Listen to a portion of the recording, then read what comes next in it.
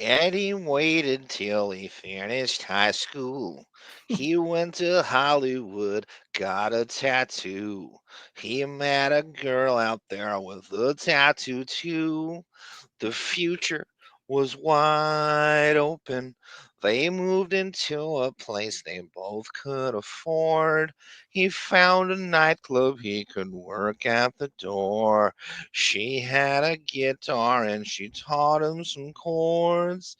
The sky was the limit into the great wide open under them skies of blue out in the great wide open, a rebel without a clue. Do you know that song, David? I do now. Into the Great Wide Open.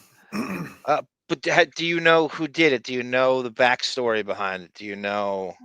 I do, just because I did a little bit of research on the movie on Arizona Dream before I watched it, and saw they shot the music video for it simultaneously. Okay. No, I mean, nobody told you to do research on it. By the way, would you be interested in doing this as a semi-regular thing? Yeah. And now this next movie is crazy because David, this is a random conversation we had. He texted me and he goes, "I'm watching." He's like, "I'm contemplating watching Arizona Dream, which is a strange movie Depp did in between." By the way, welcome everyone. This is episode 190 of the Deppening. Sarah and I just completed a 90210 hashtag Justice for Scott Scanlon 90210, and we had a conversation about smoking and Depp during that because Luke Perry, of course, died of a stroke, which was brought upon by chain smoking. Oh, There's no other reason for it in his life than that was sort of my own personal biopsy of it. right. And so he says, I'm going to watch it. Would you mind maybe doing a review of this movie with a super IQ 2025 set of eyes? I haven't seen the movie in 15 years. Yeah. I've probably seen it 6 times, and then various clips and shit. So I guess David poked around about the movie, and this really popular rock song in the 91. I remember the first time I saw the video was the fall of 1991. And I was in this kind of like I was a really depressed year. It was a really bad year for me. Really horrible state of mind and place I was in. And there was a lot of just sitting inside and watching MTV. And I remember this was like 10 in the morning and that came on. And I had Depp was kind of right after Scissorhands. There was a real kind of what would you call it? Lapse in his career. Lull. There just Yeah. was not a lot happened. Yeah, just I mean, a little of he would show up at movie premieres, and I would see him. And eh, so this Arizona Dream encompasses the time between Scissorhands and Benny and June, Yeah. and there's a lot of nothing in that time cinematically. But he did shoot this, and it was rickety. And I remember it was called ARROWTOOTH WALTZ originally. Okay. Do you see? Did you ever see that? Well, and With your little research, with your little 2025 research, where you thanks, figured nerd. out the fucking Tom Petty and thanks, nerd.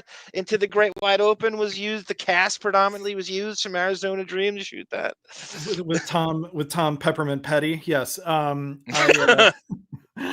Well, what I found was that the movie was shot in 91 but released in 90. Like, it wasn't released for like 2 Yeah, years after it was that. so rickety. It was like stop and start. That's why the Yeah. title changed. I had heard about that movie. I want to say like the earliest of 91, late 1990, Yeah. and they could not get this thing. It made um uh what was the one what was the one yeah. Oh, Trying to, Jean Dubarry. no, well, you know what? Just in Yeah, terms of that's a release better. schedule. That's actually a good current one. It made Jean Dubarry look like Alice in Wonderland in terms of Right. releases. It was like it would come out. I remember I saw it in the West Village. I Huh. went during the week. It was playing in one theater in New York City's West Village downtown, and I know Yeah. you people know that area Oh, very yes. well. Very well. Speaking of which, right after I finished this, and Yeah. it was again. I don't as far as the box office goes. I don't think it made. I don't even know if it's registered, if it was that high enough to even be registered on like Box Office Mojo Yeah. with how it got released. I don't recognize the production company. I mean, it wasn't released by like a major studio. It didn't have a major distributor. I wonder how many theaters it was in too. You know, that's another thing that could have affected it. This director, Emir Kusturica, Hmm. is probably, you know, these stories about. And by the way, are you like you? I know that you briefly mentioned you took like film appreciation, right? You're no piker when it comes to like hardcore critiques and Yeah. cinematic nomenclature. I mean, I never officially. I mean, I've watched a lot of movies, and it's been sort of a personal. I mean, that sounds so it sounds so basic. I've watched a lot of movies, so I know what I'm talking about. But it's no Um, secret that you are a composer for film because you right. love movies. It's not that you Yeah, I like like the whole art exclusively form. love music. You love movies too. Exactly. Like I love movies as a whole art form, but music just happens to be my personal contribution to it. So but I, you know, I try to be as you know, what was the director thing? And it's funny, I was trying to look up any kind of press about this movie in terms of the director's perspective on what they were trying to do. I couldn't find anything. So it's a lot of this is just me piecing together my own assessment of what the movie's trying to say.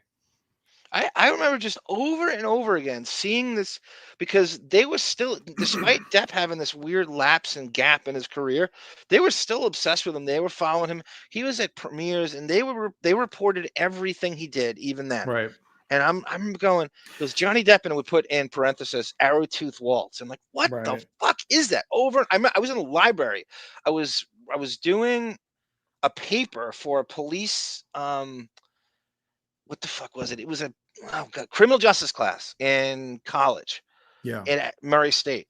And I'm in the library. And so you know how back then, like it's so I don't know how kids, well, I guess Chat GP is how they do the work. Yeah. So back then, even the distractions from the library were enough to keep me off the case. And I'm reading Rolling Stone and Us magazine, and I'm just Right. delaying doing this thing. And I'm reading Us magazine, and it says Johnny Depp ARROWTOOTH WALTZ, and I scream in the library, "What the fuck is ARROWTOOTH WALTZ?" It's like the fifth time I'd seen it, and I'm like, "What is this thing?" And like in between them, I see the Tom Petty. I'm trying to piece together what is this shit, and it was so frustrating because it never came out. It came out 2 years after I read that, and I Yeah. screamed And that in the library. another thing I read was the director had a breakdown somewhere in the making of the film, so that delayed it. And you know, it sounded like it was a, I don't know if it was a troubled production, but it just seems like there were a lot of things It stretching is. out It sounds like the a very. I mean, look release at of the. it. I mean, look at the cast: Jerry Well, Lewis, that too, Faye yeah. Dunaway. That's like high maintenance without even starting the movie. Right, exactly. And yet it really, I mean, really good performances all around. Do you want me to give sort of Not my? quite yet. Not Okay, quite yet. okay, I'm just, okay. I'll even hold off. though I'm kind of Tease it. leading We'll tease into it it. for now. Yeah. Yeah. And to get those two to do anything together, I mean, especially Jerry Yeah. Lewis. I guess we get it. I'm not even sure how they lured him in. But this. So, what my point was, Emir Kusturica is one of these like European. He's from Serbia, I think. That so they Yeah. brought up Vlade Divac. That, but you know what Vlade Divac is? He's a Uh, center. He replaced Kareem Abdul-Jabbar on the Lakers. okay. And he was good. He was almost like if Nikola Jokic scored less. Okay. And he was a great passing, good. He played on, and he was traded for Kobe Bryant, believe it or not. And he was Really? known as a Laker for a lot of times. Also played on the Kings, and he's in ownership now.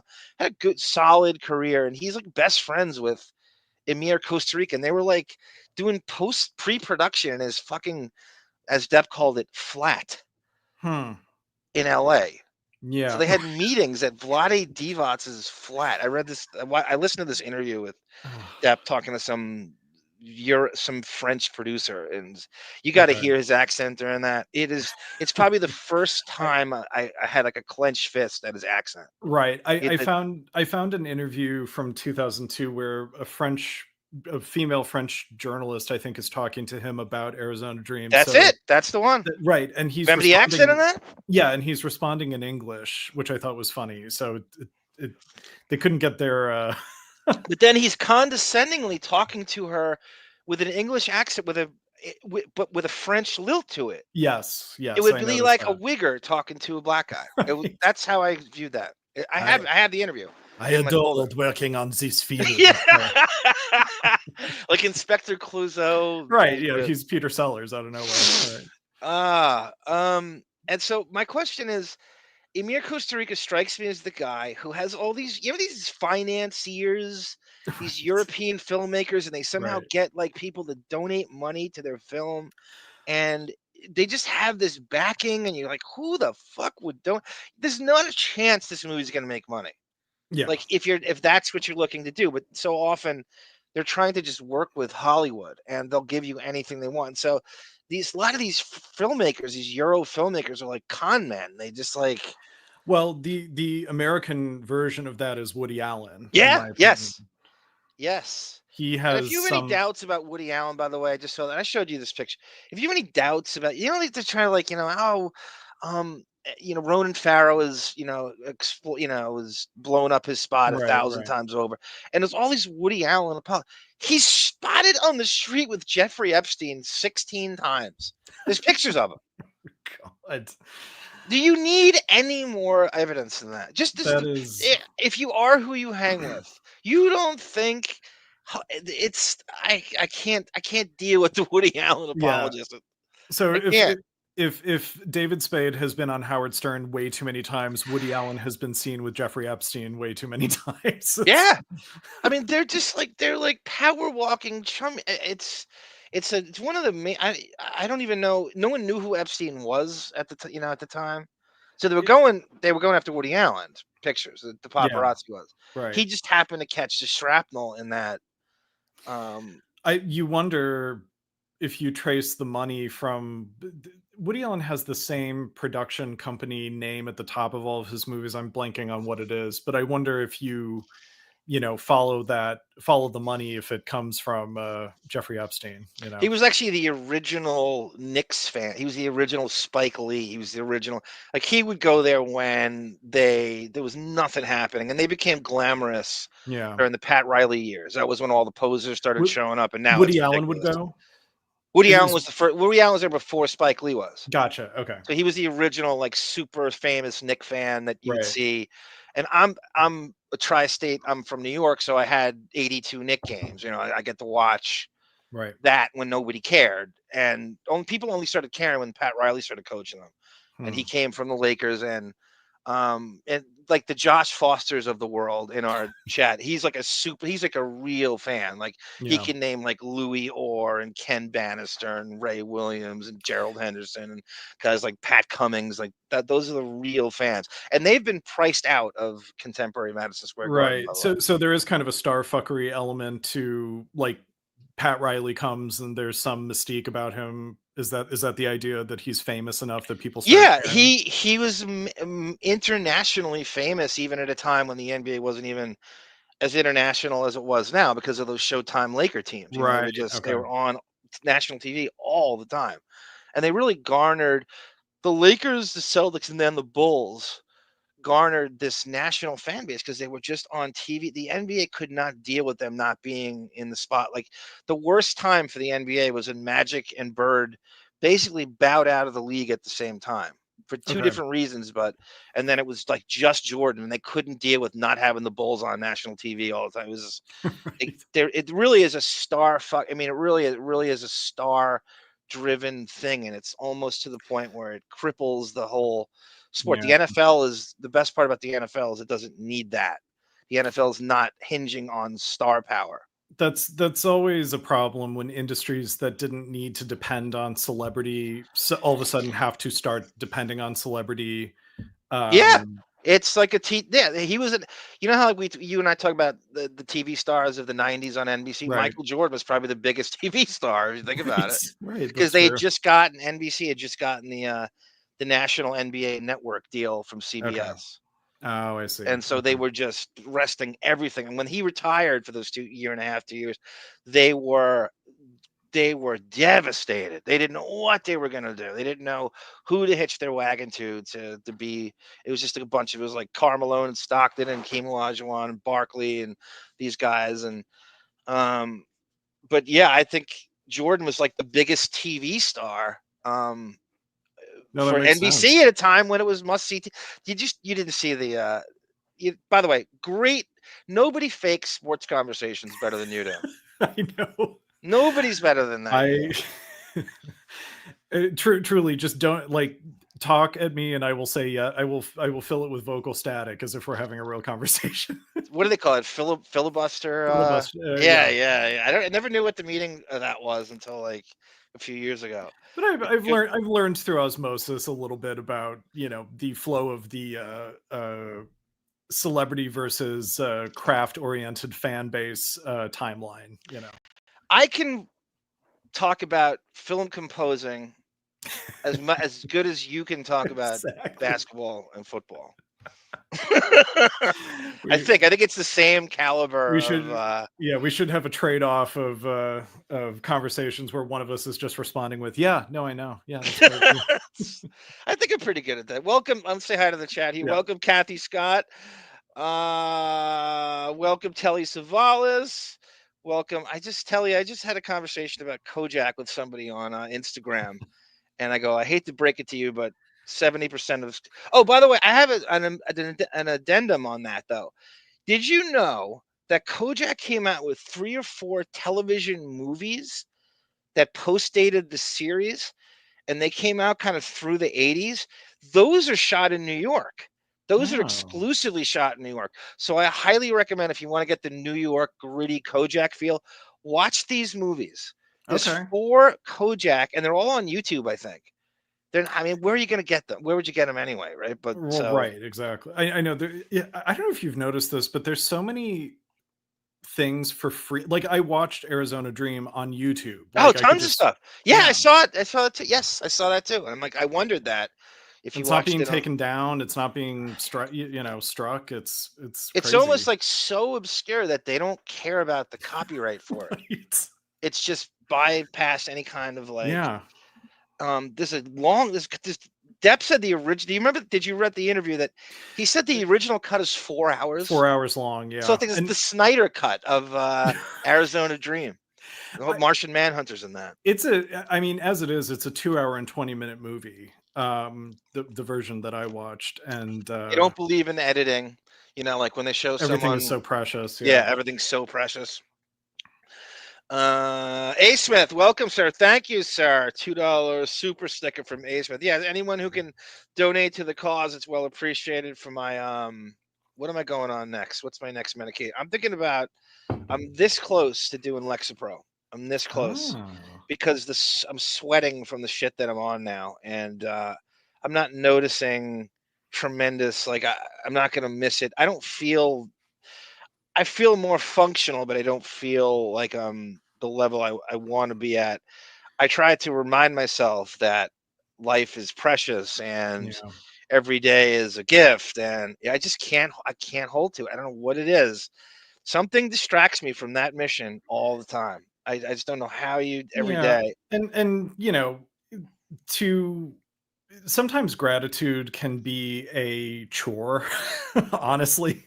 It is. It is. When you feel like you know you have to be grateful to be alive and that every day is a gift, that can sometimes turn into an unnecessary errand that just is an albatross on your ability to feel any Well kind of said. happiness. I Yeah. don't want to be Pollyanna. I want to stay cynical and angry. So once you start like thinking everything, I don't. When you're that way, then you're not reacting to things you should be Right. reacting to that are part of the problem. I don't want to. I won't. I don't want. There's a weird balance. And if I'm too appreciative of being alive, then I'm not reacting, and I Well, lose my edge. also, like anger and sadness are not the same as cynicism, because cynicism is the same as like being a Pollyanna. It's just the negative image of Yep. that, you know. Yep. Anger and sadness are legitimate emotions that the more quickly you process them, the faster you'll get to the other side of, you know, finding contentment or balance. So I call it Belanche. Balanche. Chubby Pickle, welcome, sir. Great job by you. Thank you for the cameo last week. I think he's probably on for about an hour, and that's the perfect dip in and out. I hope he always has a huge trip coming. Everybody, give Chubby Pickle Godspeed in everything Yeah, that he does. We need more absolutely. Chubby Pickles in the world. Sky Spectre, welcome. And before I forget, Davyd, are you in on the Prince show next week? Autobot, Possibly. welcome. Yeah. You know what day is you? Because we're looking at Saturday. Is that all right with you? I might be working. The Memorial Day weekend's kind of heavy work wise. I can be on for part of it, I think. How are you Sunday? Because I'm not official. I Sunday. have not officially pinned down the day yet. Why don't we talk? Let me text you about it because Okay, okay, I'll give okay. you some Either one, even options. even if it's just a cameo. I mean, we have Tendrils and Tamara Francois, and hopefully Bon Jovial for that. I can do Uh, a cello piano version of Raspberry Beret or something oh if you wow, yeah. that'd be great. Even if that's what you, yeah. Sure. Hopefully, Black Morticia Adams makes it out for that too. She's Sounds good. always God, she sent me something for this show, which is crazy.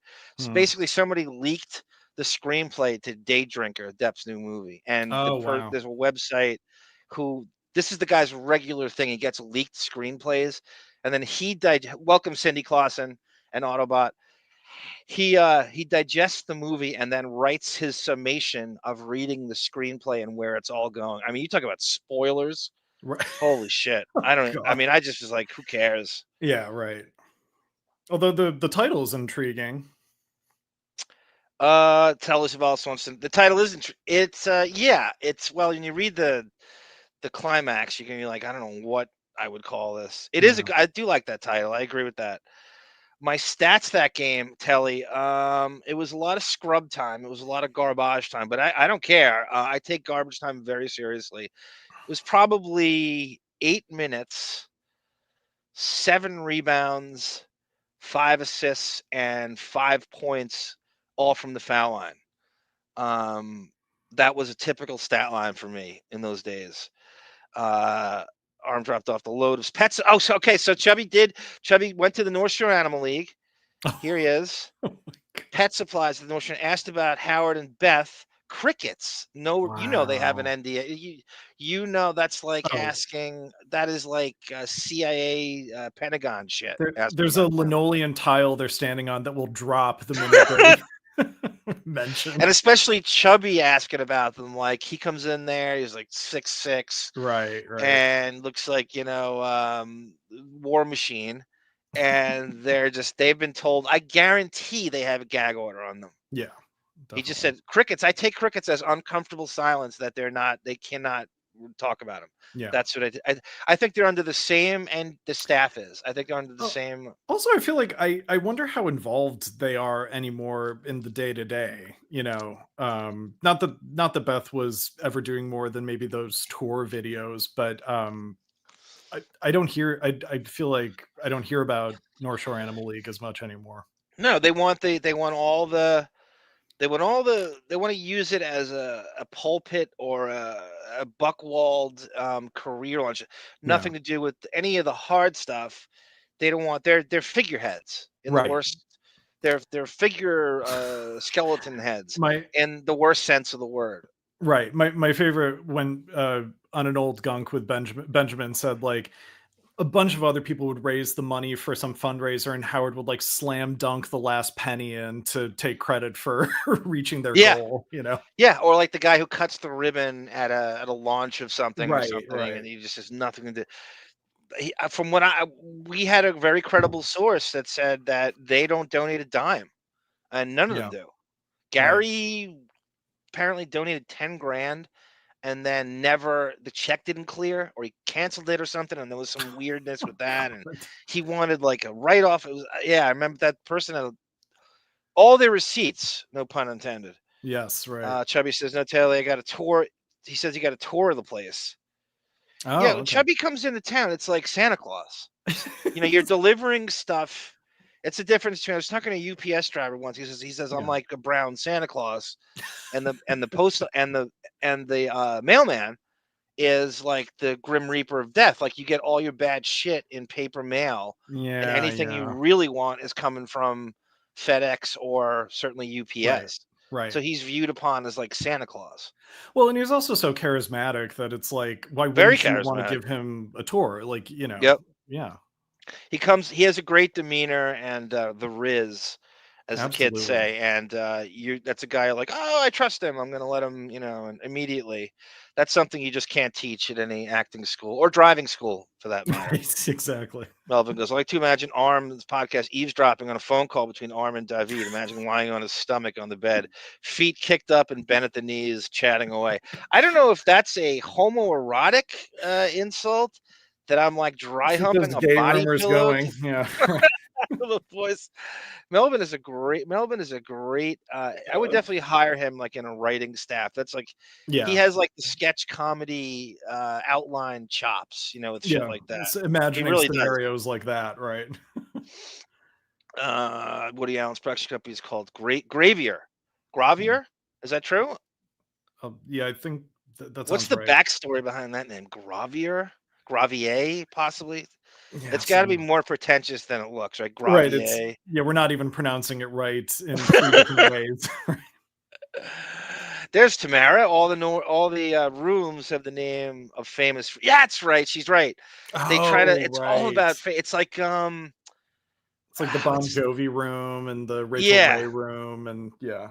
Well, it's like a college, right? Colleges, major Right. universities love to be associated with famous people. Yeah. So the best thing for like, and certainly athletes, right? So the best thing for like North Carolina is Michael Jordan went there. So how many people went to North Carolina simply because Michael Jordan went there? Right. Like an idiot like me goes to Murray State because Popeye Jones went there, or I was gonna go to Wichita State because Xavier McDaniel went there. But it was Right. seriously, I didn't even know. You wouldn't know these schools if it wasn't so. They give honorary like degrees out to people who went there for 3 weeks or didn't go there at Yeah. all. They love being attached to celebrities and the Or famous getting a athletes. building, California State University Long Beach has the Karen and Richard Carpenter Performing Arts Center. I mean, it's like they they just love putting celebrities' names on buildings How too. about the So Tamara Francois Laboratory at Loyola Marymount? someday I That's a will I huge will one. see to that. You and also too, even and I guess this is a horrible thing because we know what the pricing now is. I was talking about Fordham is $64,000 a year. Oh, Those celebrity endorsements give them license to raise the goddamn tuition. I mean, right. that's how it climbs like that, right? Yeah. You might run into Michael Jordan at North Carolina if you go here. 80 J- Jake grand. Jake Gyllenhaal pissed in our toilets so we can raise it to whatever we want. The closest thing Johnny Depp had to college is his band. I'm gonna get into his band. Oh, I don't know. I actually don't know, if they're gonna come up during this. But I find some good shit out. On the kids. On the kids, and I have a for the next time review you're gonna do, and hopefully we got to get Sara to do this too because the day we started this Deppening, she was supposed to watch it. She still hasn't watched it. I found an article on What's Eating Gilbert Grape Mm. that is like from a contemporary digital entertainment weekly, and I guess they were obsessed with the fact that this guy find that DiCaprio and Depp are in the same movie, so they did I don't even know, like a 30 years of What's Eating Gilbert Grape, and they did Like a like a retrospective. summation of them. It's crazy. Retrospective is probably the best word. Yes, it is a massive article on it in Huh. Entertainment Weekly, and I did the AI voice to voice it over. It's a half hour it took the guy to go over it. And there's Wow. great dirt in there. There's a story about Depp throwing a not cell phone, mobile phone, which is the Right. size of like a hard drive, Right. at the director Lasse Hallstrom, which is like he's like this Swedish pussy boy, and I Right. can't imagine how that looked. He said that Hallstrom told the story. So he was walking. This is like the Depp's like fits of like bipolar rage that they're trying. Right. He has these moments of anger like that. They had some disagreement about the ending of the movie, and I guess Hallstrom had made it like an out. Peter Hedges is the actual author of the book, and Yeah. he wrote the adapted screenplay. And they were like trying to come up with an ending based on the adapted, and they couldn't. And then Depp had his own personal idea, and so he hated what Hallstrom was doing, and he walked by his trailer and hurled a mobile phone, not a cell phone, a massive one of those Yeah. old satellite phones at him Right. Yeah, I from his remember. trailer. God damn. And that's in this article. It's crazy. Uh, and what's funny? Again, I just tease it a little bit. They go, Leonardo DiCaprio was just a regular kid who loved video games and listening to Howard Stern. Really? This is what it's, and then he's never done the show. He's on the fucking that list. He's on the Taylor Swift list, on the must get list on The Office. Howard sits next to him at a Knicks game. Speaking of the Yeah. Knicks, they don't have a single word. And in this article, they say that his favorite things in the world were video games and listening to the Howard Stern show. Wow, that's crazy. And why would I know he did it with Brad Pitt, but why do Mark Maron and not Howard if you have more of like a childhood affinity for Howard, Because maybe it doesn't exist. I would have thought that Jonah Hill could have hooked that up. Right. Because he's like best Yeah, friends with that's true. DiCaprio. That's how Arm rolls, says Tamara. Probably as a piss jug. I do have a Riley Martin piss jug, just in case. I don't always use it, but I mean, We'll never know if you use it during a show. Somebody, I think it was probably Melvin, dared me to have that sound of the, Oh god. Yeah, the like a stream stream. hitting Yeah. the bottom of the Faces of Death. Yes, ESG. That's actually, this collage is Sara made this collage, and it's actually in chronological order of the films. If you can see, you can tell Yeah. by the middle, because it goes from like Dead Man to Nick of Time to Can Man Yeah. to With Willy Wonka Donnie right in the Brasco, center. The Brave, yes, Yeah. Fear and Loathing, and it ends with The Ninth Gate on the side.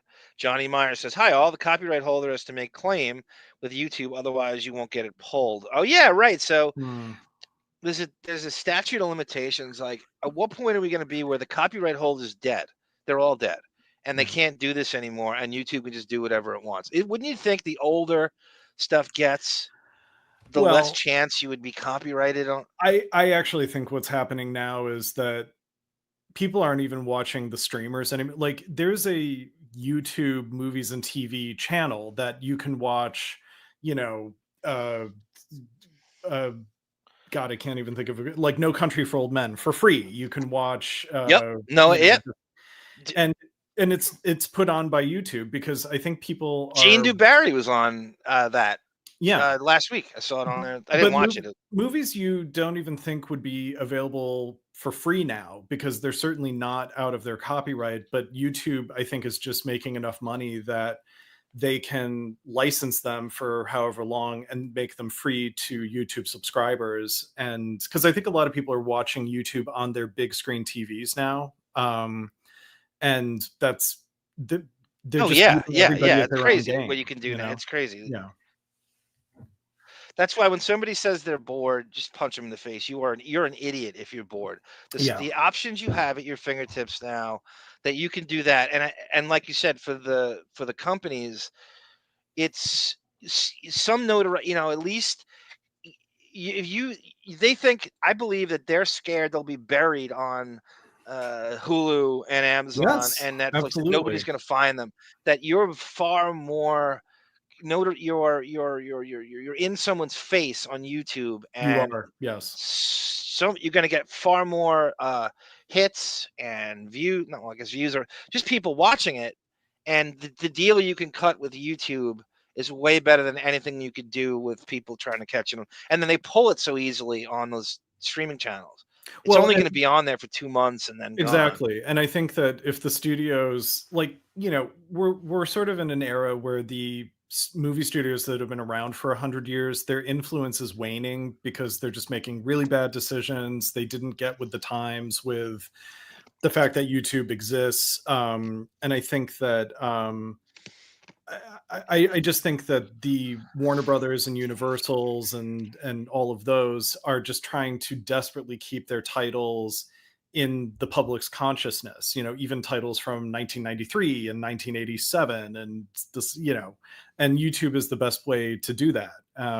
You would never look. So you would never look those up if it wasn't. If you, there's not a shot in hell you would see it on the streaming channels. And right, they're probably, now that people are more budget conscious, that they're not subscribing to every single. I mean, right now, right? You could be, it's Paramount Plus, Peacock, Amazon, Netflix, Hulu.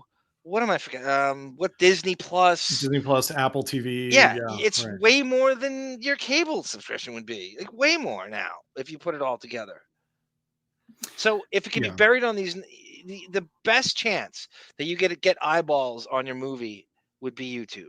Yeah, and I think even for new indie filmmakers, they're starting to take to YouTube as a place to, you know, you don't need to go through a film festival, you don't need to find a distributor, you can just like make a postcard sized version of all of your talents. Good And then point. hopefully some producerial support will find you and maybe make like a bigger budget endeavor with you, you know. So if I came out with a movie, it would be called Producerial, and it's the working title right now.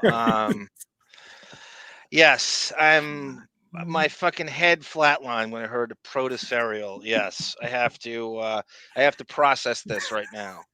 Producerial. My people have to. Thank you, Xavier's mugshot. Thoughtful. Thank you for the thoughtful deep dives. Not talking about pretentious bullshit. No, I know exactly what you mean, Xavier's mugshot. Not demeaning people who can't donate, not charging people to post, or acting like you're better than everybody else. Thank you. Well said, Xavier's mugshot. And thank you again. And my shout out to the Radio Gunk subreddit, which I keep getting Sara and Bon Jovial showing me screenshots of everybody on there.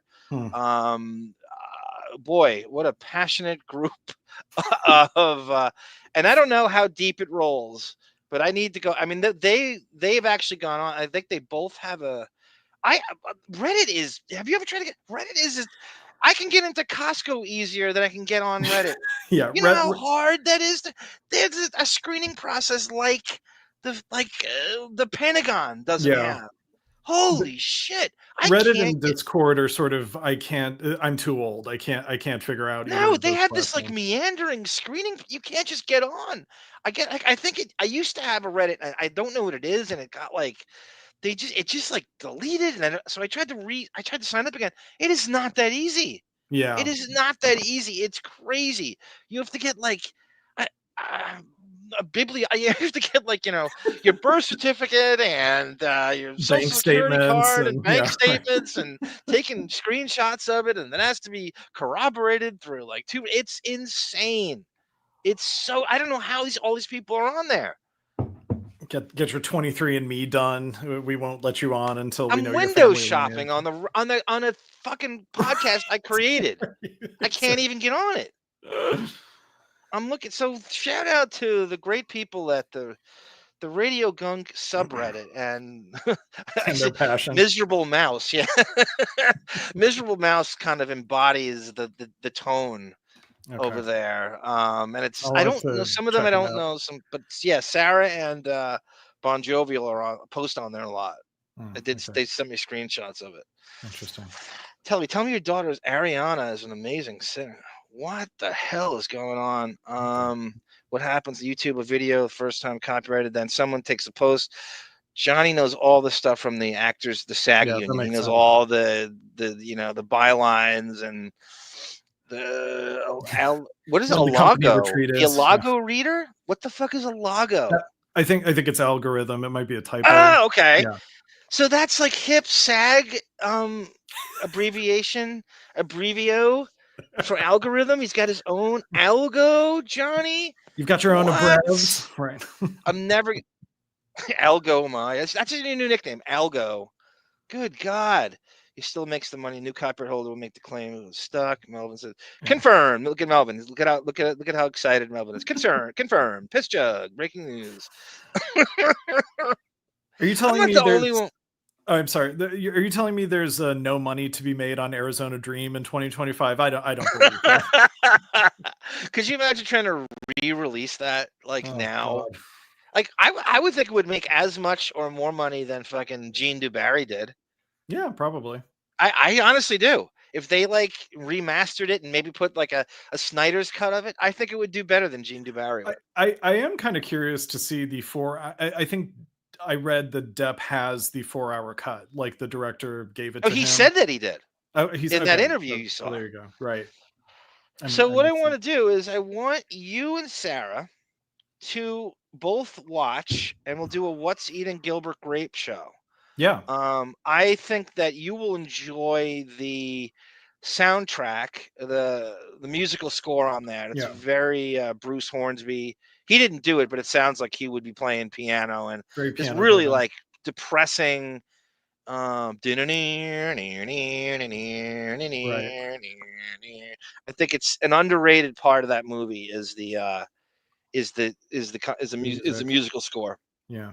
It really is, and it helps create a mood. And I remember Peter Hedges. No, it was Lasse Hallstrom said that the I guess the what would you call the movie mantra or the Log line. promotional phrase or log line? Yeah, log line. I got your log line, pal. Is life is a terrible thing to sleep through, Huh.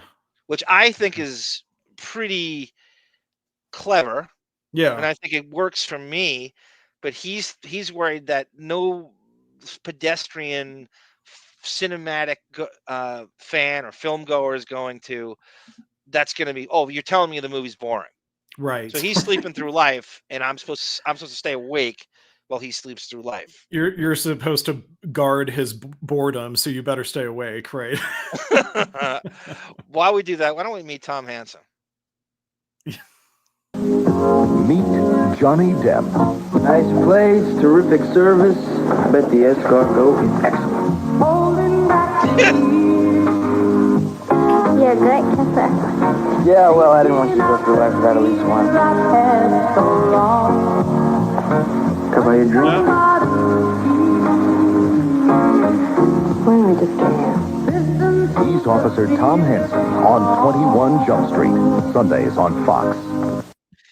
Now, if you have any doubts that is one of the ads that makes Depp's own skin crawl, that you end up watching TV and you see that of yourself. It's amazing how meet Johnny Depp. Don't meet Tom Hansen. Right. Meet Johnny Depp, and they do this. It's season 1, by the way. All that. That's the first time they isolated him from the rest of the cast. Yeah. And they set it to Simply Red's holding back the years. Okay. Because What's the significance of holding back the years and Simply Red to a montage of an undercover cop, a narc? I think they got a blanket deal from Simply Red to do that one episode, and then this is like, we got a little bit more money. Let's just use this song in the promo. I think you're right. Yeah. I think it can't be a coincidence that in the same season, Simply Red, do you remember that soundtrack? There was 6 Simply Red songs on that episode. It was a Pollock episode, right? With right. America, What a Town. America, What a Town. And I didn't know who Simply Red was until that Like episode. a British band, right? That they're like a British pop band, and they're actually fairly according to the people who they play their tons of instruments, but it sounds very 80s. It sounds very corny, and that song's actually it's actually like it's very poppy, but it's not a bad song at all. Yeah. It's well written, it's deep, and it's the song during the mall montage where Holly Robinson. I want to have it all. Yeah. That's okay. That's but so that's one of the commercials they would do with him, where like, okay, they're promoting Johnny Depp, they're not promoting Tom Hansen. They're making it like he's playing himself on the show and winking at the audience. Right. That they have no interest in deep. As soon as that happened, like, okay, we're not gonna we're not going to develop this character anymore. We're just going to you have to be as close to the teen magazines as possible. Right. It's like Jerry Seinfeld played Jerry Seinfeld on Seinfeld, but the rest of the cast had to change their names. That's the opposite of what Depp wants. Right. Right. So that the more they make him that guy, the more he's going to hate the show. Speaking of, this is Sarah and I, speaking of teen idols. So Sarah and I were talking about Luke Perry and his stroke when he died in, I think it was 2019. Okay. And we're talking about smoking, we're talking about Depp, and we're talking about how he at 60, he'll be 62. And if your mother was chain smoking, Davyd, what would you say about that at this point in her life? My sister and I would intervene, definitely. I mean, it's weird because my parents were not smokers, and so I wonder if it had just been a fact about her my whole childhood, would I say something? You know, it's just so ingrained in me. You know, it's a fact about her that just feels unchangeable. I wonder if I would say anything, but if she started smoking, I definitely would intervene. How funny would be an intervention for Depp? Cigarettes and guitar. If you actually had a guitar, like what Tracy Jacobs really wanted to do was a guitar intervention, because everything guitar was stagnating everything cinematic, and there's nothing to gain from it at all for her or the fans. Right. Johnny, here's a pair of scissors. Cut the strings. Do it now. Do it now. So we're talking about that. We're talking about how Depp, again, this is a different show because this Prince MBS, the Saudi prince, this guy is, so the big story for the United, so he's now involved with the Trumps and Jared Kushner, and he gave Trump that jet, that guitar jet. So again, this is for another show, but so you remember when at the end of the trial, I'm like, how do you miss the fucking decision of your own super trial, like the verdict? So he leaves the last day, and I had all these theories, and I was absolutely right. What happened was Prince MBS gave him the same plane that Trump got. The same type of Qatar jet, QATAR. The $400 million. The deal was he would fly him out of there to the Jeff Beck show from the trial. But the deal was he had to take it that third instead of when the verdict was read. So it was the day before.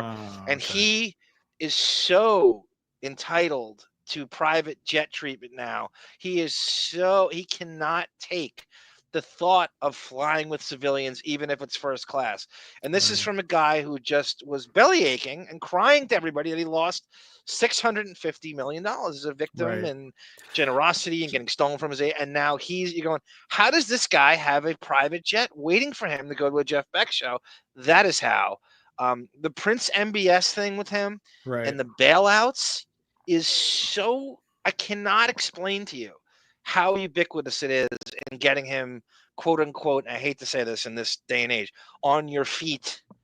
I don't mean that in a Gloria Estefan kind of way. It's weird. I mean, he really, post-trial, he's living like he's in a higher tax bracket now than before. It's crazy. Yeah.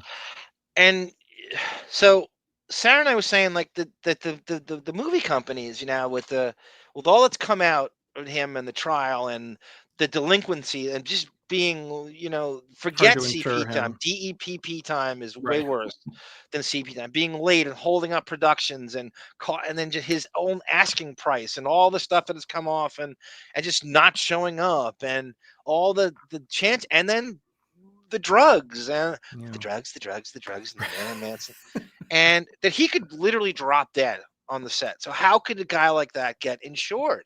Right. You couldn't be a bigger risk, especially when now you're not putting asses in the seats box office wise. So we're talking about that. We're talking about Luke Perry and Depp and cigarette, that you would think all of his people, like, are you going to end it all on cigarettes? That you can't find a better, with the vaping and all the things you could do, he still insists on, and chain smoking. And so, there is an Artie Lang like survival gene in him that, like, all these people die, and yet Artie or Johnny Depp still live, despite all of their derelictions and their addictions and their bad health choices. You know? Yeah, I mean, I remember reading. Oh God, you remember the feud that Charlie Sheen had with Two and a Half Men and Chuck Lorre, where he was just Right. he was going, his real name is Chaim Levine. He's a big Jew, and Right. and so they were going. Chuck Lorre wasn't really saying anything back to him. He just was taking the high road. He was just letting Sheen's, Yeah. and so Sheen was going everywhere, Let him shitting on crash Chuck out. Lorre. And so I watch the end. He has these like vanity cards where he writes these little essays at the end. Chuck Lorre does at the end of his production company. Okay. And so in the midst of this, he writes a Charlie Sheen thing where it was like 2 paragraphs, and he literally wrote at the end. He's like, I don't drink anymore.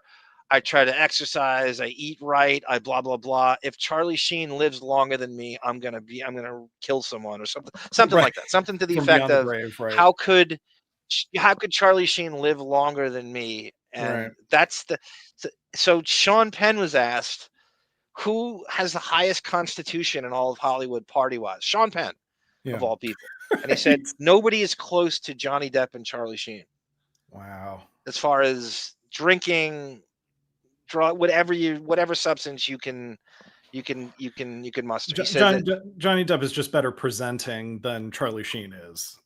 yeah. But also too, he doesn't have to worry about driving. He doesn't have to worry about all the things Right. civilians like was it Housey football goes, Depp ain't flying with the pores anymore, no matter what. Housey, you got to see this transcript. I don't think we read it on here.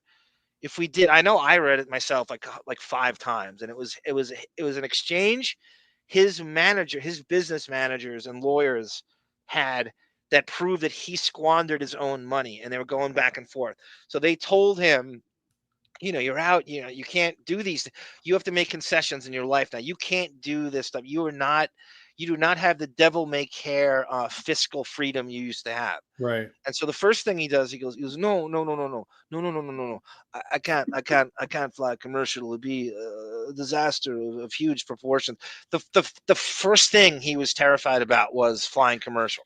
Like nothing else, man. He could not fathom getting what Housey's saying here is flying with the pores in any way, and the time that you have to deal with of check-ins and security and all that stuff, and not have, and you see it now. He's jetting. I think his relationship with Prince MBS, the first priority was to secure private jet treatment. Yeah, right. Like that's the foundation of my writer to be your friend is private jet treatment. Didn't someone call in when Depp did the Stern interview? Didn't someone call in about how nice recall? He wasn't getting the private jet treatment yet. I know you're talking about. You're talking about Stern. The guy called. He goes, I was in this customs, and Johnny waited in line like everybody else. So he wasn't as rich. He wasn't rich enough yet to get the. But how attitudes change when money comes in. Yeah, my goodness. That's when Pirates came about. The private jet treatment came when. That's a great recall by you. That's a tremendous. You had some mind on you, but you can remember that, and I don't think you listened to it 100 times like I did. I've heard it twice, maybe, but that is one thing I remember. Yeah, is that he was kind of like the caller was touting him as like he's an everyman. He flies with the plebes, like. And then Artie in the background goes, yeah, I don't think every man's living in France with 2 kids, and it got a little. It was like slipped in. I remember I listened to that with my cousin. Yeah. Like it was like the 5th time I listened to it. He didn't catch it, so I played it for him, and we were driving around, and he was cackling at Artie's background comment at that. Yeah, it was. And that interview got Artie hired. Oh, I believe as the rumor goes. An Artie background comment show would be fun to do, by the way. It would. He slips in. He said that was one of the most frustrating things was he would have like a Barry Larkin sports reference in the background. And it was just on deaf ears. Nobody knew who he was in the whole damn studio. Like you couldn't, like nobody knew who he was. Like Robin had a better chance of knowing who Barry Larkin was than Howard did. Artie would have gotten more attention with Party of 5 references, apparently. I think Party of 5 is too deep for Howard. I don't even know if he could handle Party of 5. Yeah, right. It's not shallow enough. Think about that cast too: Lacey Chabert, Jennifer Love Hewitt, Scott Wolf, Matthew Fox. Like the moral of Nev Campbell.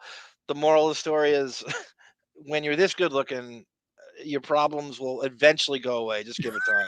Right. The moral of Party of Five is ride it out if you're good looking.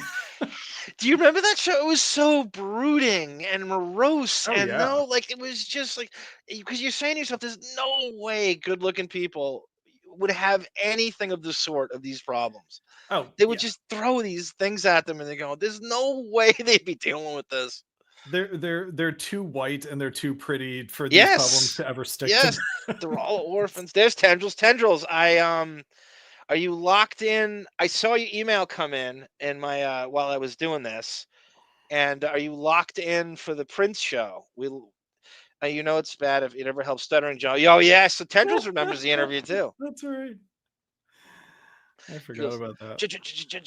Johnny, help me unload equipment, and then he goes, I did that just so you'd say that, and that was at the time John was there when it's probably like Sleepy Hollow time. Right. I feel like Artie was almost telepathic. He was so quick with the quips, no idea. He's lightning very, quick. very smart. Yeah, he is. Yeah. And a savant quality. After Depp gave up his ownership of the Viper Room, did he ever go back for special appearances or? Not that I know of. It's a great question. He sold it in 2004. It all fell apart for them with the fucking speaking Anthony Fox and Saljenko and stuff. Saljenko is listed in the Arizona Dream credits, by the way. Oh, is he? Yeah. Okay, I'll have to watch. Yes, that again. Johnny Meyer. That's a great point.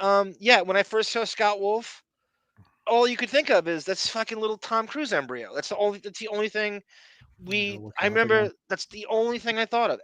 When you saw Scott Wolf, it was like, oh, they think he's like a Tom Cruise. That's why he got cast. There's no doubt about it. You could just see the fucking casting agents salivating, going, "We got the next Tom Cruise. We got the next Tom Cruise. We got everything about it." The fucking, I mean, that's how they certainly used to do it. Was we have the next this guy when Skeet Ulrich came along, right? Like, oh, we got the next Johnny Depp.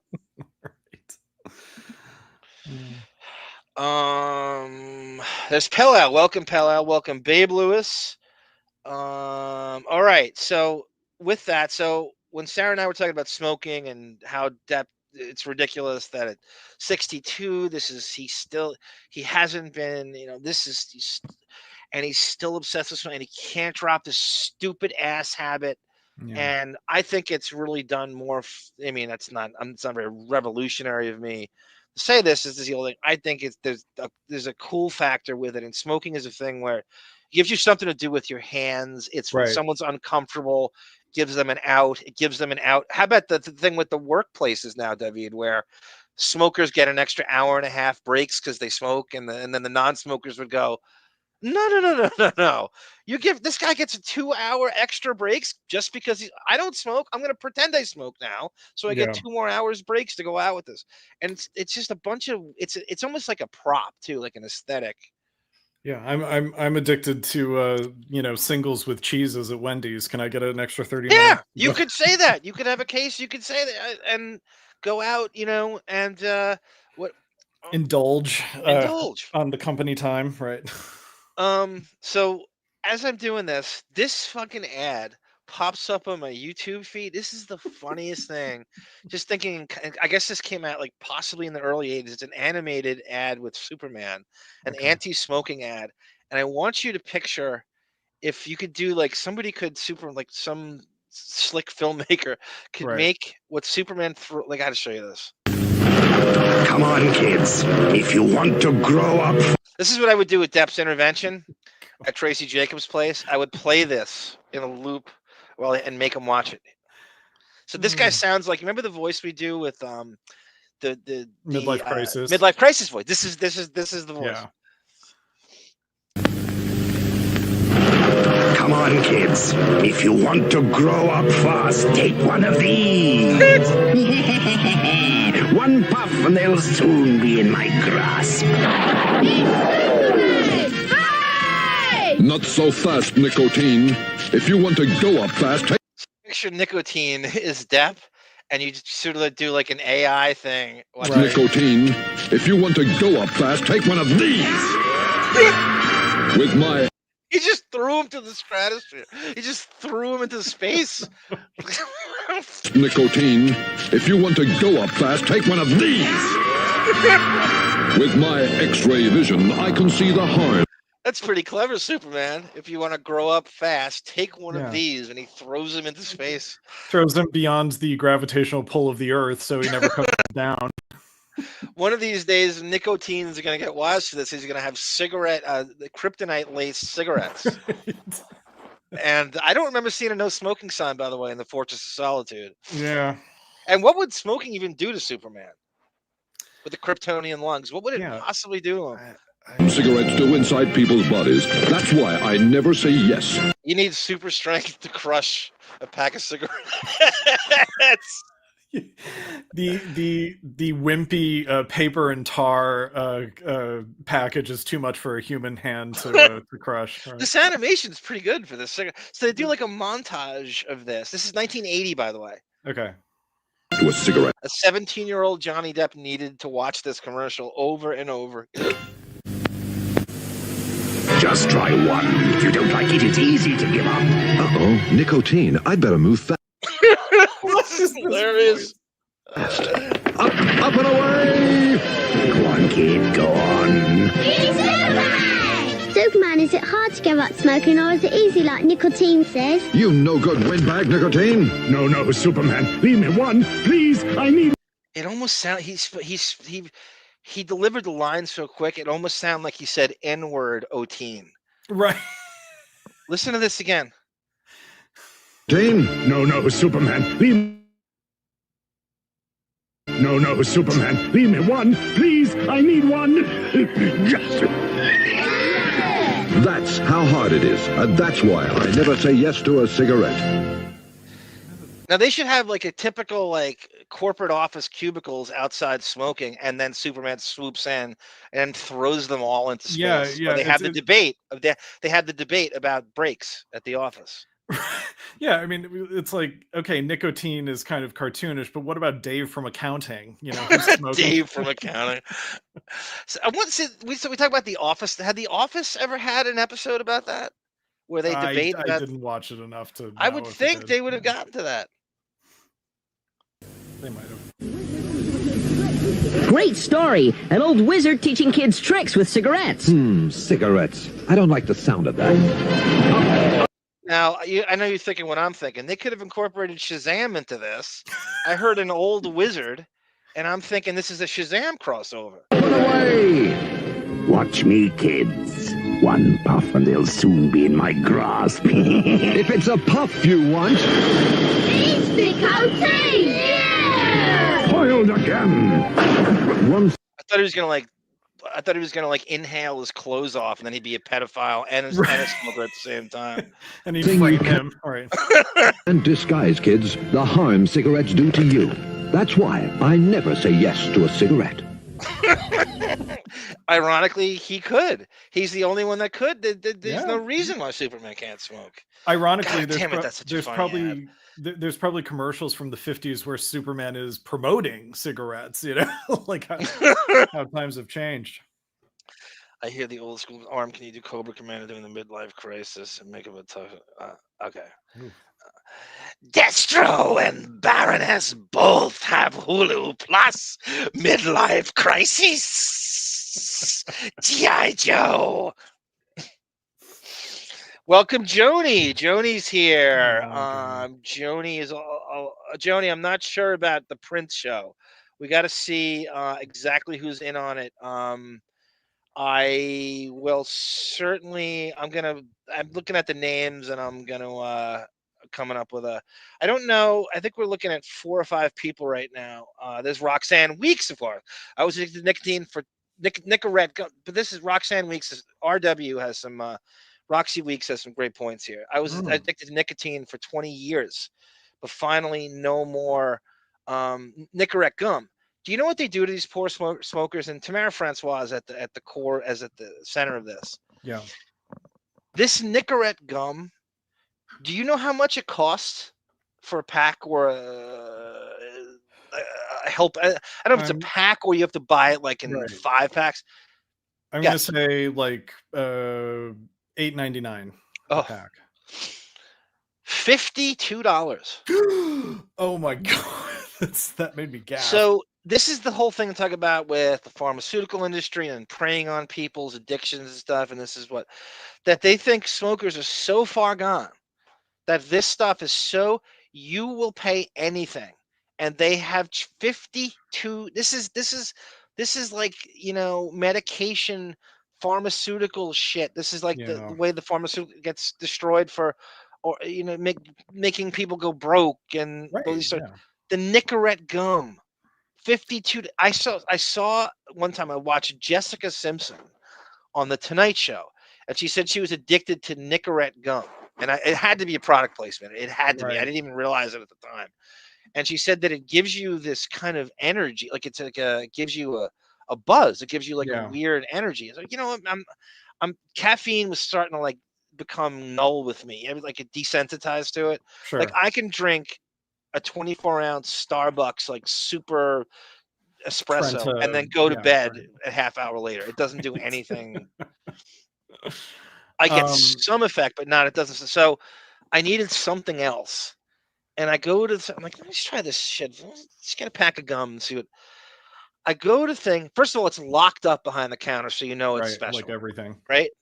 Yeah. And I go, how much is that Nicorette gum? And the clerk goes, $52. Oh my god! I think it was 4 packs of gum. Oh, that's criminal. And I'm going, and I'm just. So I guess this is how smokers don't quit. I mean, they'll do, everything is completely monetized, you know, and squeezed to the last thing. It's really horrible that they do. Yeah. So Tamara says, Arm, it's a box, and then there's gum, lozenges, and a spray. It's locked up as well since it's so damn expensive. Jesus Christ. So this they give you a kit? Is that how it's done? A kit? Tolerance, it's called. 1 drop of nicotine would kill you. Johnny Meyer. Yeah, all of 34 people on bond thinks it makes sense to ban. Let's just what's Mr. D counting? Who gives a shit? What are you worried about who's getting banned? I didn't ban anybody. So Sarah might have. I didn't ban anybody.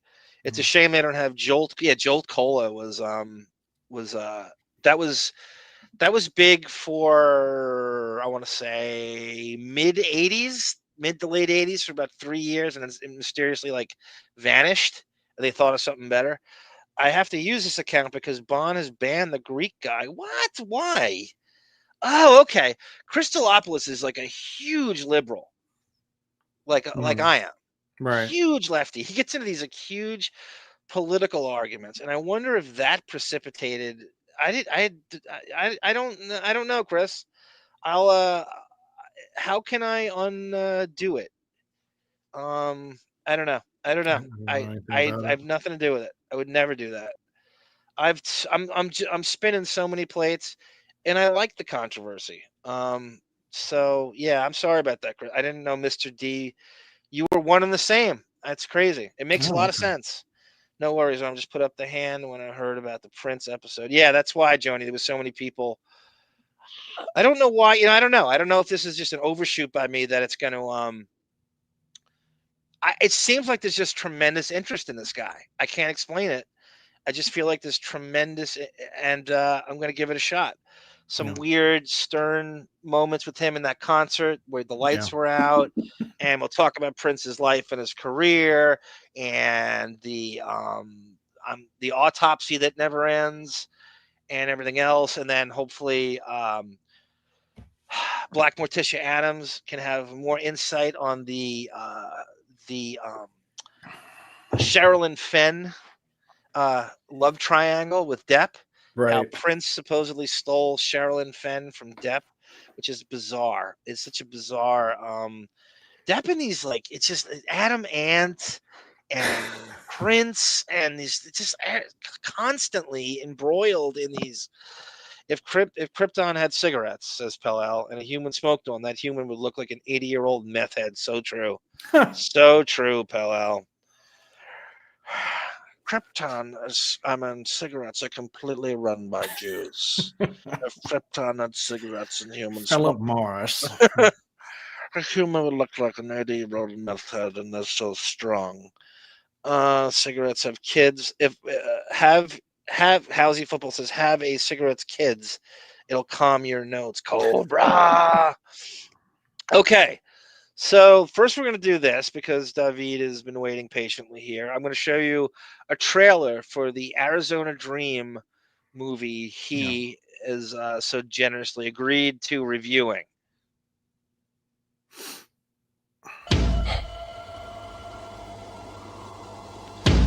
So right off the bat, this is a series of dreams all these characters have. And Depp's dream is to be an Eskimo, right? Axel Blackmar. Yes. And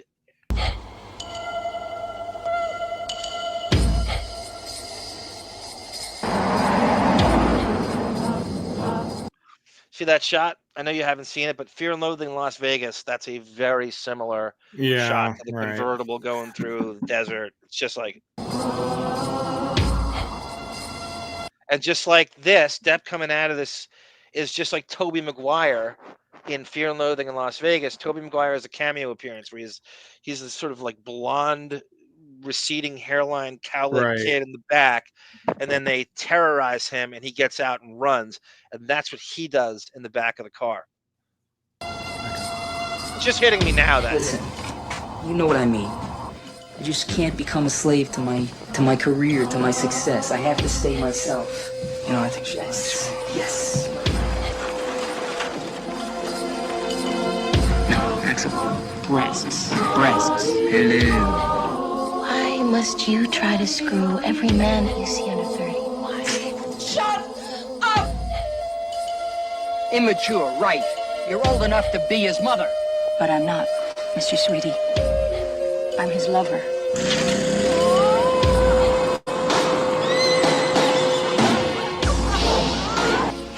You know what? If it hadn't been for you, he'd still be alive!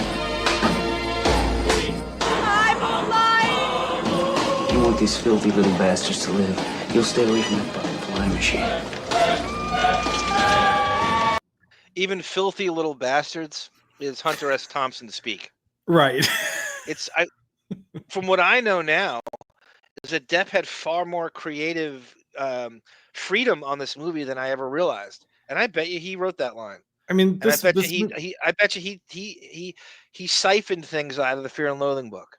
Yeah, I mean, this movie just screams his ethos. You know, I mean, it's the tone. If and when you watch Fear and Loathing in Las Vegas, it's the same tone. Right. It's the same dark comedy. I'm telling you, magic realism. Yeah. Hallucination.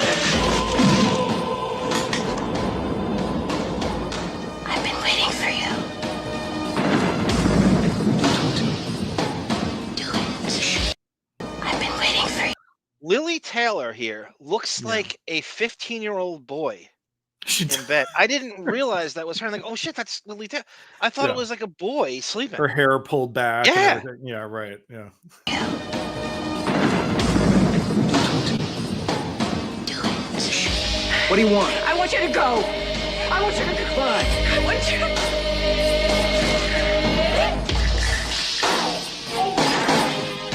I think two wrongs don't make a right. And I'm not crazy. I'm not your fucking husband either. I'm me. You understand? You are gay.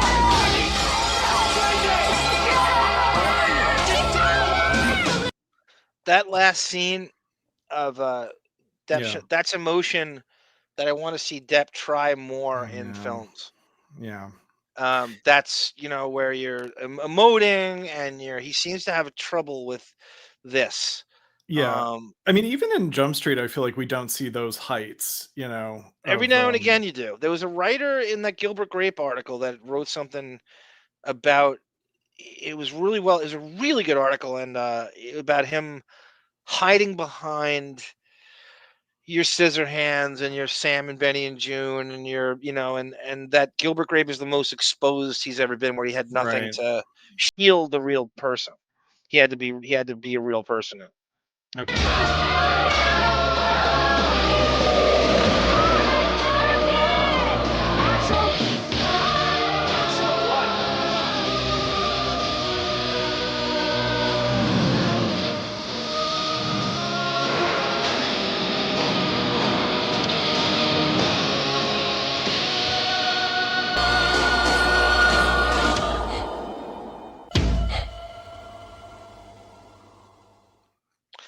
when you watch that trailer, does it represent the movie for you, or do you kind of go, nah, he missed? It's not delivering. I mean, it represents the. I think it represents the manic energy that the movie sometimes has. There's a lot of kind of meandering moments too. They showed sort of like the highlight reel of all the explosive moments there, which I guess that's what a trailer does. They're trying to get you in with the most exciting pyrotechnics that they can. So, well, that's like we said, just like 21 Jump Street, we would say, if you watch the commercials for that, you think it's this high octane, wall to wall action show with car chases and insane fist fights from wall to wall. And it's nothing of this. I mean, occasionally there is, but they can afford one thing, right? They want kids to believe that that's the show, but it's nothing. I mean, you could count the action sequences on one hand in every season. I mean, true. Remember the commercials are just. Remember the episode, the Low and Away baseball episode, where they at the end, thing. Yes, right, and Jake Whittaker turns on them and he becomes this rogue killer, and Depp pulls out an elephant gun and shoots the hood of the car, and it spins out and does this crazy and it goes. Yeah. You watch that and you think every episode you think it's the A-Team. You think it's Stephen Cannell's A-Team. And that they love that scene over and over again. And so the false impression or the bait and switch that every episode is that. And that's kind of what this trailer is kind of doing. So this is Claudie Ossard, who is a producer, a French producer on the movie, somehow gets Depp to talk about this. It's 10 years after the movie was out. So this is like 2002. And this is Depp at the height of pretentious French accent, wannabe Euro, everything irritating trash, Johnny Depp, Euro blackface, and the roles, and it's like Madonna was accused of this, and Angelina Jolie. Right. This is everything. And so they're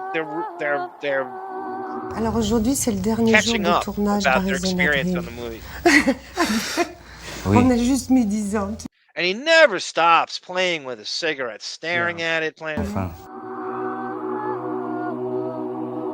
Le tournage a duré 1 an. On a tourné sur 1 an, avec une interruption de 3 mois. Quand Emir a fait sa dépression nerveuse. Oui. Voilà. et bien. Boy, the French get this major pass about stammering and stuff. When the French stammer, I would say, and they can sit there for 3 minutes and pause. You can't do that in English. You can't sit there I'm so deep. Look at me pondering for my next answer. You can't take that much time in between words when you're an American. We're considered stupid if we do that, right? Yeah, we're considered stupid. Not là, t'aurais pu faire un autre film. Tu pouvais partir. Hein? Tu pouvais partir. T'étais libre. Oui. That's right. Et tu as fait Even that's right. Un clip. That's right. Oui, vidéo. Avec Tom Petty. Voilà. Oui. Avec Faye Dunaway. Avec Faye, oui. Ouais. Oui. That's right. On attendait que Emir soit à nouveau suffisamment en forme pour tourner son film. C'est une grande histoire.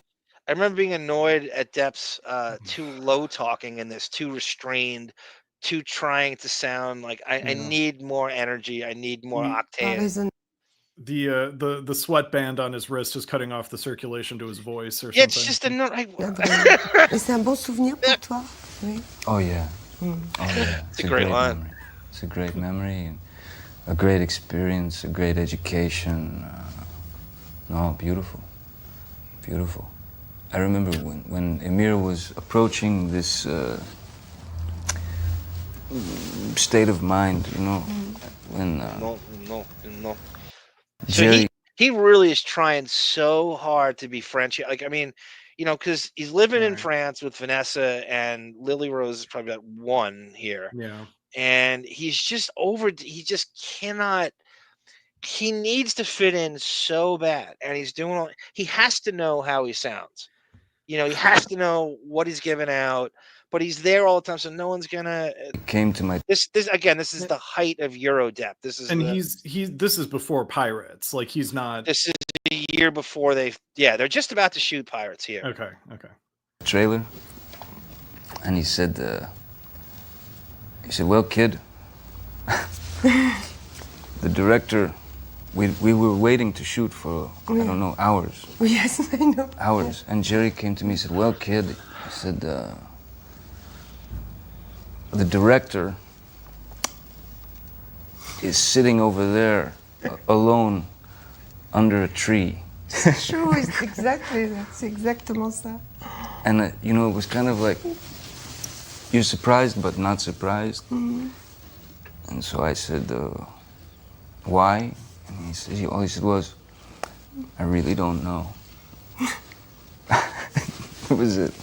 And then I spoke to Emir, and he doesn't want to shoot. No, he was having a hard time. But it was a difficult time. You remember everything was happening in Yugoslavia at this moment. Yes, and it was a very difficult time. It's true, yeah. It's a difficult time for him and for us too, at the same time. Ce que tu racontes, je me rappelle très bien, c'est le jour où je suis arrivée sur le tournage, premier jour de tournage. Oui. Il était sous un arbre, exactement ce que tu viens de dire, tout noir, les cheveux comme ça. Yeah, Tendrils. Lili Taylor is one of the great underrated actresses of our. I say she doesn't work enough, and I don't know if it's her not wanting to, or she's not casted enough. But yeah, she is great in everything. She steals almost every movie she's in. I love her in Mystic Pizza. She was great, and Johnny Meyer mentions Mystic Pizza right here. Oh, there you go. Yeah. Yep. I didn't. You realize that New Haven, Connecticut, is considered the best pizza city in the entire country. Really? Yeah. That's not New York, not Brooklyn, not like Long Island actually stole all the good pizza makers, me included. But they say for some reason, like New Haven's very close to New York. It's very close to so it's close enough where it's like an intermingling of New Yorkers and New England people. For some reason, I don't know how, I don't know when, New Haven, Connecticut is considered the best pizza city in the entire country. Il m'a dit, Claudie, je peux pas travailler. Yeah, Johnny. Arizona, Terry Gilliam is very. He easily could have directed this. Like you feel like you're watching Terry Gilliam, and it's so true. And there's so much fear and loathing in this. I didn't even realize it until right now. The movie, the Arizona Dream, is lacking the sort of like special effect. Like the flying fish thing is sort of like one of maybe two, magic realism fantasy special effects that are in the movie. Otherwise, the movie is pretty grounded in quote reality. But in terms of like there being no cliches and everything like that, it is very Terry Gilliam-esque. Yeah. Pas d'idée aujourd'hui. Et on a arrêté pendant 8 jours. Oui. Tu te rappelles? Ah oui, and we changed the script. Yes. We met at his house every night. Oui. Oui. Et après, on a commencé. He might as well be holding a baguette and wearing a beret. It really is. Even the shirt he's wearing, the calculated sleeve, like one sleeve is rolled up and the other one is like, why? You know how annoying it is to wear a shirt? Like I tried to wear that shirt with the unbuttoned sleeves and it's flapping around and he's wearing white and everything. You can't drink coffee, everything's spilled on it. You can't eat anything because you know how annoying that shirt is to wear? Really? Can't decide between short sleeves or long. Split the difference. Yeah, just wear short sleeves. Exactly right. Il a arrêté 8 jours. Ah oui, t'as raison. Parce qu'il m'a dit, je veux retravailler le scénario. Mais quand on compare Kusturica à Fellini, c'est pas vraiment le contraire, effectivement. Emir, il est comme l'était Fellini. Comme un peintre, c'est comme un peintre. Oh, exactly. Il est devant sa toile un jour et il dit aujourd'hui je peux pas peindre donc je ne peins pas. La différence c'est que sur Somebody told a joke about Ellen DeGeneres moving to France because of the Trump administration. I can't remember who told the joke. I feel like it might have been a monologue, like Bill Maher. I don't know who it was. I want to give the credit. I just can't remember. And the joke was something like Ellen moved to France because it's the only country where she'd be the nicest person in France.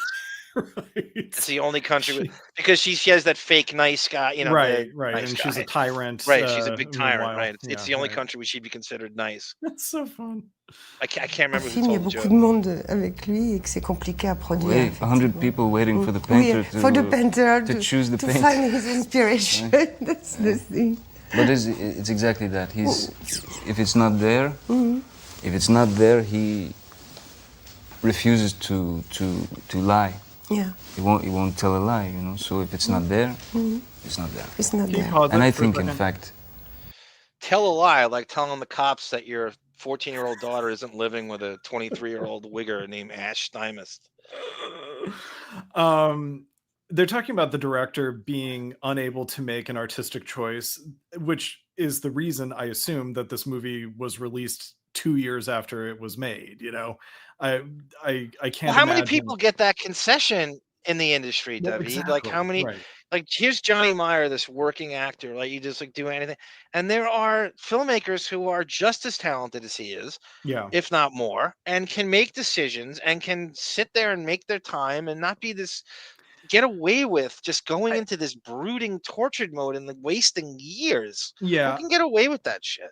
I mean, I was never trying to be like, as a film composer, it's kind of a style of writing that's already been established that I'm just trying to fit into. I'm not trying to revolutionize it. I don't see myself as like a tortured artist. And so because of that, it's easy to make inspiration happen. You kind of can't wait for it because there are deadlines that you have to make, Right. So I kind of get frustrated with people who spend a year on something, because there's a difference between like, oh, you just kind of tossed this off and you rushed it and therefore it has no it's not made from the top of your intelligence or something. Yeah, you can make a case that this should be a masterpiece because he had years to be precious about it. Yeah, right. And it's still kind of, I found it amusing, but it's also like not it's not a film that I feel like I need to watch again, quite honestly. So no, well, that's how I like. When I first saw it, it was the feeling. It was the least feeling of I need to watch. Crybaby had that too, where I don't need to watch this again. But I did. But it wasn't like I can't wait to go back. Even like Gilbert Grape, I couldn't wait to watch it again. Also, Benny and June. I saw Benny and June 10 times in the theater. Right. I think sometimes they have that adage of like for writers, like write what you know. Yeah. I think it's the worst piece of advice because you're. Well, how does Emir Kusturica know that? What is that? How does he know that? And Arizona, he's Serbian. What is that? He wouldn't know that. And who wants a Serbian? Like, did that feel? All right, I'll let you when you review it. I'll push back. I'm not gonna push. I'm gonna say like what I add to it. Yeah. Yeah. Right.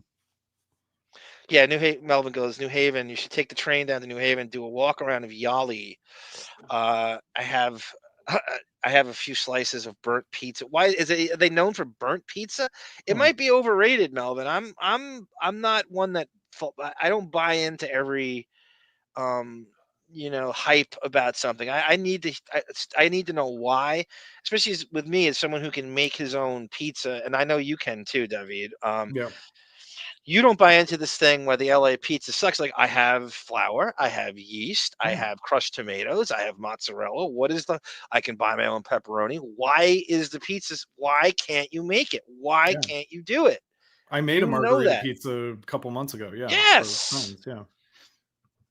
For a filmmaker, it's a very healthy way to approach the work, but it's not a very popular way to approach the work. I think in regard to the business.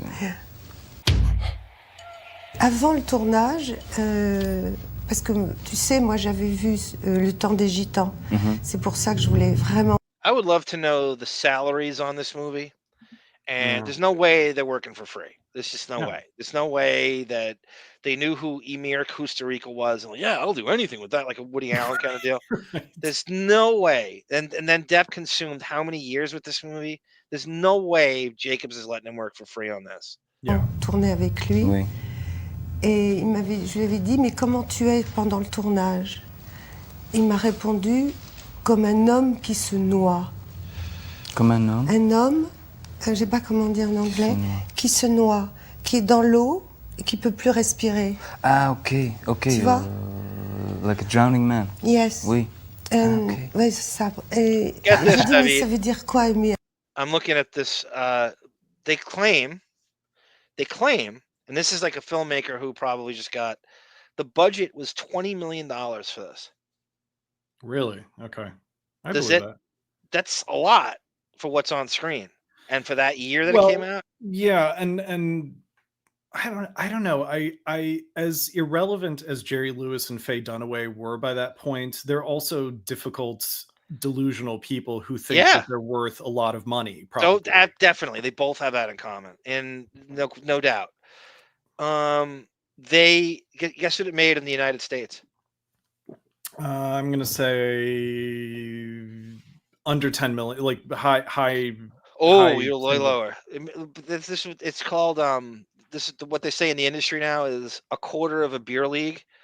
So $112,000. Oh my God! What beer a league made disaster. $580. What a disaster! Il m'a dit, je respire, après je retombe, après je respire, après je retombe. Et là, j'ai eu vraiment peur. Je crois que I would think to do this interview costs as much as what it made in the United States. They finally recouped by 2002 so they could do this interview. C'est terrible. Et c'est ça, il déteste les moments de tournage, Emir. Il est malheureux. Oui. Il a peur de ne pas trouver l'inspiration. I also remember so many things of him. Apparently, he's a prick, as you can imagine. And Johnny Depp has an amazing superpower of getting along with pricks. I mean that movie is a to borrow a Bill Maher phrase, is a den of vipers of show business temperamental pricks. So right? I mean, it is the Costco of you have Jerry Lewis, Faye Dunaway, and this guy. Depp says he was like, why would you possibly need to come back? Oh, thank you, Melvin. Melvin said that it's Neil Brennan who made that joke. Oh, funny. Okay. Did he make it to like Letterman or someone? Is that where I saw that clip? You know, it's funny too, because Neil Brennan, I thought, had a good relationship with Ellen. I like Neil Brennan. I love Neil Brennan, but I've heard him talk nicely about, like, I think he produced something with her. Or so I don't know. Was he a writer on her? Maybe her sitcom, maybe some of her old stand-up, or I don't know. Yeah, he's got, besides the Chappelle Show, he's got a really interesting background. You know, he was on a Dan Schneider show. Yeah, all that. That's right. Yeah, really young. I don't even know how he could be on it that young. Almost like before he did stand-up, or I don't know. He's an interesting cat. Yeah, I like him. Well, you could say literally that anything. Literally. I mean, that you wanted to try something, anything. For instance, there was this whole. And Depp's a high school dropout, you know, saying literally, and you know, sequence where in Florida, of all places, Faye and I make love. Where does Florida rank in the education system? It's like 10, like 40th or something out of 50. That was like a slap in the face. Like just listening to him wax poetically, and then you come in with, he's a high school dropout from Florida. I know. He's very self-educated and stuff, and he's obviously brighter than what any given high school dropout. Right. I think I saw that Massachusetts is #1 in education and all that stuff, and then Oklahoma is 50th. I think in all the categories of education. Oui.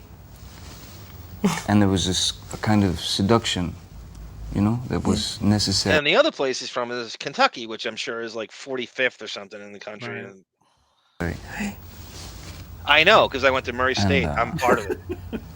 I don't know why, but Casey Armstrong. I always saw Axel. I always saw my character as a kind of, you know, like a chicken, you know, like a chicken who is becoming a man, you know, who's becoming a rooster, you know, a cock.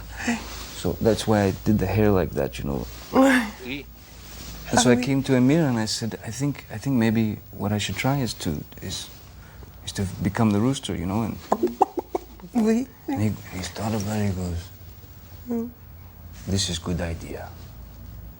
This is good idea. We're going to do this. That's great. And that's No, it is, Howsy. I mean, Depp walks the line of pretentious and likable, and then I don't know how much. I'd love to know how much self-awareness he has about this, because that's the one thing I can't tell. I can't tell how self-aware he is of how pretentious he looks in scenarios like this. I think that he knows how physically good looking he is, and so what he can get away with. He can get away with being cringy because people will just interpret it as him being like in depth. No pun intended. He's got a yeah, I mean, it's like a hot chick knows what they can get away with, you know, like you work at your Riz or your Q rating or whatever, that, you know, that's his bread and butter, is the charisma and how you can, I mean, that's really what the Fairfax trial was fueled on. Well, and you see interviews with like hot movie stars on Colbert or Kimmel, and they do things that if it was an ugly person doing it would be considered cringy, and we need to kill them. You know? No doubt. I see this with Salma Hayek. The whole sequence came from where I was making the chicken noises. Yes, I remember. But if you go to another director and you say, I would like to seduce her by becoming a chicken or a rooster, c'est crazy. You're fired. Get out. Get out. Oui, mais parce que tu es complètement. We were saying that during the Fairfax trial, the Hunter S. Walken, as you coined, accent, deliberate, like where if you try that with any civilian speaking like that, and you know how fast someone would click off on you or leave the conversation or talk shit about you on the drive home, like, that motherfucker, god damn it, the wind up, it takes him 90 seconds between every word. You know how shit talked you would get if you were some civilian and you spoke like Depp? You would just get eviscerated by everybody in your immediate circle. But you never get away with that. A Depp or a Jeff Goldblum or a Christopher Walken, they can kind of get away with this meandering nature. But but I hate Jeff Goldblum, by the way. I've decided I want to physically hurt him. I don't know. I'm so sick of his shtick and his one-trick ponydom. I'm tired of everything about that guy. I feel like he's an asshole too. I've heard stories. I don't know. I had this, I don't know, an intuition that makes, I hate his guts. I don't know what, I think he's massively overrated. I'm sick of him. He has no range. I don't know what it is. I want to, as soon as I saw him play piano on the same Tonight Show that Bruce Hornsby was on, I wanted to, I just hate the guy. What it is. Yeah, I know I'm right. I'm usually, my instincts are usually correct about that. My people instincts. I watched Jurassic Park recently for the first time I hadn't seen it in a while, and I thought like, well, Jeff Goldblum doesn't really do his shtick in Jurassic Park, and he does. He's doing his Jeff Goldblum shtick in Jurassic Park. I'm like, he can't turn it off. Like, don't you get sick of playing yourself every time with that shit? And to get away with that, he just airdrop. I bet you he has this thing where he comes into a movie and they let him shoot, like Christopher Walken, where he shoots all the scenes and they just let him. You do the same thing every time, and you know, it doesn't matter. Nobody. I mean, I don't take him serious. Like, it's so much the same that I can't take him seriously when I see him on screen. Like, it just doesn't come across as believable. I don't know anybody like that. I don't want to know anyone like that. Yeah, I mean, at this point in his career, he is kind of like a general. He's famous for being famous. You know, I don't know what kind of movies he's getting, really. Yes, Telly Savalas. I hate his commercials to death. I think that's what really pushed me over the edge. That I'm seeing these commercials. I think that's what's he's doing these like rent. Something about like rent.com or something. Like, that guy's ever dealt with. Like, he's living in a studio apartment in fucking North Hollywood. That's the last guy I want to see doing. En osmose. So Telly Savalas says, have you heard that's? No, I did not hear that, Telly. I will totally catch that. Johnny Myers says he's a nice guy. And you know how people are on their best behavior around Johnny Myers, so take that for what it's worth. Vous entendez très bien. Vous avez a rooster, you know, a cock. So that's why I did the hair like that, you know. And so I came to Emir and I said, I think maybe what I should try is to become the rooster, you know, and Oui. And he thought about it, he goes, this is good idea. This is good idea. We're going to do this. That's great. And that's where the whole sequence came from, where I was... There's an old Commodore 64 video game called 4th and Inches, and we created our own teams and played each other. My friend Brendan's right here. And I created Depp, and we called him Hansen, and he was a wide receiver on the team I was using.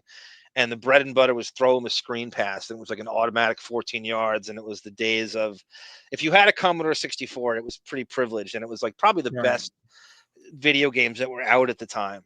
And that was like the first exposure to making the chicken. We used all like sitcom names. But if you go to another director and you say, I would like to seduce her by becoming a chicken or a rooster. And we would keep our own stats. We would keep our own stats. And it got so heated. My friend Brendan and my friend Jim Verdone got into a physical fight on the ground.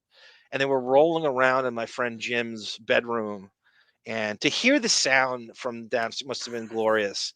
And they tore each other's stat sheets up because they claimed they were looking at their controller stealing signals. Like they're the fucking Houston Astros in 2019. Like they're GMs of insane. The team. Right. To get that on videotape would be the funniest goddamn thing. I mean, they were like 17, rolling around on the ground at a physical fight with ripping up each other's stat sheets. Crazy. You're fired. Get out. Mais, Get out. Oui, mais parce que tu es complètement en osmose. Vous entendez très bien. Vous avez le même esprit, le même mind. It was so great. C'était incroyable. It felt very close. Yeah, very close. You know, yes. very close. Like you said, literally. But you know, it was strange because we were the first time we met.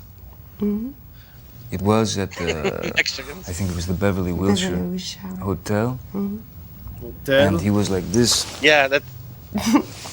Okay, so this is the first meeting. Is a total prick, and if someone did this, you just would never talk. But he needs to get back to it somehow. I would never reel this in.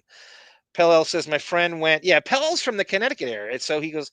My friend went to get pizza at Pepe's in New Haven. It was burnt, and she asked him to redo it, and they were so insulted that she made fun. What is with the burnt crust, Davyd?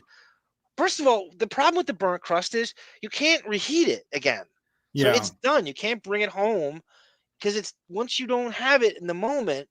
That's why I like pizza like undercooked almost, like where it's like not raw, but like where you can reheat it. It's not going to lose anything. Right. There's a move you can do now. Anyone who wants to reheat, the best way to reheat pizza is you put it in a kind of pan with a cover on it, and you pour like an ounce of water in it. It creates steam, and you steam rehydrate it, and it turns it perfect. It's such a good move. It doesn't dry out the it's great. Yeah. The blow up 35mm film, you could show it at theater back in $50,000 each. So you open it just in LA and New York, and it was $100,000. Yeah, I mean this is according to this, $19 million to shoot this. I was like, you know, a little distant because he wasn't speaking, and he was kind of. I thought he was hot and cold fire. Rude, so you know, I can remember leaving the meeting. I called my agent at the time. I said, "Hey, fuck this guy. You know, fuck him. I ain't doing that fucking move. I'm not interested. You know." And you called Tracy Jacobs. That's what he's saying. That's Tracy Jacobs. That's exactly who it is, and he won't say her name. I don't know why. They're still, you know, very chummy. She's everywhere with him, but he won't say her name here. And you see him; he loses the French American accent a little bit there. He goes into Miramar mode. And then it was kind of mutual, I think. And then now he's back. Maybe 3 weeks or a month later, we met again at a diner, a small diner, and it took like that, and it was fine. Yeah, right. It was perfect. Yeah. Why would you leave out how did Tracy Jacobs get you to go to the meeting? Was it maybe the allure that Faye Dunaway was cast, perhaps? Hey, we have Faye Dunaway. Yeah. And that brought him back. And he's obsessed with the Rat Pack. Yeah. So I think Jerry Lewis was an allure. Yeah. Right. But again, Faye Dunaway, her star had faded big time 10 years before. I mean, you know, she is was 91 we're talking about now. right. Big time. Like the joke of her being in Supergirl was 6 years before that, you know. There were a lot of actresses and actors like that just didn't make it to the 90s. They just got, that was the demarcation point where they just sort of cut it at the 90s. There's no way that you're going to advance. There was some young actors who didn't, like fucking Judd Nelson, right? Yeah. Judd Nelson, like New Jack City, and that's it. I mean, a good portion of that Breakfast Club, you know, Ali Sheedy, not so much. Yeah. Molly Ringwald, I feel like went away and then suddenly came back in the 2010s a little bit. Like she was on some shows. And well, you need like a Tarantino director to do this thing where somebody with power has this thing and they go, you know what? I'm going to resuscitate John Travolta. Like John Travolta was dead. He was done until Tarantino resuscitated him in Pulp Fiction. Right. Done. And it took someone to give you that sun kiss thing. John Favreau or something. Did it with Pamela Grier, and he did it with Robert Forster and stuff. Yeah. John Favreau, right. And that's what it took to get. And Robert Downey Jr. was, like you said, he was on Ally McBeal. Do you know that? I Ally McBeal. And they tried him, and he was so talented, you know, that, and people liked him. He had a lot of friends in Hollywood, but it was like, he's so problematic that we can't take the risk on him.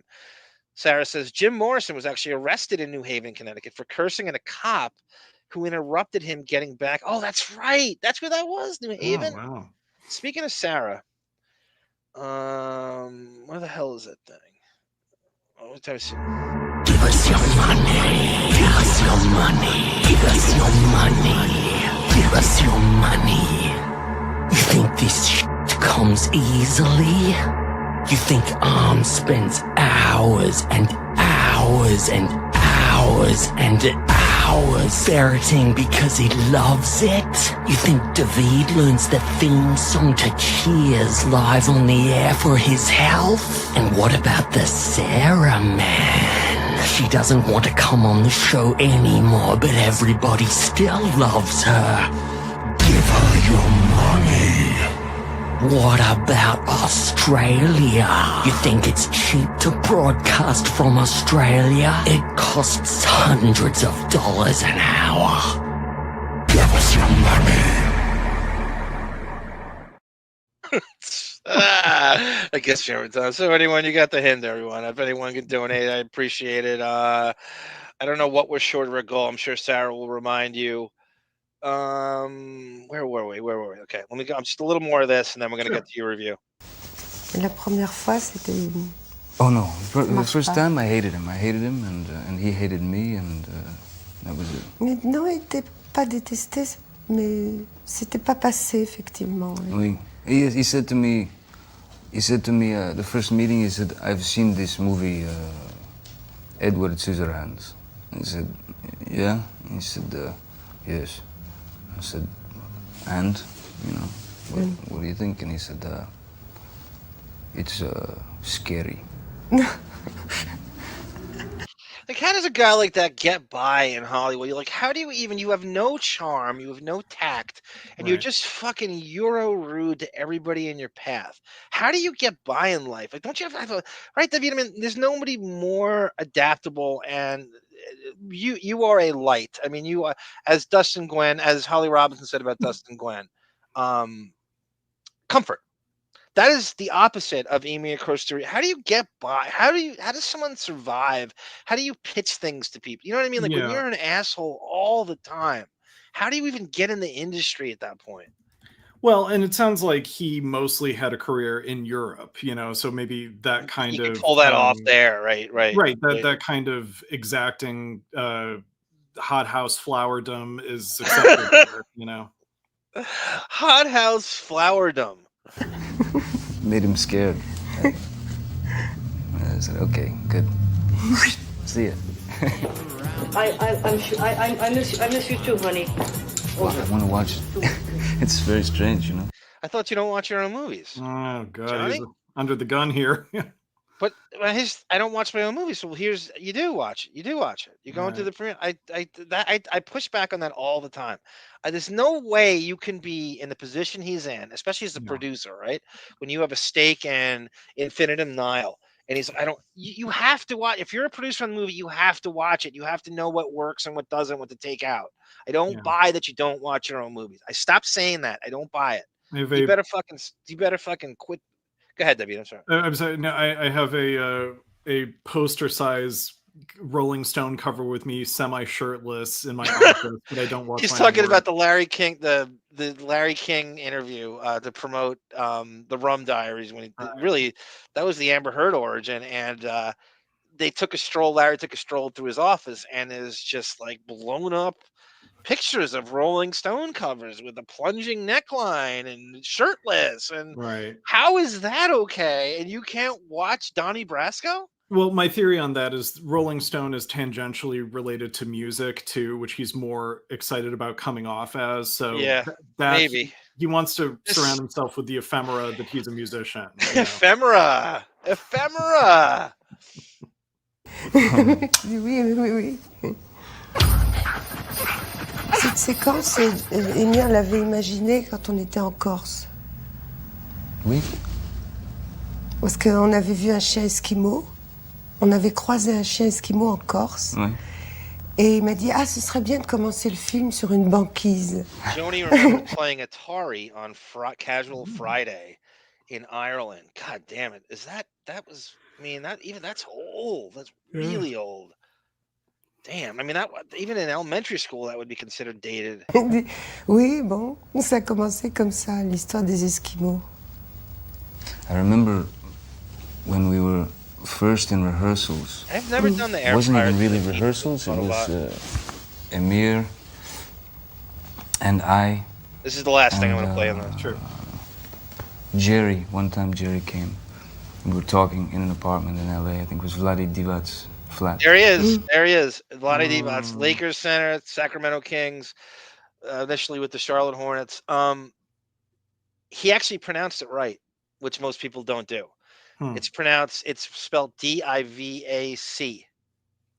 And people say you would go Vlade Divac, and most people did. There were like announcers doing that, but the pronunciation is Vlade Divac. I'm impressed you got that right. Yeah. It wasn't even really rehearsals. It was Emir and I. And he's doing this thing where he's straining to remember who was there. You know Jerry Lewis was there. You don't have to take 30 seconds. You know he was there. You don't need a wind up. Just say his name straight. Jerry. One time Jerry came. Stop. You knew We were exactly talking who was in an apartment in LA. I think it was Vlade Divac's flat. And I was learning to speak all these words in Yupik, in Eskimo. Yeah. And Jerry said, Yipik. Yeah. I They was do that at learning the how end to of the Yipik. movie. Do you know Yipik? Have you ever First heard time hearing about it. Yeah. I was learning to speak all these words in Yupik, in Eskimo. Yeah. Eskimo. And Jerry said, he said, "Oh no, we don't need to do that. We don't need to learn the Eskimo language. He said, we just make it up. We just invent it as we go along." Yeah. You know, and it's Jerry Lewis. Like, it's easier for you, Jerry. You know. My first day of shooting, I'll never forget, with Jerry Lewis, this legend, was trying to be as creative as he was with this made-up language, you know. Yeah. You ever see Depp's impression of Don Rickles? Yes, I have. Yeah. It's great. It's great. It's to my knowledge, it's the only one that does it, and it's great. I wish he did the tribute to him on Spike TV. Right. And if I were in his stead, if I were in his team, I would have written the entire set for him, and I would have done a Don Rickles impression the whole time. It would have killed. And instead, he did this really weird, awkward thing, and with a rim shot and the drum beat. It was just bizarre. And he looked super uncomfortable. Amber Heard's there, sitting next to Harvey Weinstein. And I would have had him do a Don Rickles impression the whole time because it is excellent. Yeah. There's part of me that feels like I wish Johnny Depp had taken like a Leslie Nielsen turn to his career where he did more comedies, like he does dark comedies where you can't Yeah. label it as such. Something like I mean, Fear and Loathing in Las Vegas is considered like a dark comedy, even though it's based on or the one that Doug what's his face he met him on the set of oh god. Well, Mordecai is a blatant Mordecai. comedy. Yeah, Mordecai is Paul Bettany, and that is a basically like a Austin Powers knockoff. Right. To try to make it sound the same. I was terrified. Tu aimes beaucoup Jerry Lewis? Well, I mean, he's The figure. Yeah. The figure, the legend, Anthony. The talent, Yes. He's to say the least, he's a very inventive guy. He's very. Yes, true. Yeah. It's wonderful. Same with stale bread, like pizza. Rinse bread off under the faucet, wrap it in tin foil, stick it in a hot oven. Yeah, that's a good one, Melvin. I'll try that too. It'll come out 15 minutes later or so, brand new. Crisp crust, soft. I have not tried that, Melvin. I will try that. That makes a lot of sense, actually. God damn it, Autobot. That Judd Nelson is in the fucking Transformers animated movie. Oh, funny. Yeah, it's like it's very famous. You got the touch, you got the power with freaking Dr. Sarah Cop was probably mad that he was in the way of his husband. Robert Downey Jr. was coked out on Ally. Oh, well, I didn't know that. Oh. That's a noted story. Same with Christian Slater in True Romance. Yes, Judd Nelson and Ali Sheedy were in a movie called Blue City. Ali Sheedy did a topless scene. I did not know she did nudity. I never would have guessed that. Dr. Sarah, we miss you. Thank you, Kathy. We miss you as well. She always brings you up as well. Yeah, because he draws money, gold ticket to getting by. Plot twist. I was the one giving the BJ. Okay, so Davyd, are you ready for your review? Yeah. I have nothing else to get in the way of that. I just want to do a setup of what we're looking at with this Arizona Dream. Sure. This enigma that is Arizona Dream. Just really quick before we do that, I'm going to buzz through this. And now I'd like to tell you the story of Eddie and his adventures in the great wide open. I'll jump around. Here's Tom Petty's Into the Great Wide Open. As you can see, Paulina Poroskova. Guess who's at the end of this? This is interesting. So at the end of the video is Faye Dunaway. Yeah. And it's really the kind of rise and fall of a one-hit wonder rocker as he gets an ego. Faye Dunaway's in it here. At the end of this video, guess who's back in the tattoo chair now? By the way, the Viper Room is right next to this Tower Records, right? Right in the heart of everything. Yeah. Because there's the hills behind it. So yeah, it's probably on Sunset. So guess who's in the chair here, in the tattoo chair, about to go through the same routine that Eddie Rebel is. See if you can get the face. Okay. Okay, wait. Come on. Well, don't tell me it's pausing. Come on. Don't give me this. Come on. Back. And that didn't do it. One last try, and then we're going to you. Tom Petty Into the Great Wide Open. And now I'd like.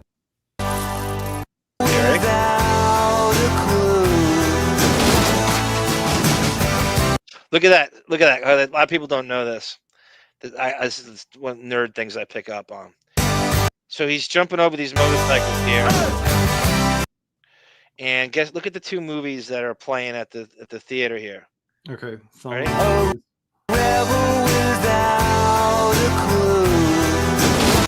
Thelma and Louise and Backdraft. Guess who turned down both those movies? Johnny Depp. Taunting him. He turned down the Billy Baldwin role in Backdraft and the Brad Pitt role in Thelma and Louise. Here we go. Ready?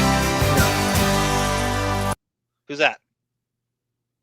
Oh, is that Matt? Is that Matthew? Yes, Matt LeBlanc. Joey Oh my Tribbiani. God. Again, he was in rotation on like Fox at the time. Like, Yeah, thank you, yeah. Pell. That's Matt LeBlanc. You got to blink and you miss it. It's really quick, and I remember I picked up on that. I think I had this on VHS, and I went back and watched it. Holy shit, Joey Tribbiani's in this, and it's just he's, yeah, that's him, absolutely him. Yeah, totally. Has Matt LeBlanc ever spoken about this movie in all the interviews he's done over the years? Yeah, does he have a He Depp had story to to throw into the pot? Yeah. Okay, so here is Davyd, the violinist, in his review. I'm going to stop you periodically with questions and comments about we can talk about it. Arizona Dream. Go ahead, Davyd. Monologue about it. So yeah, the movie, for those of you who haven't seen it, Johnny Depp plays he works for the Fish and Game Commission in New York City, and his cousin, played by Vincent Gallo, who is an actor, kind of more or less kidnaps him from New York City and takes him to Arizona for their uncle, Jerry Lewis, played by Jerry Lewis. Let me ask you a question, because it's been a while for me. Yeah. What's the backstory behind his parents? So his parents died in a car crash that was brought on by Jerry Lewis because Jerry Lewis was driving the car. So he feels responsible for making sure does. Axel's life turns out all right. Exactly, yeah. So he ends up in Arizona. Jerry Lewis is married, probably by that point, mid-60s, Jerry Lewis is marrying a 23-year-old girl, basically, his character. And hold that thought. Sure. Anthony, nobody loves a Mike Ganji reference more than Davyd. I think I was listening to our other show, and it was a really fun listen, stroke of myself. And you love Mike Ganji references, I've noticed. I do. Love Davyd, and this is a challenge. If you could work a Mike Ganji reference into every single thing we do, it doesn't have to be a Deppening, just anything Howard and Lotus Notes. Please do it. You love Mike Ganji. It is crazy. So how did it go? Thank you, Anthony. So anyway, Jerry Lewis's character feels very responsible for Johnny Depp's character because it is alluded to that he killed his parents in a car crash, and Jerry Lewis's character sells Cadillacs, and he sells this sort of outdated car that nobody's going to buy, and he wants Johnny Depp to leave New York and come work at his Cadillac car dealership. Well, that's the thing about the movie that makes you think a European made it, because this movie could be like in black and white. The modern 1991, there's almost no trace of it. Even his car dealership is all old vintage cars, and what the shit they're driving, even in New York, it could be 1965 for all we know. And I think that's kind of intentional, actually.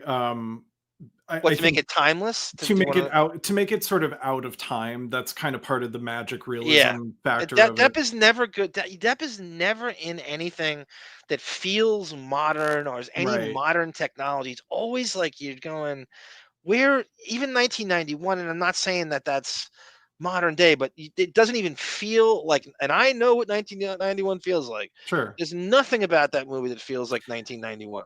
Yeah. Or 90, it came out in 93, but you know what I'm saying. But even so, early 90s. Yeah. So anyway, Johnny Depp and Vincent Gallo are working at the Cadillac dealership for their uncle, and Faye Dunaway and Lili Taylor, who are a stepmother and stepdaughter. By the way, let me say, Vincent Gallo is obsessed with age 35, that he thinks he should die by 35. Yes. How do they ever reveal how old Depp is supposed to be in the movie? Yes, he's supposed to be 23. So they firmly say you're 23 years old? His character firmly says I'm 23 years old. Yeah. I think I vaguely remember that. And at the time, he was a bit older, right? I'll tell you exactly what he was. When the whole shit got to going, he was 28 and then 29. And so when the movie came out, he was 30. Okay. Okay. So when he was shooting it, he's only playing 5 years difference. Almost like the same as Jump Street. Well, and he has his Tom Hansen look. Short hair, right? Short, floppy hair, right? It's very similar to like season 4 Right. Depp. Right. Handsome. So anyway, so Faye Dunaway and Lili Taylor, stepmother, stepdaughter, come into the Cadillac dealership, and Johnny Depp and Vincent Gallo they're both kind of in love with Faye Dunaway, and they end up spending a lot of time at their house. And anyway, it goes on from there. But the movie has no cliches. You know, I could not predict what was going to happen next. Sometimes I was excited about that. Sometimes I was bored by that.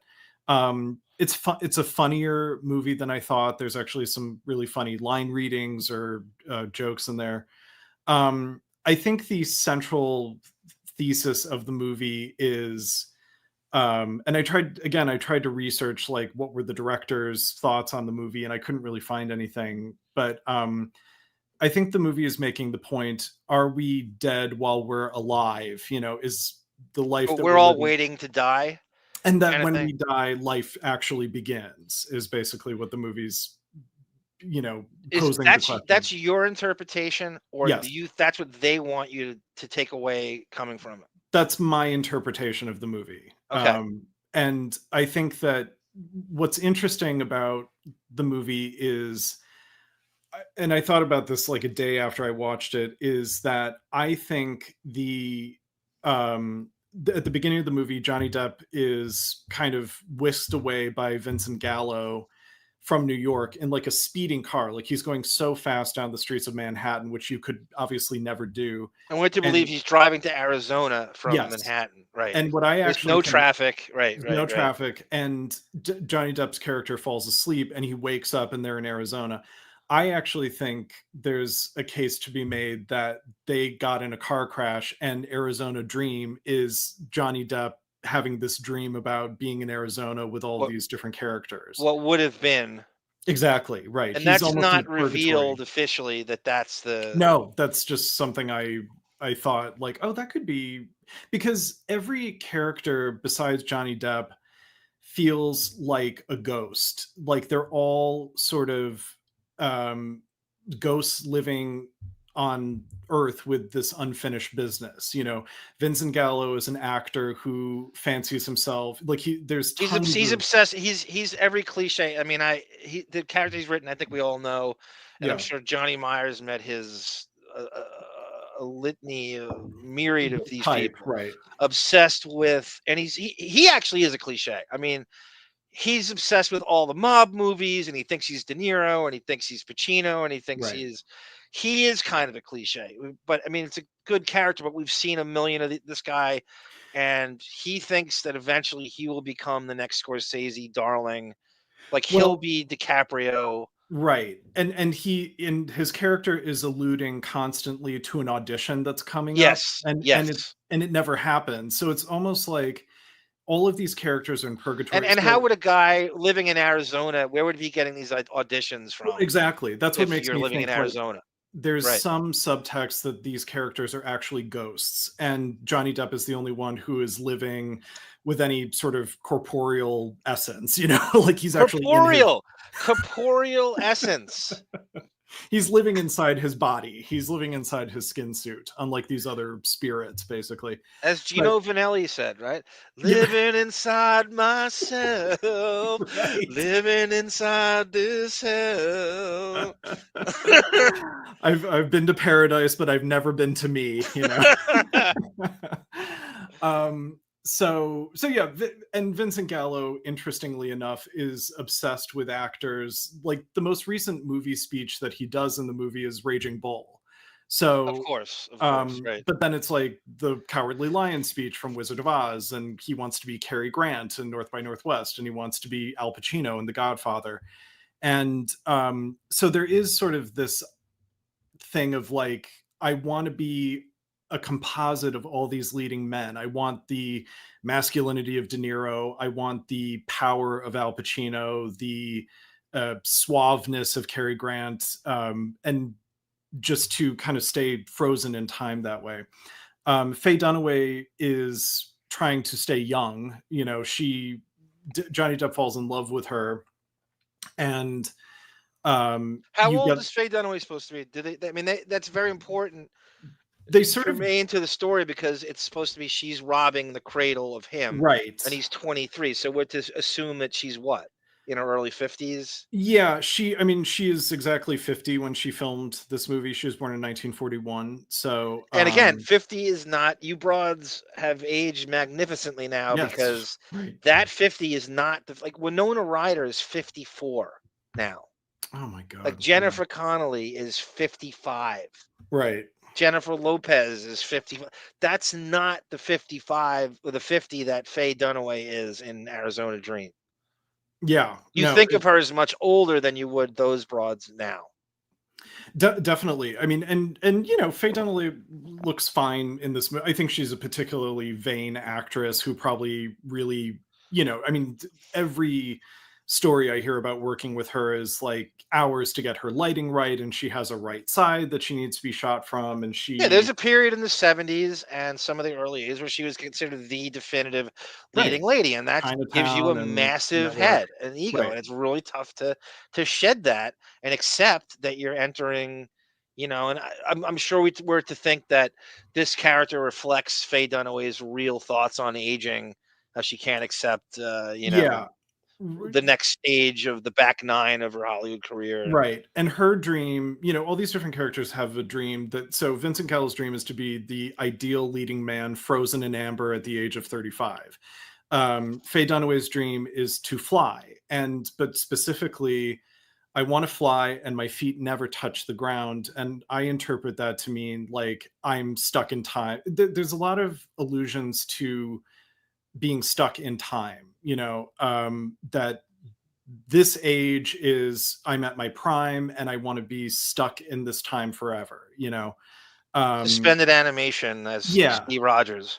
Lili Taylor's character has a line about how she says to Johnny Depp's character, like, my mother, you know, she devours young guys like you like she devours chocolate cake. She eats it and then she purges it. And I thought that was kind of interesting, where it's like, you know, I want to purge the guy and ghost him as if I've never slept with him, because then I get that time back, you know. Is Lili Taylor exactly Axel's age? No, I think she seems a little bit older, just behavior wise. Like she seems a little bit more world weary. Okay. And interesting thing, let me put a pin in that. Yeah. Well, not just, I was reading the Gilbert Grape stuff. You know, in the book, Juliette Lewis is supposed to be 15 and Gilbert's 24. Oh, interesting. That's almost like Lily Rose and Ash Steinmetz in the fucking Eastern Columbia building. So Peter Hedges and Lasse Hallstrom said we can't do that. So they made Juliette Lewis legal. Right. And they upped her to, like, I think she was supposed to be 19 or something instead, but she's 15 in the book. And so he's statutory rape, Juliette Lewis, which a lot of people don't realize. And so with Lili Taylor, I don't know if there's so many similar. When you say this, I'm thinking of Finding Neverland, because Finding Neverland, the premise is you never grow up, and what's the whole fly thing with Peter Pan and stuff. It reminds me a lot of the tone or the message in Finding Neverland, the Faye Dunaway vignette. Anyway, the dream. Yeah, no, and all of them. Again, because what bothered me about the movie is no one develops as a character except for Johnny Depp, and everyone else is kind of like treading stagnated water. And they're treading water with like, this is what I want, and that's what kind of made me think of like, oh, maybe they're ghosts, you know, that they're sort of unable to cry. And well, that's not so why I brought it up. This similar to Gilbert Grape. When you watch it, and I'm looking forward to when you do, the kind of Gilbert's stagnated, but he knows he's stagnated and he's trying to evolve, and everybody else around him is going nowhere and stagnated.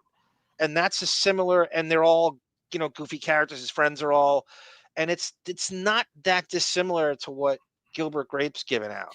And he's a normal Axel Blackmar is his name. I'm sure Axel's clearly off the Guns N' Roses era.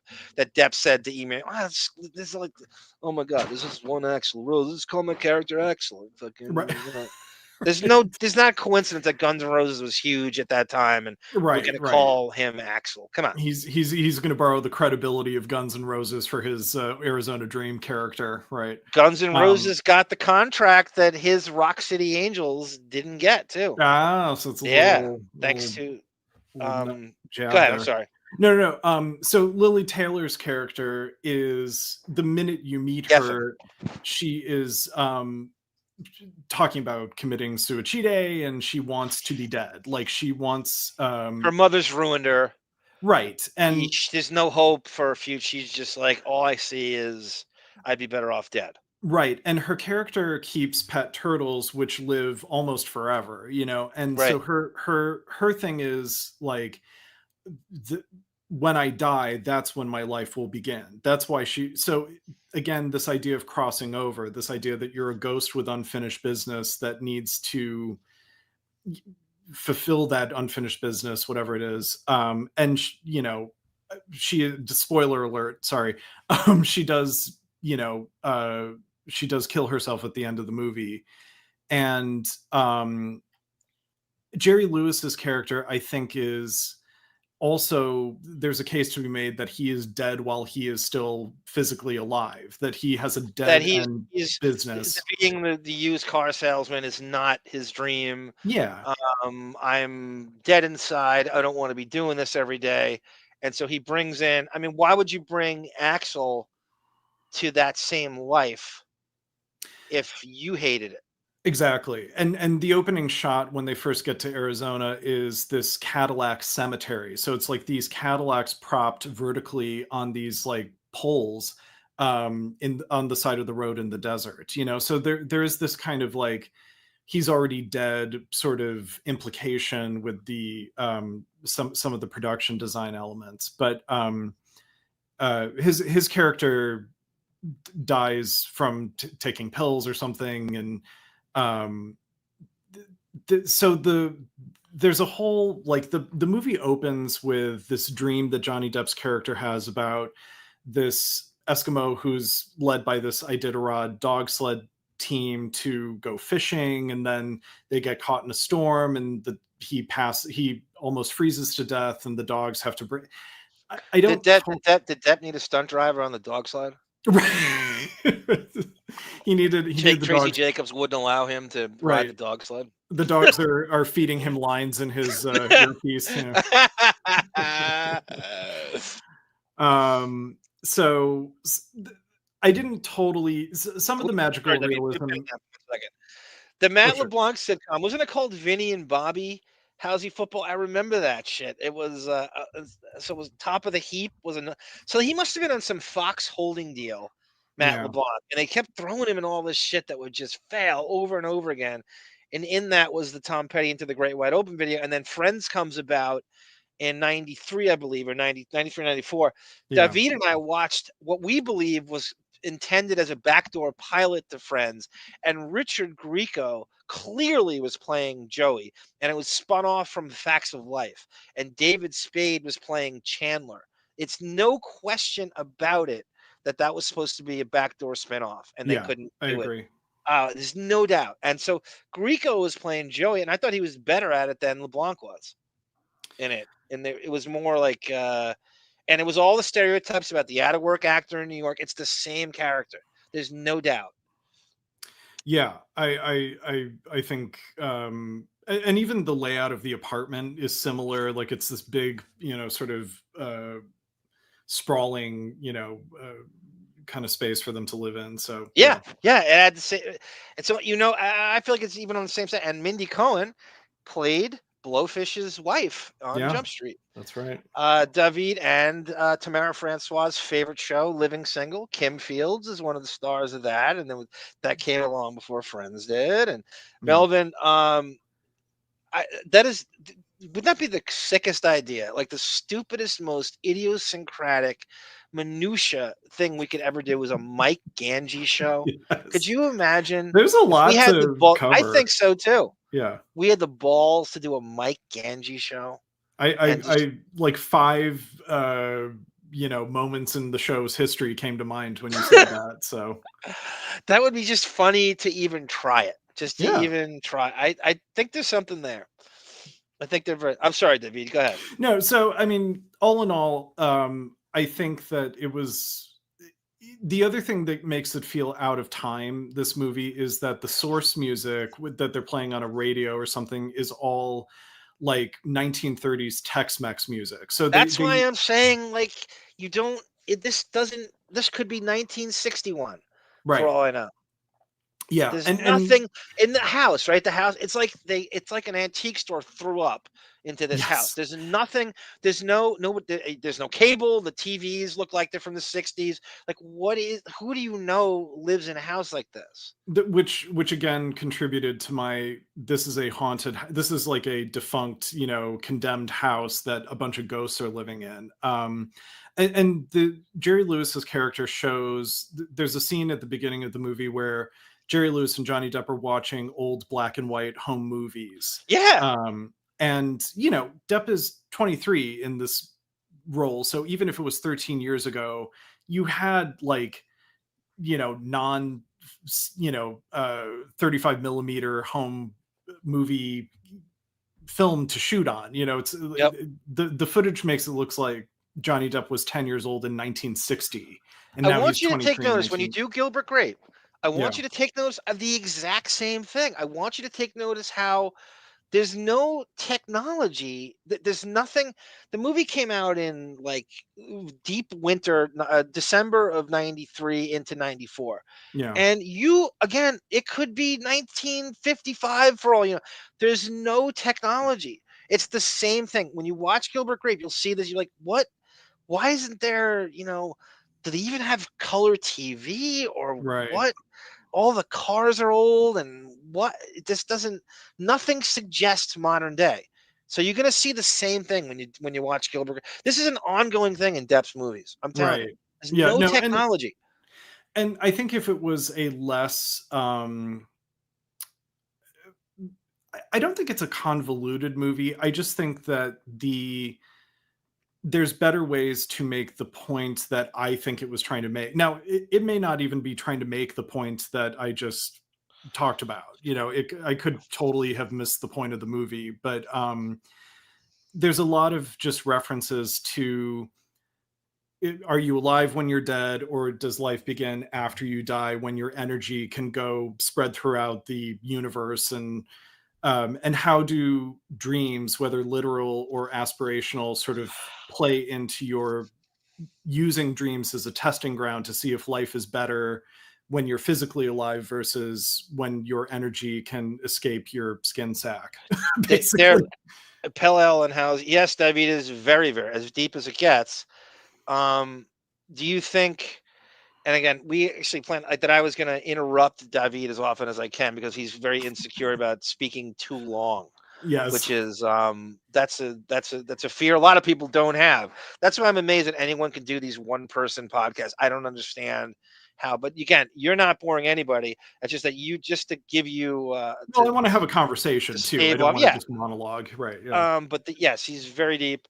And do you feel as if that your assessment of what the movie's going for, if they get the point across to the mass audience, is what they're going for? Do you think that message is conveyed easily enough, or is it too eccentric? Is it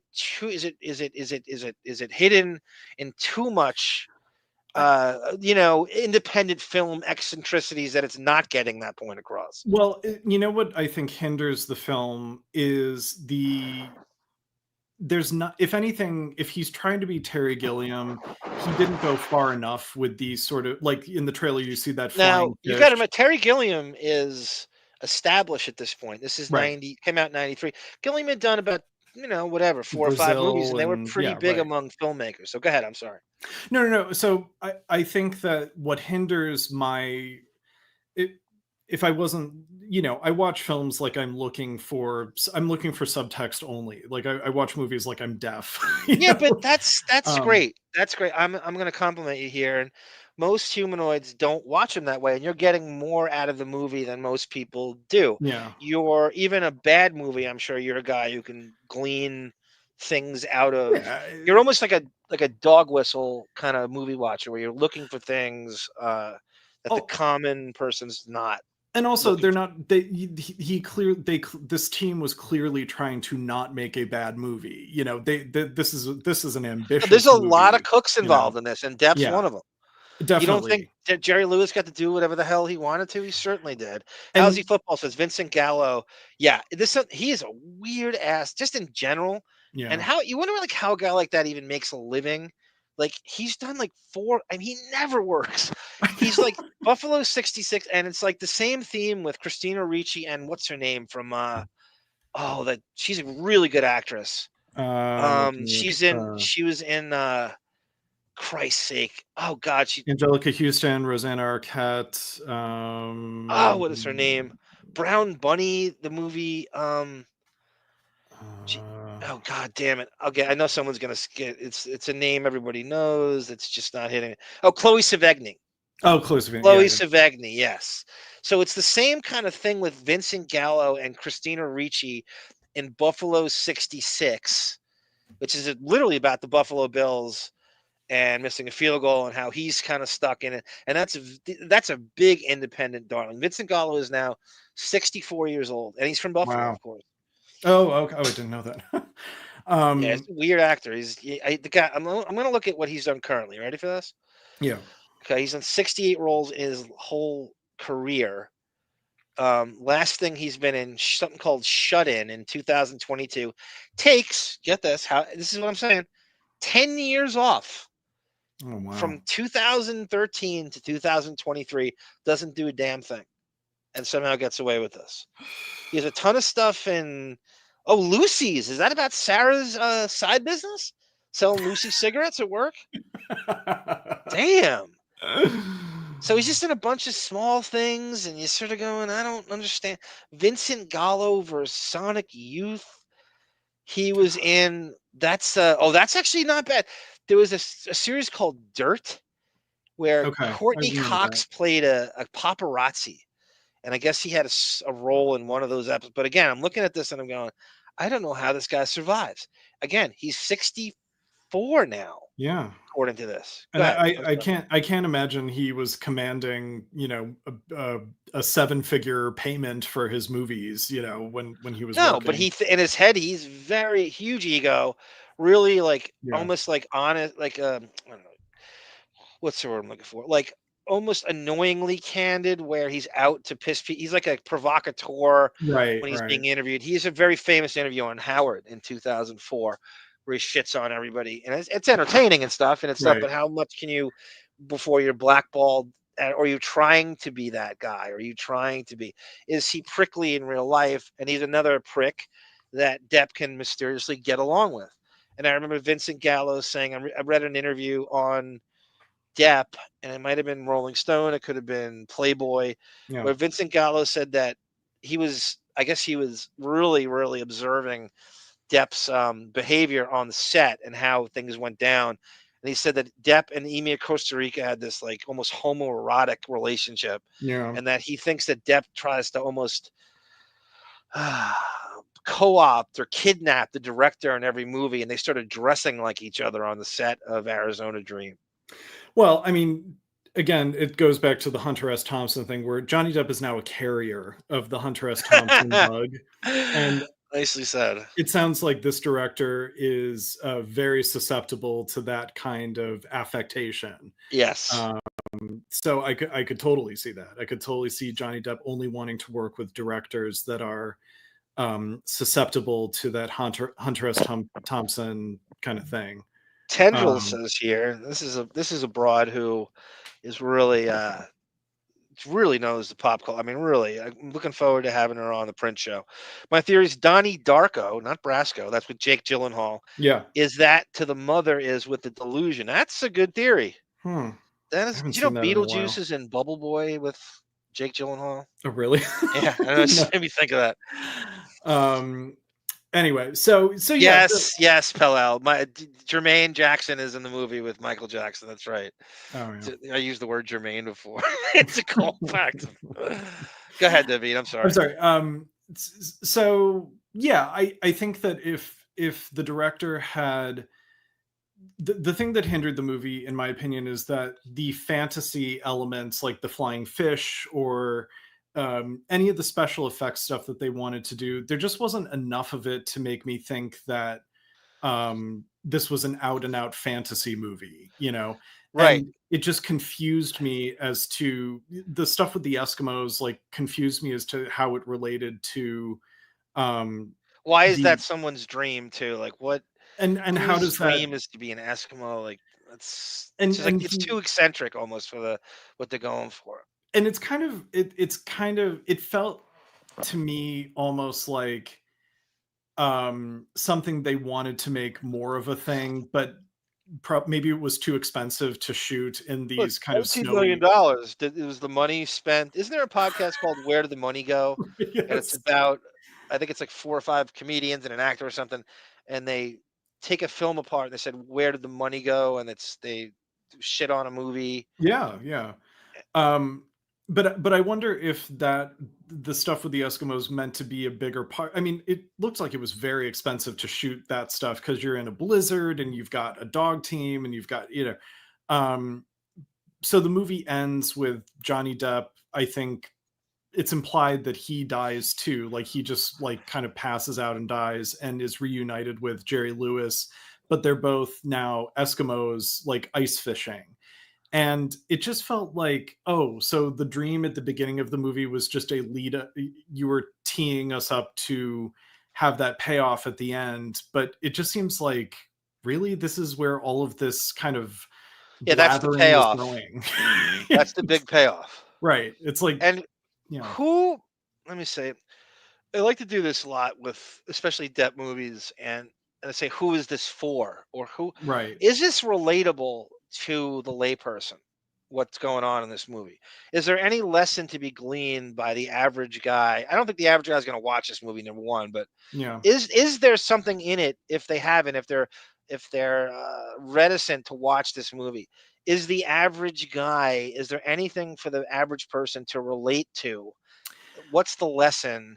Is it Well, that is it a very, very, very pretentious way of saying seize the day, don't die inside, right. live your dreams no matter how esoteric or crazy they are? Is that the message, or am I reading too deep into it? No, I think if anything, I think it's a movie about how our dreams can be a replacement for actually doing the thing that we Right. want to do. So, you know, Faye Dunaway dreams of flying, but it's really just a way to suspend time. That if her feet never touch the ground, she never has to age or face the future. I think that's what it's saying. Vincent Gallo wants to die at 35 because if he ages, he won't be a leading man in the prime of his life, like all the Is people it that he idolizes. is it implying that it's easier to dream than to pursue your dreams? I Than think it, that's another thing too. you always have that in your hip pocket that, oh, I'm going to be this. I'm not going to do anything about it. I want to do this. Right. In the case of Vincent Gallo, does he make any moves to be in the industry? Right. He's in Arizona. Right. And talks about this audition that is just getting further and further away in the calendar because he keeps pushing it. And then he keeps pushing the age 35 as his. Right. He wants to die at 35. And I think that Jerry Lewis's character is the sort of you followed your dreams, but at some point the manifestation of that dream to be like this big car dealer and you're selling Cadillacs and it's 1953 and Cadillacs are relevant. Be careful what you wish for. Right, because Right. time will pass you by, which I don't know, is kind of it's a shallow moral to say that like relevance is the answer to happiness in life, you know, because it's not.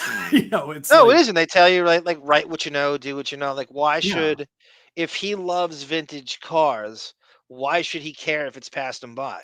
or also accepting your place in the accepting your age too. It's like you know, what goes up must come down in terms of relevance, as in your career, in your health, in all of these ways. So Didn't he say some creepy thing to Axel Blackmore that something like something like Axel. My girlfriend is 30 years younger than me. That's success, pal. Yes, Something like yes. that. Well, and then the big irony is he confronts Faye Dunaway about having sex with Johnny Depp. Like, how do you know, you're old enough to, we see in the trailer, like Yeah. you're old enough to be his mother, but he's doing the same exact thing. So Right.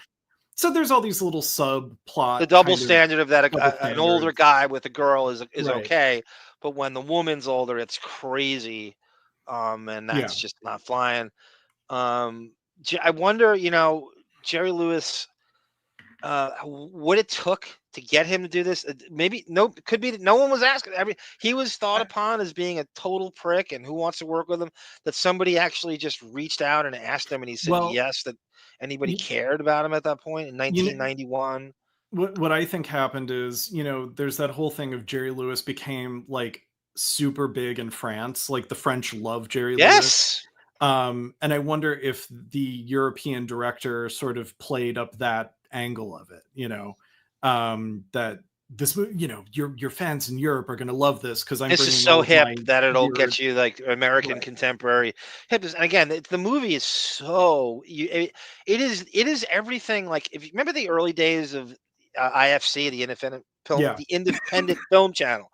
Yes. It's almost like a boilerplate independent movie. Everything about it, the way it looks, who's in it, Yeah. the way it's shot, the nebulous plot, everything about it reeks of indie film. Like it just Yes, looks, it does. and that's what a lot of what Depp was. I don't know. He was almost like a household name actor doing a lot of independent movies. Dead Man and Gilbert Grape somewhat had that to it, and it felt like, and those films seem to be dead now. It seems like no one seems to be making those movies or can't, or the thrill is gone, or it's passed us by, or that type of movie. Is there a market? Who's the audience? Is there a market for it? Yeah, I think that it's an indie movie that is made, the script is made better by the sort of stage theater performances of the cast. Like, so even though it seems like if Faye Dunaway was not with Lili Taylor, Vincent Gallo, or Jerry Lewis, it would seem like she was overacting. Right. But everyone is kind of pitched at the same level of acting, and so you totally buy into the acting style. You know, Yep. if it had been like a Tim Burton-esque Johnny Depp, and like we saw in the trailer that he yells at Faye Dunaway and smashes a poster. I can't think of a Tim Burton movie where he would do that. You know, he has to be very underplayed in a Tim Burton There's movie. a couple movies in it. There's a couple scenes in Ed Wood where he has a couple fits of anger, Right. even though he's supposed to be like a total Pollyanna. But yeah, you're right. That's not something you would do in a Burton movie at all. Right. And so I think that the acting really elevates the script. I mean, the performances are really good. I actually enjoyed the performances, but it doesn't need to be as long as it is too. That's the other thing is even it's a 2 hour and 20-minute movie, and I'm sure Emir Kusturica can justify where he thinks everything is so precious and needs to stay in. I understand both angles of that. I do understand. You know, I want an experience when I watch a movie. I don't want to. I'm not sitting there going, oh, I need the thing to be an hour and 15 minutes Yeah, and staring at my right. watch. I want an experience, especially if you're paying to go to the theater. I don't want it to be an hour and 15 minutes. No, I agree. want something over 2 hours. But you're saying this doesn't warrant. It's not grabbing you enough. It expects too much of the audience to keep you there for 2 hours and 20 minutes. With it's not, the dialogue's not snappy enough. There's not enough going on in the time to keep you there for 220.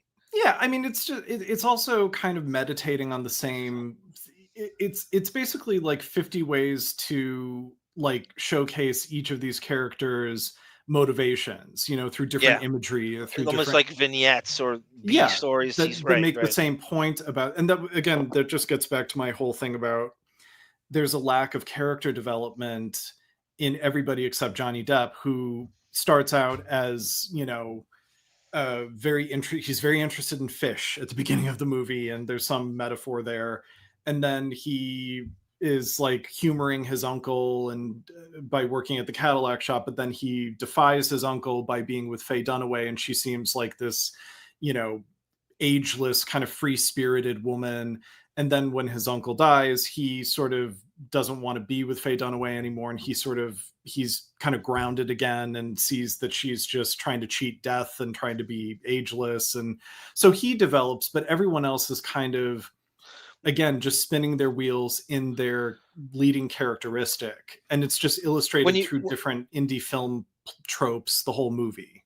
When you write Depp's character down on paper, it would be pretty boring. Like, I don't know, if nothing jumps out at you. And like, this is a guy who loves Eskimos and fish. Like, okay, well, that's someone I want to hang out with. He's not going to be invited to the Viper Room. He's certainly not going to be. He's the least interesting character in the movie, and he's the lead. You know, so there's a lot of that. There's a lot, and he wants to be the eccentric. He wants to be the quirkiest one in the movie, but this is not why he was casted.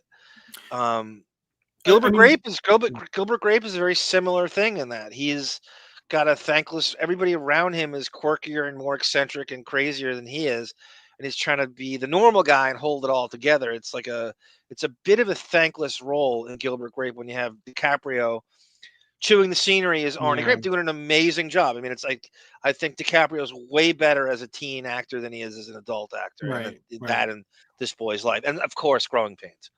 Of course, yeah, and I think that we talked about this. I forget what show, but just on Cheers, Sam Malone is like the least interesting character, but he's a necessary anchor for all of these kind of more interesting tentacles. How about Seinfeld?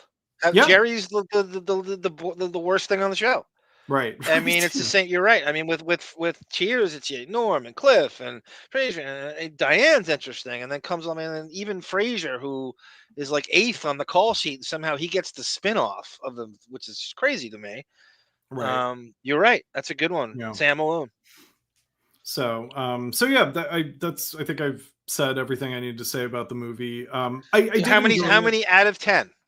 So we'll do the A. Smith rating system. How many skull rings do you give it out of? How many skull rings? I give it 6. I give it 6 skull rings out of 10. That's fair. Yeah, that's fair. That's what I would get. That's what I would give it. I wouldn't go any higher than 6.5, 6 skull rings. Yeah, I wish it wasn't so meandering, and I wish it had been. I actually wish it had been more Burton-esque in the visuals, because the acting style warrants that. He could have gone with the Terry Gilliam, Tim Burton, macabre, creepy production design and special effects. I wish there had been more of that. You know, it's interesting. Like, I guess that's the sign of a lot of the filmmakers make a name for themselves because they get the most out of the budget, you know, that you give them. Like, I can turn $19 million into what a film looks like, a $150 million film. I can make it look like. And I don't think I think that money went into the stars. I don't think you get Jerry Lewis. Right. I don't think you get Faye Dunaway. And I don't know. I would love to know what Depp got for that. I think it's got to be 7 figures. There's no way. And they essentially just shot it. I think it's all Arizona. It's all Arizona. Yeah. It's one scene in New York. And could they have fake New York in that one shot? No, because he's on South Street Seaport. Yeah, he's on a boat. What's the river that the George Washington Bridge crosses? The East River and the Hudson. I think it's the Hudson. I think he's on the Hudson. Okay. Doing some, and then, you know, the bar scene they could have done, you know, in a studio or maybe on the West Coast. But no, they didn't shoot it in Bayville to go to Jackie Martling's fucking Long Island Sound. Right, yeah. Yes, very how do you say it, David? Corporeal. Corporeal. That's we gotta I gotta get that definition. Hopefully, it just means like pertaining to the physical self and not the spiritual self. Basically. Wow, that is a deep guy. That is a deep definition from a deep guy. What the But hell was I gonna- I had fun watch. I enjoyed the watch. Because I didn't know where it was going. I think now that I know where it's going, I don't really want to watch it again. So it's, Melvin says this is crazy. I mean, I can picture Melvin watching Family Matters with fucking Urkel. A theory links Sergeant Al Powell in Die Hard to Carl Winslow from Family Matters. After the trauma of Die Hard, Powell moves to Chicago and changes his name to Carl Winslow and starts a new life. That's so funny, Melvin. That is really funny. You could do that with that. You could cross over almost any two completely opposite shows. it's funny, yeah. Because did Reginald Val Johnson play both characters? I haven't seen Die Hard in a while. I've never seen. Depp went to the premiere of that. Oh, did he? And that's where he met Winona Ryder. Oh, okay. That's one of the alibis that they went to. And then the Great Balls of Fire premiere too, which they went to, and Winona Ryder is underage. She's illegal. Right. She's 17 and he's 26. 17 is not age of consent, I don't believe, in LA, right? In California, no, it is not. No, that's really what her dad. Winona, Minnesota. If Depp had thought he was a musician, level Guns N' Roses. Yeah, he did. He does think that, and that's the problem. I just released those shorts on our YouTube channel. The problem with music and the music industry is people can delude themselves into thinking there's something they're not, because it's so ambiguous. It's so objective that you can't. There's nothing to say like what this if. The strange thing is when people get signed, you can delude yourself into thinking you deserved a record contract for the rest of your life, and you will forever be in a state of bitterness thinking that you're better than the best, because there's no best in music. What does that mean? Best, right? But sometimes you just know when something sucks. Yeah. Sometimes you can just see it and go, I can't do anything with this. What that guy Tom Zutat said. He goes, the music sucked. The songs are going on. You guys are going nowhere, but this kid's going to be a star. Sometimes you just know, but you can, in your own mind, delude yourself into thinking that your band, maybe your timing was wrong, or you didn't meet the right producer, or you can always blame the industry because it's so subjective. Like you always keep that. The blaming or crediting of the industry is very much based on how your ego feels about your station in life. I mean, if you I think that's part of the motivation for the Viper Room is to be around these, the people who made it in the industry and stuff, and you're kind of hanging with them, and you're jumping on stage once in a while. Hey, I can play with these guys, and I think it's to put out this thing that I did not. I easily could be them. I could easily be Slash or Axl Rose. I mean, that was the band that shot them down. Right. And I do think there is there's a component of growing up that when you're in your teen years or your early 20s,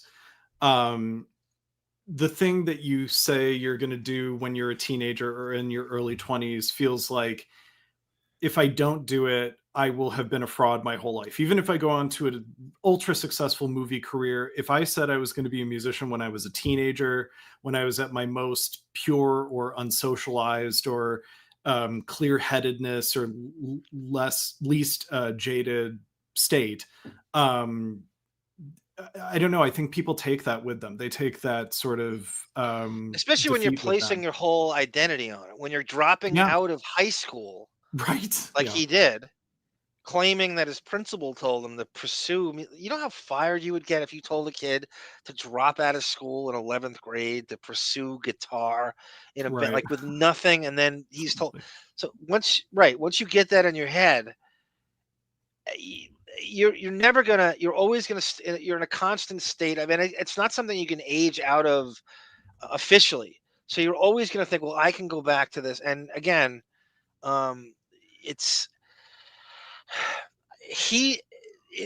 that is a thing on a chip on his shoulder that is never going to be knocked off. And I think that was the formation of the Viper Room was a wink to that. Like, look, I'm part of the industry. Look at this. Why do you need that You could play music at home with your friends and hang out. Why do you need that? Because you need to be out there on the Sunset Strip, right in the heart of all things cliche in LA, and show everybody, look, I'm on stage with the guys from the grunge. I mean, the guys from the grunge era. Right. Really, I think is what he would have thought the direction he was headed in the best case scenario. But I've heard I've heard the kids, man. There's nothing you can do with that music. Yeah. Zutat is right. There's nothing you can do to that music. I don't know who that audience is. It doesn't know what it is.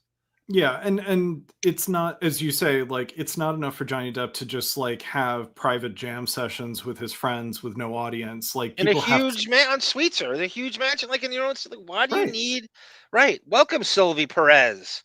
Everyone's going, where the hell is Sylvie Perez? Well, here she is, finally, from Argentina, in fact. Very nice, yeah. But I think but he wants the attention of like, look, I fulfilled my teenage dream too, and I need you to acknowledge that as an audience. You know, whether you like the product or not is irrelevant. I'm doing it, you know, and I need you to acknowledge that. It's like what I say about, it's like if I decided that I wanted to be in the NBA when I was a teenager, and that's not going to die. And as soon as I get famous as an actor, I'm going to start my own league, and I'm going to play with all my heroes, and I'm going to make pretend that I'm just as good as them, and I could do this. And that's their loss that they didn't see it. And I would be ridiculous. It would be ridiculous if I was touring with all my favorite NBA players, and it would just be like, drop it. You didn't make it. Right.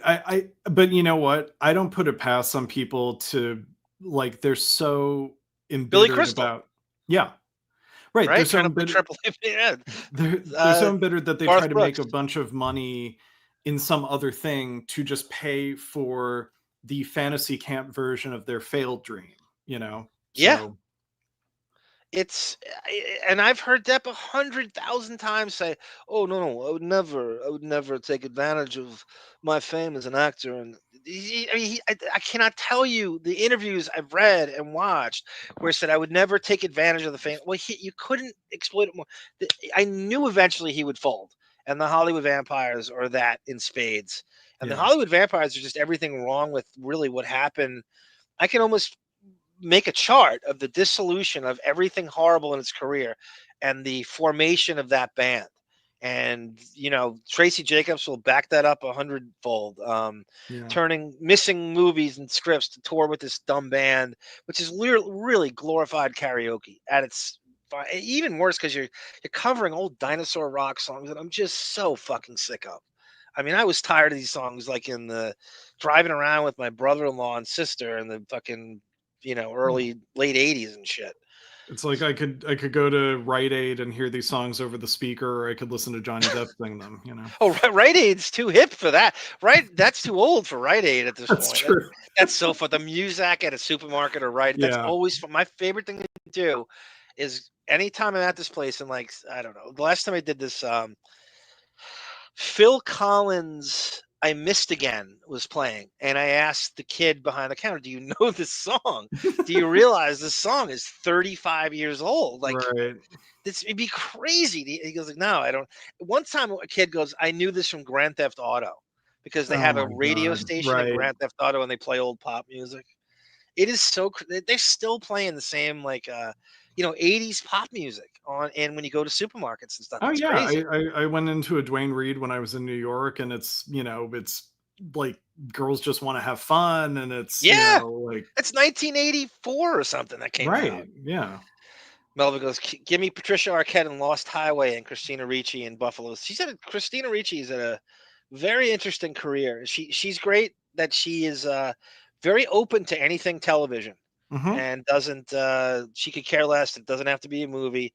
She's had a nice career, actually. Really has. She's doing Yellow Jackets right now. Yes. Is that a soccer show or something? I think so. Yeah. Sarah's business is called Lucy Bay cigarettes. That's good, pal. Melvin says the characters are not non-white. Yes, to answer your question, everyone, there are no black people in this in Arizona Dream. I mean, this thing is. This is Republican convention whites. There is a mariachi band that comes up. So there's 4 Mexican men who play mariachi music at a birthday party for Faye Dunaway's character. But it's funny because Vincent Gallo treats them with utter racism and contempt. So yes, the Scott Norwood, right, the Bills kicker. Vincent Gallo's an asshole because Scott Norwood missed the field goal against the Giants, and the Bills never won a Super Bowl. That's right. That's Scott Norwood is like that's kind of the predicated on Buffalo '66. Melvin, which characters are on Friends? Yeah, Friends. It was Joni that said she liked Matt LeBlanc better than Depp when the video came out. That's the reach of fucking Friends, which is played like 10,000 times a day. Yeah, right. Haven't seen it. David described Johnny could have went on Faye Dunaway to annoy the uncle, and when the uncle dies, he no longer cares. Yeah, there could be. I think that Johnny Depp has his character Axel has an affection for Jerry Lewis throughout the whole movie that I don't think he's ever trying to be rebellious against his uncle. I think he just like he's infatuated with Faye Dunaway's character and doesn't really have a confrontation with Jerry Lewis about it. Yeah, So. Johnny Meyer. DiCaprio as J. Edgar Hoover was ridiculous. If you watch Public Enemies, Billy Crudup plays J. Edgar Hoover, and he's excellent in that.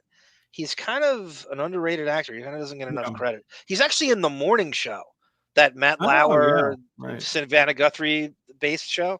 He's the producer in that. He's excellent in that too. He's a very underrated actor, Billy Crudup. Yeah. Arizona Dreams, 19 million. They could afford it. I agree, Johnny. I agree.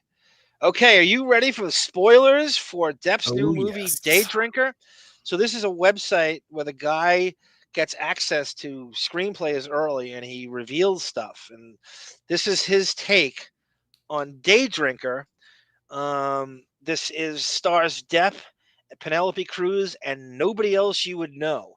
Initially, I'm trying to think of the early screenplay casting. review. Day Drinker. So you love the so this is the perfect AI voice. Yeah. Sydney Sweeney, who is the it girl that everybody's supposed to be spanking it to, was originally supposed to be the bartender role in this. And so this guy's take on this movie, and again, they're filming it right now. I believe Prince MBS is involved in this. Everything Depp has done. It's shot in Spain, and everything. Apparently, the tariff thing is affecting this too. I don't know. There's such a weird tie-in to Prince MBS and that fucking Saudi money, and Depp getting financially galvanized from him. The next show we do, and I'm going to send you these, and you can watch them at your leisure if you want. Yeah.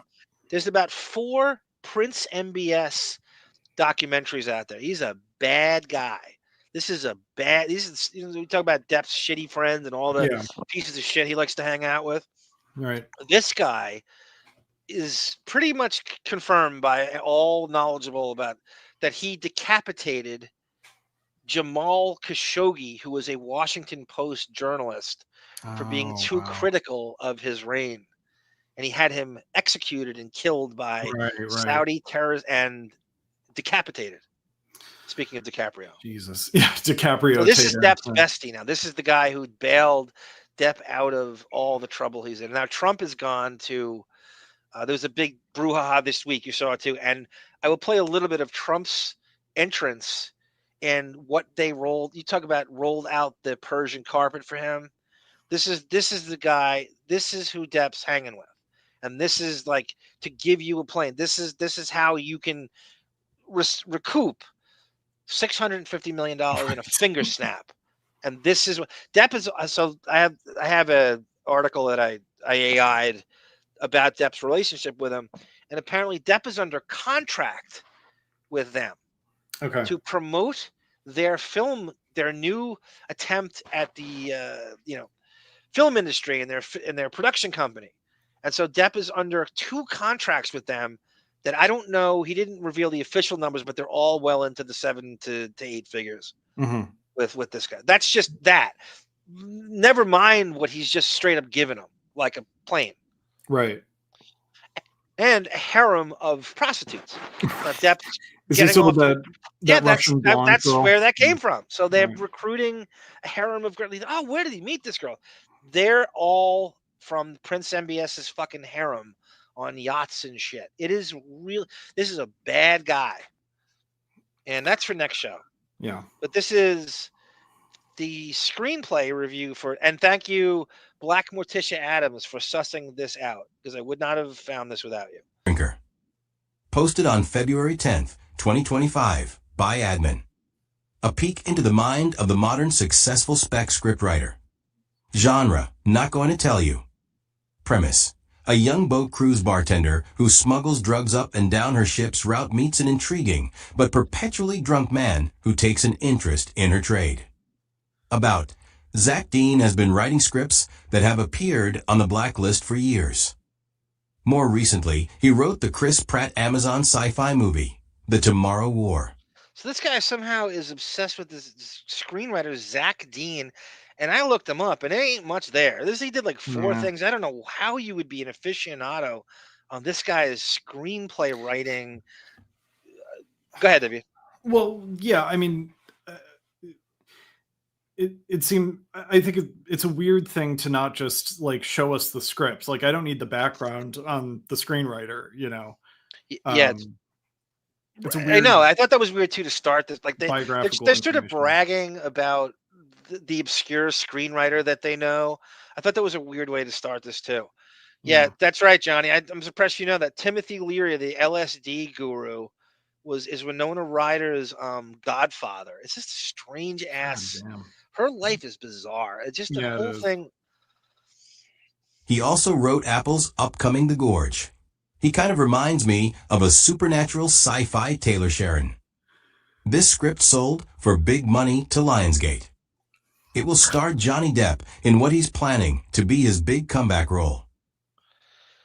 Now you say comeback role, right? How many times and how many years are we going to say this in a role that everything is a comeback? How many? Are we ever going to let this go? Comeback role from what exactly? Everything. Now Depp was talking about. He was like, "Oh, we get to do." I was reading the MBS stuff. He goes, "Oh, in this, in Prince MBS's company, we get to stretch and challenge the industry." What did you not get to do in everything? I'm thinking this. I'm going, every movie he's in, he gets to do whatever he wants. He gets to, his friends are getting hired. He gets to control the soundtrack. What did you ever not get to do? You got to write the role of Jack Sparrow and base it on Keith Richards and Pepe Le Pew. What did you ever get? When has he ever been hamstrung? What is he? You couldn't be more spoiled on a movie than Depp is. There's nothing he can't do. There's nothing he's been limited on. And now he's pretending that he's suppressed by the industry. Bullshit. Tanked those movies. They bombed. You fucked up the budget. They all bombed. Alice 2, Pirates 5. Mordecai, Transcendence, Disasters. You fucked up the budget. You could do whatever you want. You were the least held back at anybody in the entire fucking industry. I don't want to hear it. That's on you, motherfucker. Yeah.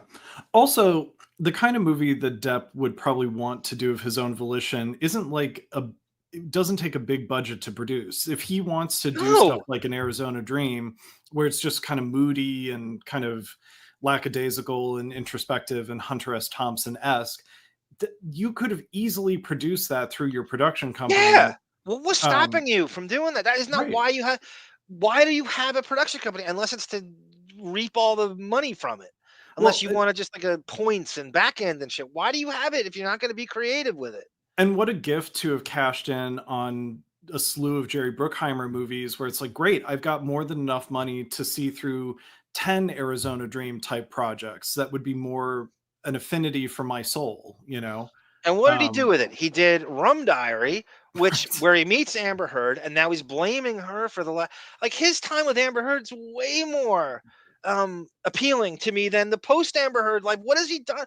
What is he doing with this supposed victory of the trial? What are you getting out of it as a fan?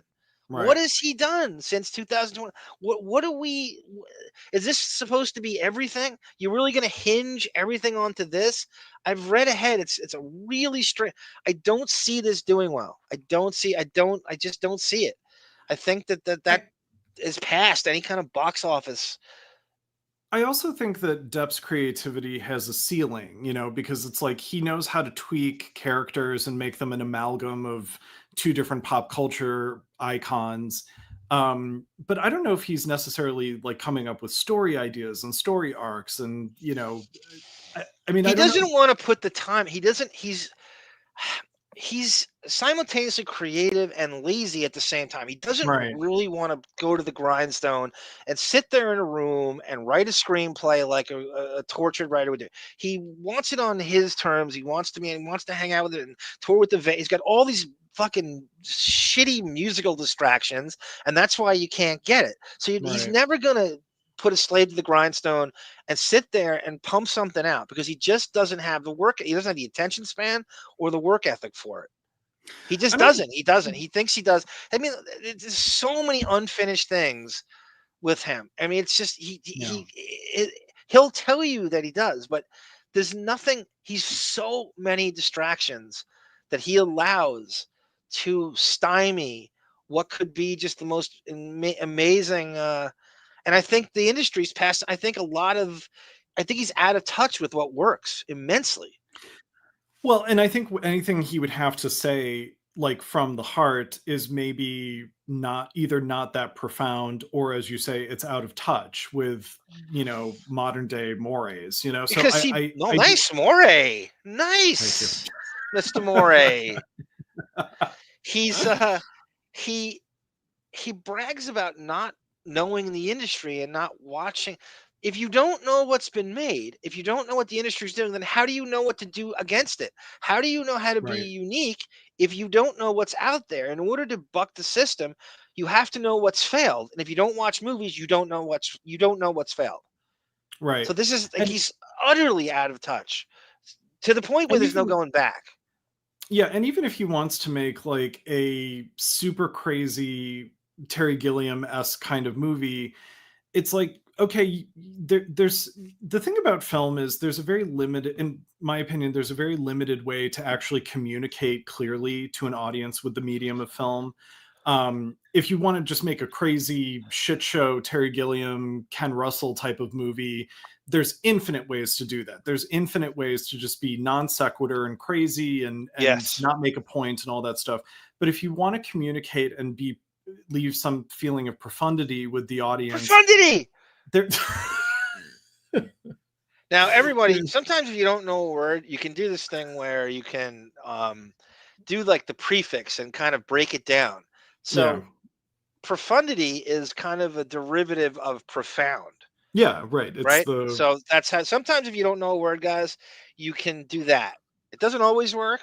The English language is really weird, but it works there. You could do. It's the word profound within the pluperfect tense. No, I don't know what part of speech it is, but don't ever, as your mom and dad said to you, don't ever dumb yourself down for the humanoids. As Brendan will tell you, as Bobby the Brain Ian will tell you, don't ever dumb yourself down for the humanoids. Because someone yelled at me in the comments about like my big words slow the show down. I was like, I'm not the one stopping myself to talk. No, I'm stopping it. I love it. I love it. So, but my point is that if Johnny Depp really cared about communicating to an audience, which is, by the way, the only way to make an effective comeback is that the audience latches on to the statement that you're making, there is a very limited way to communicate with film to be able to make that kind of statement. And you need to know what's out there. You need to know what is communicating, what is resonating. What's failed. People. Right, exactly. What's not, and I need to go the opposite direction as I'm not doing, and then I don't want to look like I'm ripping this person off. So I need to know what's been done so I don't do it over. I'm sure there are people who have quote unquote like-mindedness. Yeah, root word, right, Johnny? And what do they call it? Parallel thinking, when you get accused of plagiarism. You go, oh no, well, I thought of that too. Well, you're going to get accused of not just being derivative or outdated or being out of touch if you don't know. You have to. If you want to do the best work, and you're in this position, you are in a crazy. This is like with great power comes great responsibility. You need to know. You need to take it upon yourself to know everything that's out there and everything that's in order to put out the best work. You need it, and then if you don't, I can't take you seriously, and I'm going to expect the worst coming in. I'm going to expect something like Transcendence or Mordecai every single time.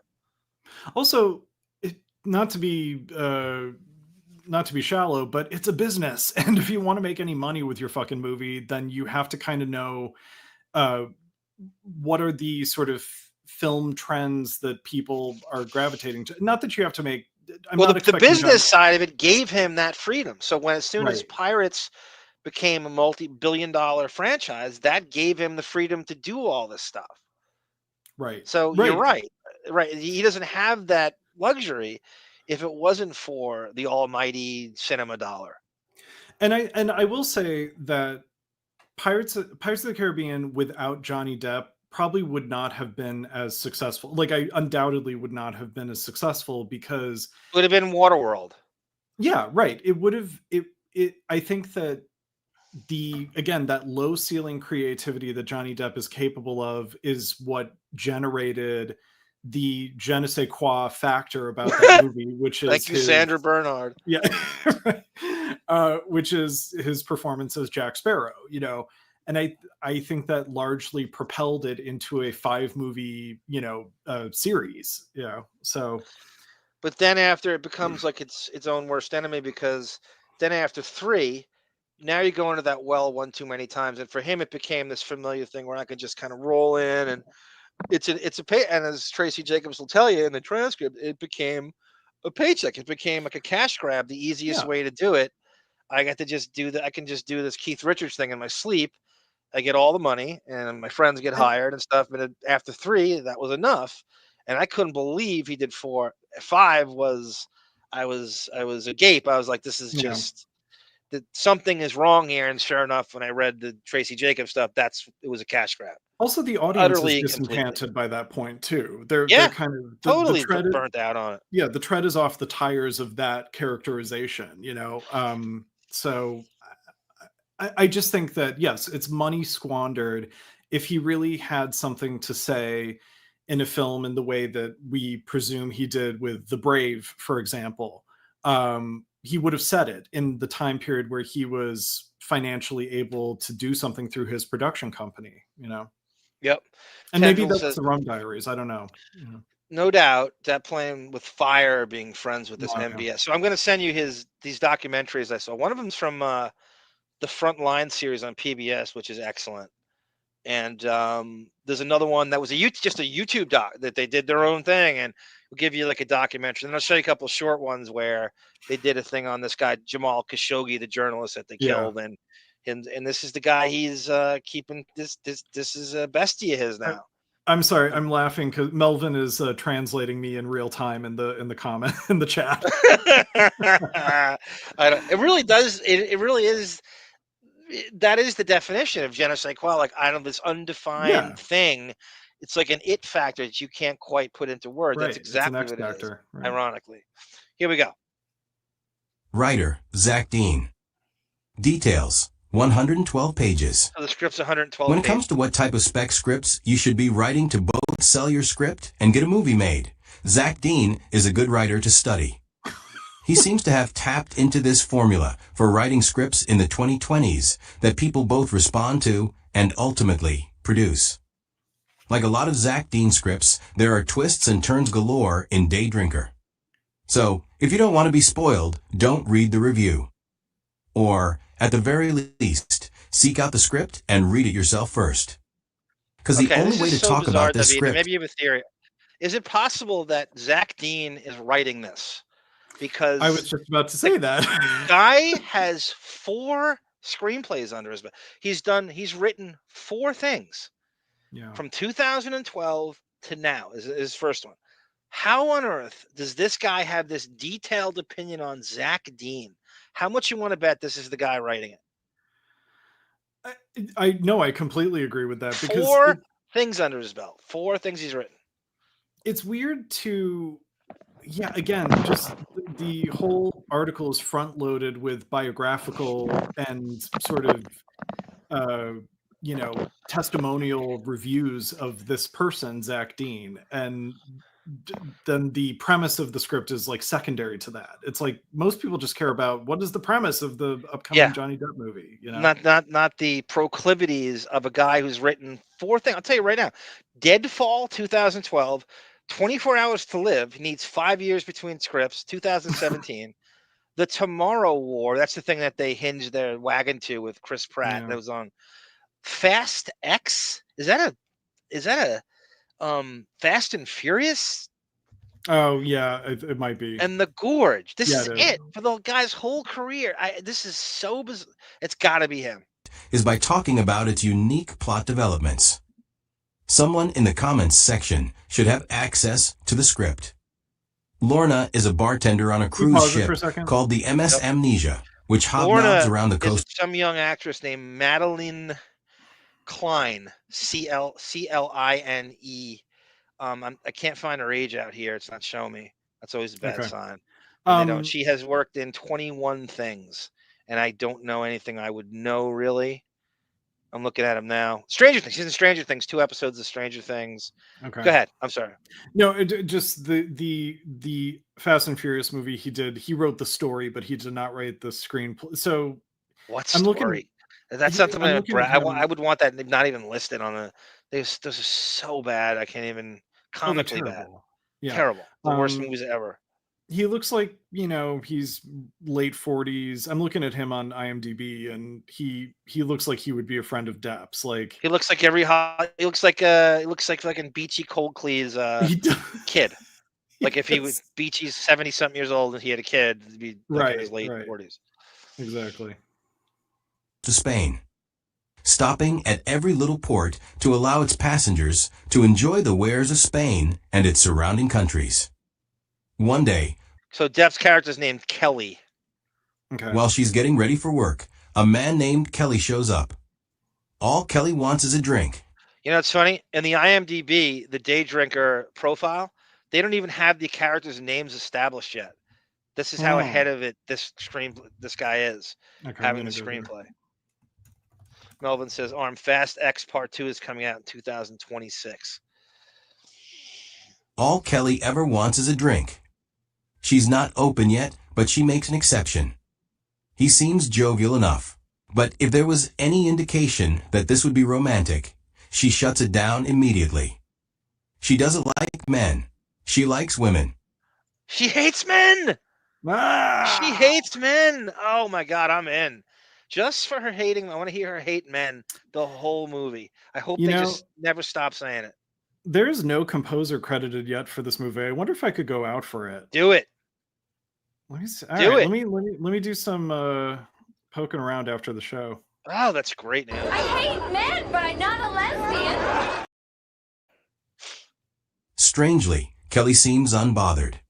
It's so the movie's so like the pre-production or whatever right now. It's so they don't even have the names established on IMDb. Yeah. This guy is ahead of this with the screenplay already. When the two get to a port in Morocco, Lorna heads inland where she meets some sketchy dudes.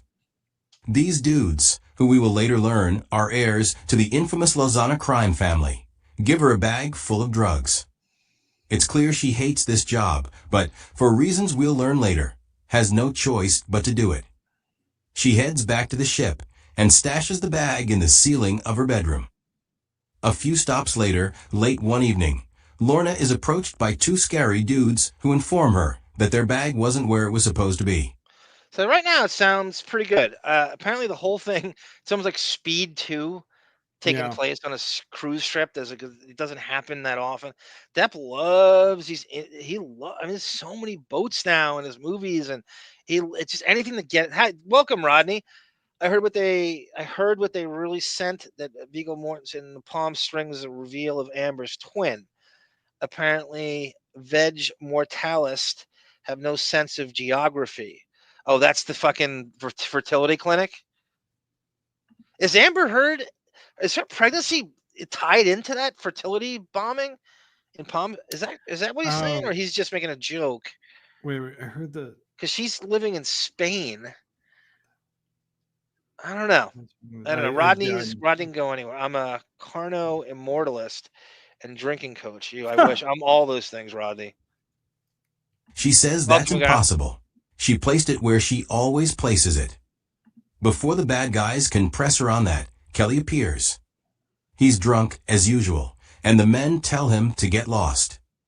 When he says he won't, they come at him. And boy, is that a mistake. Kelly obliterates them with terrifying precision.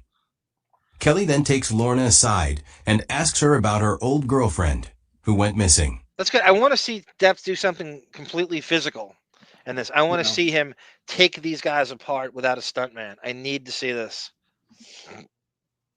It then becomes clear why Kelly is here. Lorna's old girlfriend, who was killed by the Lausannes, is Kelly's daughter. Cut to Barcelona, where the Lausannes, headed up by Emil and Cara, learn of the deaths of their men. Furious, they send their sons after him, along with several assassins. Bad idea. Kelly disposes of them as well, leaving only one son to regale his parents with the gruesome details of what happened. We're getting into some major spoilers going forward, so read at your own risk. Lorna is forced to strike a deal with the Lausannes in order to get her young sister back. I'm actually not going to go the full distance. So I'm going to stop it before there's a crazy reveal at the end, and I'll stop before we get to that. That's just like you might as well not even. The deal is Kelly. So Kelly is brought in, shot dead by Cara, and presumably our tale is over. Look at this. So it ran out, and right here, see what says limit reached? So now I changed, and now I'm a Netherlands resident, and it continues right after this. Then I become you move to Guam. I went from France to the Netherlands right here and back. And I'm counting that as a place I've been out of the country. Say that 24 Mark Harris, eat your heart out. 4 hours later, a howl is heard across the land. And that maybe, just maybe, Kelly isn't finished killing yet. I want to bring to light something that not a lot of people in the industry talk about. Zach Dean because it's important. back to me. I mean Zach Dean. Getting back to myself. Zach Dean. Important for screenwriters to know. When you've built a reputation, readers will give you more time at the beginning of your script. I actually agree with this. But that's so like what the founder of this like pirated screenplay website is giving us this advice, and not a 5-time screenwriter Zach Dean. You're telling me we're supposed to believe that an impartial webmaster of a pirated screenplay website is going to give us that advice? I don't buy that. Tweedledee goes, "Hey, Arm, this character actually sounds a lot like Amber Heard. Isn't she a lesbian now living in pain?" Yes. We're gonna get now. There's 3 people in Depp's life have a huge role in his life that are all lesbians. Can you name them all, Davyd? Amber Heard. The woman who worked at the gun range. Rochelle Hathaway. And there's the third one. Lily Rose. Oh, Lily Rose. Right. Yeah, sorry. So I was thinking 3 of, people, partners. so important that all happen to be lesbians. How long do you give before Vanessa parody goes lesbo? Well, and I wonder if Johnny Depp is ever confronted again about letting her 14-year-old daughter live with a adult, that it's like, well, she turned out to be a lesbian, so does it really matter? It doesn't matter. That's the Kevin Spacey theory with the right. When he was, I think that Depp will say that my superpower is everybody that's ever close to me will eventually be a lesbian. So she might as well live with a 21-year-old when she's 14. There's Black Morticia Adams. We got to pin her down right now. You have to do the Prince show, Black. Everybody's asking about it. You got to do it. Even if it's in cameo form. David's going to compose a Prince song for you, for Christ's sake. John Wick's team is part of this film, says Black Morticia Adams. The fight choreography could be badass. Yeah, that's what I'm banking on. Yeah. Black Morticia Adams. I want to see Depp in a full-blown high octane fight scenes and action. I want to see him. I'm tired of the sleepwalking. I want to see high octane action in some capacity. The production company, not Lionsgate, but the 30, it's called 30 West. They They have offices here in Santa Monica, so I'm gonna Oh try to do wow! some I poking can't wait for around. this. This is great drama. This is gonna be great. Are you this week? You gonna? Yeah, Well, what I'll do is like what I always do, which is it honestly, I obviously I I got a think name this for you to movie. drop. I got a name for you to drop. Bruce Okay. Wickham. Yes, that'll get me in the door for That'll sure. get you in. Yeah, I mean, what I do is I sort of like try to make I try to scale the walls of who's in the production company and try to, all these people have their own individual little websites Of and course. social media and stuff, and just try to get in with them. But yeah. Let me tell you, it's their privilege to have you, not the other way around. They'll be Oh, lucky to have you. Seriously, we all agree, and we Yeah, all no, agree. it's a movie that's probably above my pay grade for now, but I'll try. There is no above your pay grade as far as your Deppening Lotus Notes family is concerned. There is I no above your appreciate pay that. grade. That's very sweet. Go in there with the Jump Street theme too. Go in there with Totally, yeah. They do I'm a huge this Johnny because Depp they fan. assume, even if the script starts slowly, you've proven yourself and therefore must be starting slowly for a reason. Day Drinker takes 30 pages before it hits you with its big first plot point. Kelly has more going on than we thought he did, and is able to effortlessly take down 3 high-level mob enforcers. I would... Look at the AI struggles with them saying, look at the way they spell never out. Watch what AI does with this. NEVVVVVVR advise a new... I would effortlessly take down 3 high-level mob enforcers. I would NEVVVVVVR advise a new screenwriter to do this. Wait 30 pages before you write your first entertaining scene? Not a chance. The reader wouldn't even get to page 5 before they gave up, much less page 30. It's just me reminding you that new screenwriters operate under a stricter set of rules. Entertain them. So this is Zach Dean complimenting himself again. You know who directs it? Mark Webb, who directed a bunch of stuff. He directed the Amazing Spider-Man reboot after the Sam Raimi movies that came out with 2 Spider-Man movies, and he directed those with Andrew Garfield and Emma Stone and stuff. So he's pretty. I mean, it's also weird too. Like a guy named Webb directs Spider-Man. It's just bizarre that. So he's done a ton of stuff, and he's the director of this, which gives me somewhat hope. So we'll leave it at that. We'll go to Amber Heard now. Mark Echolocation directs Batman or something. Yeah, it'd be like Billy Gotham is directing the new Batman movies. Leonard Batarang is directing the new Batman movies. I think the joke from Ron, the push pro moralist guy, Edward Barkus, over the edge, heard announcing the birth of her twins, Agnes and son Ocean and Una. We're gonna get to Amber Heard right now. Guys, I think the leaked synopsis script, and they run it through AI to be anonymous. I ran it through AI, Johnny. That's me doing that. Yeah, the so text Black Morticia itself Adams gave me the link, and then I copied all that onto AI, and then I screen recorded the AI to do it here.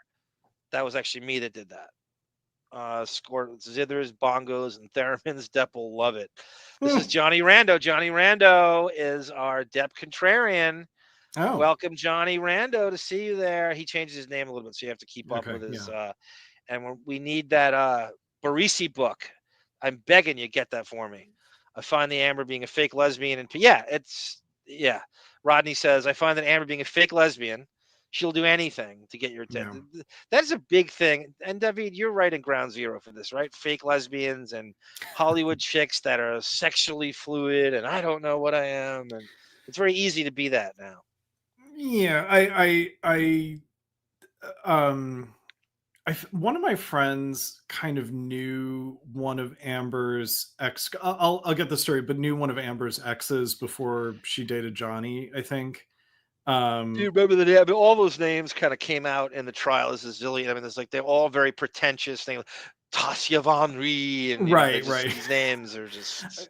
Right. The pretentious names go to show you, like, Amber and Johnny had more in common than. Oh yeah. I find that my favorite thing is when he's hanging out with everybody's like 25 years younger than him. Right. And the same, and they go to that Hicksville. It's like a camping fantasy camp. Oh, like a and it's like glamping, right. And then everyone there was like 25 years younger than him, and he's trying to, and that's an interesting subplot of that trial. Totally. I'm trying to visualize him just being like completely uncomfortable and out of touch, and I find that the Elon Musk breeding thing is so crazy. The whole Elon Musk and his Sean Kemp kids and her, it's so bizarre. And what was he paying for with her? And how does she survive in Spain now? And there was an agreement when those two had that, where they kind of, I think Depp's lawyers made her, because she could do a crazy interview right now for a lot of money, or reality series and stuff. And it's got to be something binding her from speaking further about what she knows. There's got to be that he said that he would seize and not make her hold her to the $8 million she owed him if she shuts up and goes away. Right. Thank you. The Deppening gifted 5 memberships. Everybody in Texas now knows Amber loved to bang as long as it's transactional. What was the strip club, Rodney? Galazios or something that you Johnny Steele directs Superman. I think it was Galazios Gentlemen's Club or something. I remember Rodney saying that. Who's okay, so this is Amber Heard and the birth of her twins, which was a story that Brendan actually texted me at like 6 a.m. with this. Like, what? This is like this week. I think it was the beginning of this week or the end of last week. This is just just everything about this and her so bizarre. And it's almost everyone thinks all the Deptford wives are like, they're taking it like as if she's not allowed to do anything. Well, unless she's in front of a firing squad, everything is like too good for her now. What is she supposed to do? Like they're all over the like. If you hate Amber Heard enough, Depp will find you and marry you. Like what is she supposed to do? The Deptfords, she left the country. That's not good enough. They literally think she's going to be, and I think that's fake. I think that's completely contrived. The Amber Heard anger is so it's such bullshit. I think that's fake and contrived. It's pick me girl energy. Yes. Yeah, right. It really is Mean Girl is to the tilt. And where is it? Amber Heard. God, I have this on AI too. Amber Heard People article. It's not that long. Reveals she welcomed twins, joining big sister Unak for who is happily running the show. By Benjamin Van Hoos. Published on May 11th, 2025, 11:02 a.m. East. There's this theory that she has something going on with People magazine, like some that she gives them the exclusive or something like that. Eastern Daylight Time. Amber Heard's family has grown by 2 more. The actress, 39, has welcomed twins who are her second and third babies. Heard is already mom to daughter Unak Page, who turned 4 in April. Is it Una or Unag? How do you pronounce that officially? I don't know. I wonder if we can find footage of her identifying her. Welcome, Faith Brenner. She did an interview with Savannah Guthrie, oddly enough. Right. Did you know Savannah Guthrie's husband is a lawyer, and she was on Depp's kind of shadow clandestine legal team that you never saw come out of that's the heavyweights he's working with. And by the way, Adam Waldman, the lawyer who they wouldn't allow, his name comes up all the time, but he never actually is in these trials, whether it's Fairfax or he's kind of running the show, but he's not, he's almost like Ben Chu's colonel or something. I guarantee you he hooked Depp up with Prince MBS. I guarantee you he's the one who did it. And I think in the famous Rolling Stone piece by Stephen Roderick, I don't know if MBS comes up with, but Putin does. And fucking Adam Waldman has a relationship with fucking Putin. This is the company he keeps. Yeah. Right, Faith Brenner? Right? I mean, has Amber is still. Go ahead, Davyd. Sorry, since that Savannah Guthrie interview after the trial, has Amber done like a network? No, some interview of so it's even more reason that the Deptford wives should just like leave Amber alone. She ain't hurting anybody. She you know. certainly didn't hurt his career. He hurt his own. I Yeah. mean, he's going to look at it like, I wasted my 50s on this. If you think about it, like she comes on, right around the Rum Diary. So we're looking at 2000. He cheats on Vanessa with her. Yeah. And pursued her, regardless of what a succubus you think she is, and he pursued her. She's 25 years younger than him, and he allowed this to happen. Like he's the victim. Like he doesn't have 1,000 options all the time, every time. She's reviled in the business by any and everybody. Nothing would make these people happy. Then the only thing, a firing squad. Like, what do you want her to do? She moved to Spain. That's not good enough. She's not allowed to have kids. Somehow that's trolling Depp. That somehow this is supposed to be, you know what I mean? Like Johnny Depp, who has 2 kids of his own, it makes no such trolling statement for her. Well, you haven't seen photograph with him in fucking 78 years. Delighted to welcome the twins and complete her family, a spokesperson for Heard tells People. Mama and babies are enjoying every minute. Well, the Deptford wives, Pella, it's almost like the dabbler community.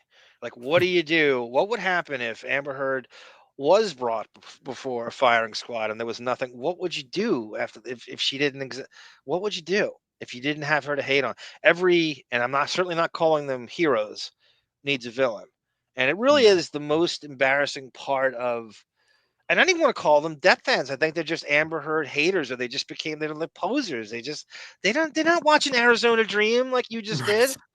They're in love with Johnny Depp from a very particular place, whether it's like Pirates or 21 Jump Street, or just even as a teen idol in Tiger Beat, for all the wrong reasons. But he had a window in his life where he was particularly hot, and it's less about, I would like to the IQ of his super fan has diminished greatly over the last, really since Amber Heard. I mean, since they become this gaggle, this brood of Deptford wife Amber Heard haters. It's the worst thing to ever happen and they're just for all the wrong reasons, and nothing would make these people. And I just think it's fake too. I think a lot of the hate is contrived. They don't believe it. Are any of these Deptford wives reading Thompson or Charles Bukowski or? No, there's no one. They've nothing. They've less in common with him than Amber Heard did. Right. And Unak is happily running the show. People exclusively reported in December that Heard was expecting another child. Her rep said at the time that the star was delighted both for herself and Unak. In a message on Instagram May 11th, Heard revealed the names of her newborn twins, daughter Agnes and son Ocean. This isn't that the name of fucking Lala Kent's daughter on Vanderpump? I think so. Or is that Sheena's kid? No, Lala. That's right. That's right.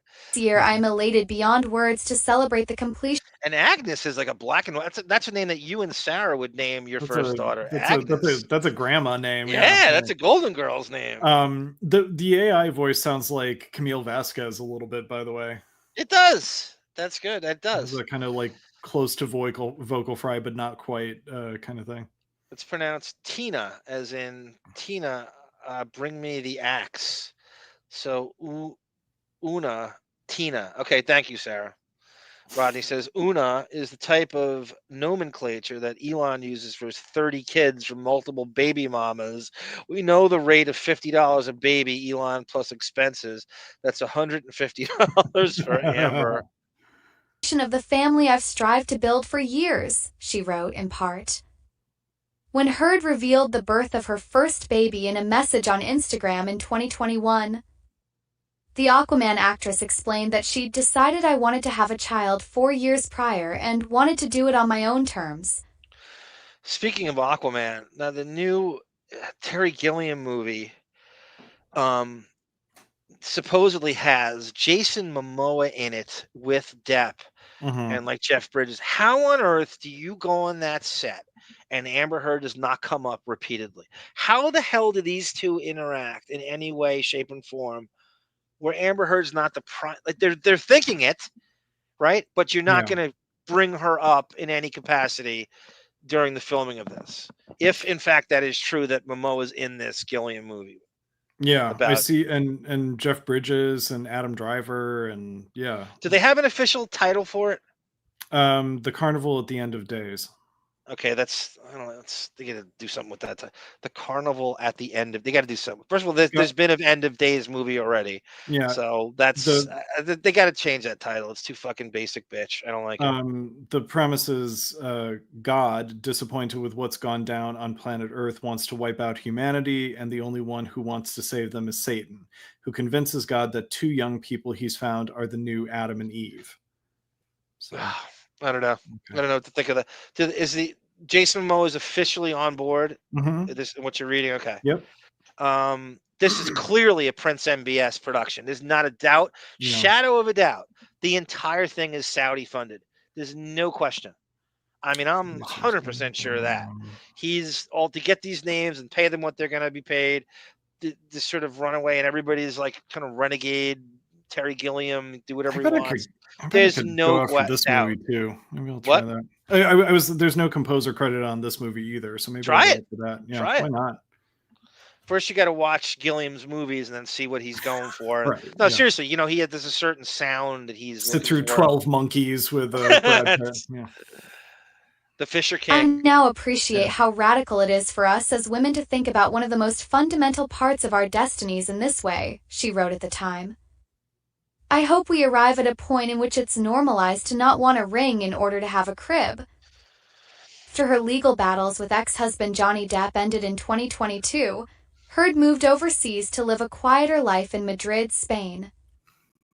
Heard told NBC News' Savannah Guthrie in a June 2022 interview that she was looking forward to focusing on her family. I get to be a mom like full-time, where I'm not having to juggle calls with lawyers. In 2023.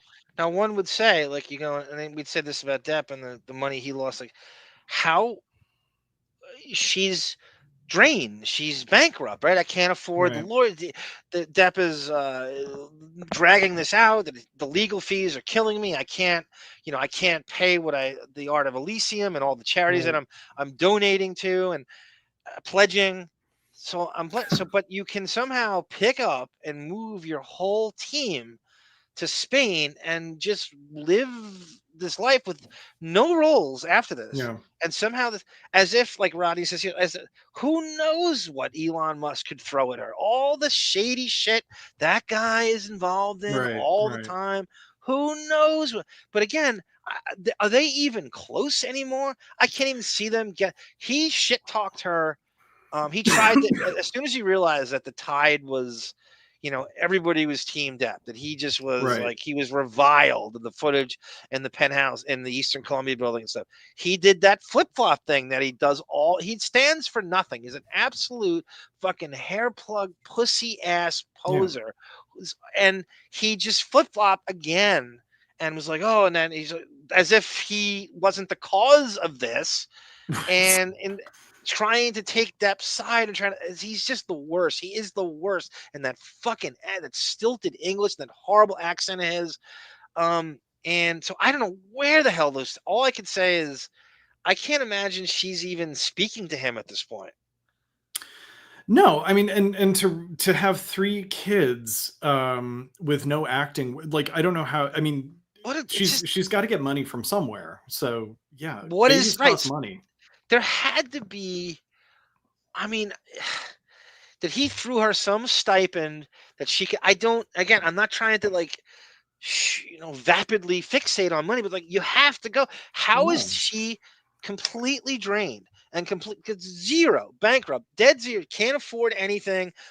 And you could just, what civilian can pick up and move to Spain like that and then have 2 more kids and then just, there's nothing going on. There's no movies. There's no roles. There's no income stream whatsoever, which I don't even believe she's allowed to. That she could easily take on a reality show. Sure. If she wasn't held down by whatever that contract language was when they broke off with the Depp's team and hers. Yeah, I mean, it sounds like she's got an NDA from one side of the thing, and she's got a sugar daddy on the other side of the thing. It could be anybody, right? There could be any, Right. but she's supposedly a lesbian. So where's the sugar daddy coming from? Well, It I could- mean, she might be keeping secrets. Yeah. She's not going to tell us, right? Why would you? With all she's- the haters she has, why would you tell where? Why would Yeah, you? she's the Ralph Cirilla in this situation. you know? That's Tendrils goes, I love it, guys. 3.5 hours on the show, and we're just getting to Amber Heard. Arm is a greyhound and a shepherd dog. Well, yeah, I mean, I didn't know what to end it with. I was going to start. It's not a long article at all, Tendrils. Yeah. It's really not. And there's not a lot to be said other than this. We don't know a lot. We really don't. Yeah. Director Connor Allen, who worked with Heard on the thriller In the Fire, told people that Heard was living her best life in Spain with her daughter and just finding happy. I'm a little okay. As much as I hate gaslight, I think I hate living your best life as much as I hate that. I'm. If I never hear living their best life again, that's a Monique phrase, but she every 10 seconds living their best life. I never want to hear that again. I'm so living their best life. And when they say this, the person's never living their best. It's nothing about if that's their best life, let me not live it. I am so sick of living their best life. I can't hear that fucking phrase ever again. No more living their best life. No, please, never. You're banned if you say it on this show. Eat, Pray, Love didn't take off, so living their best life did. Yeah.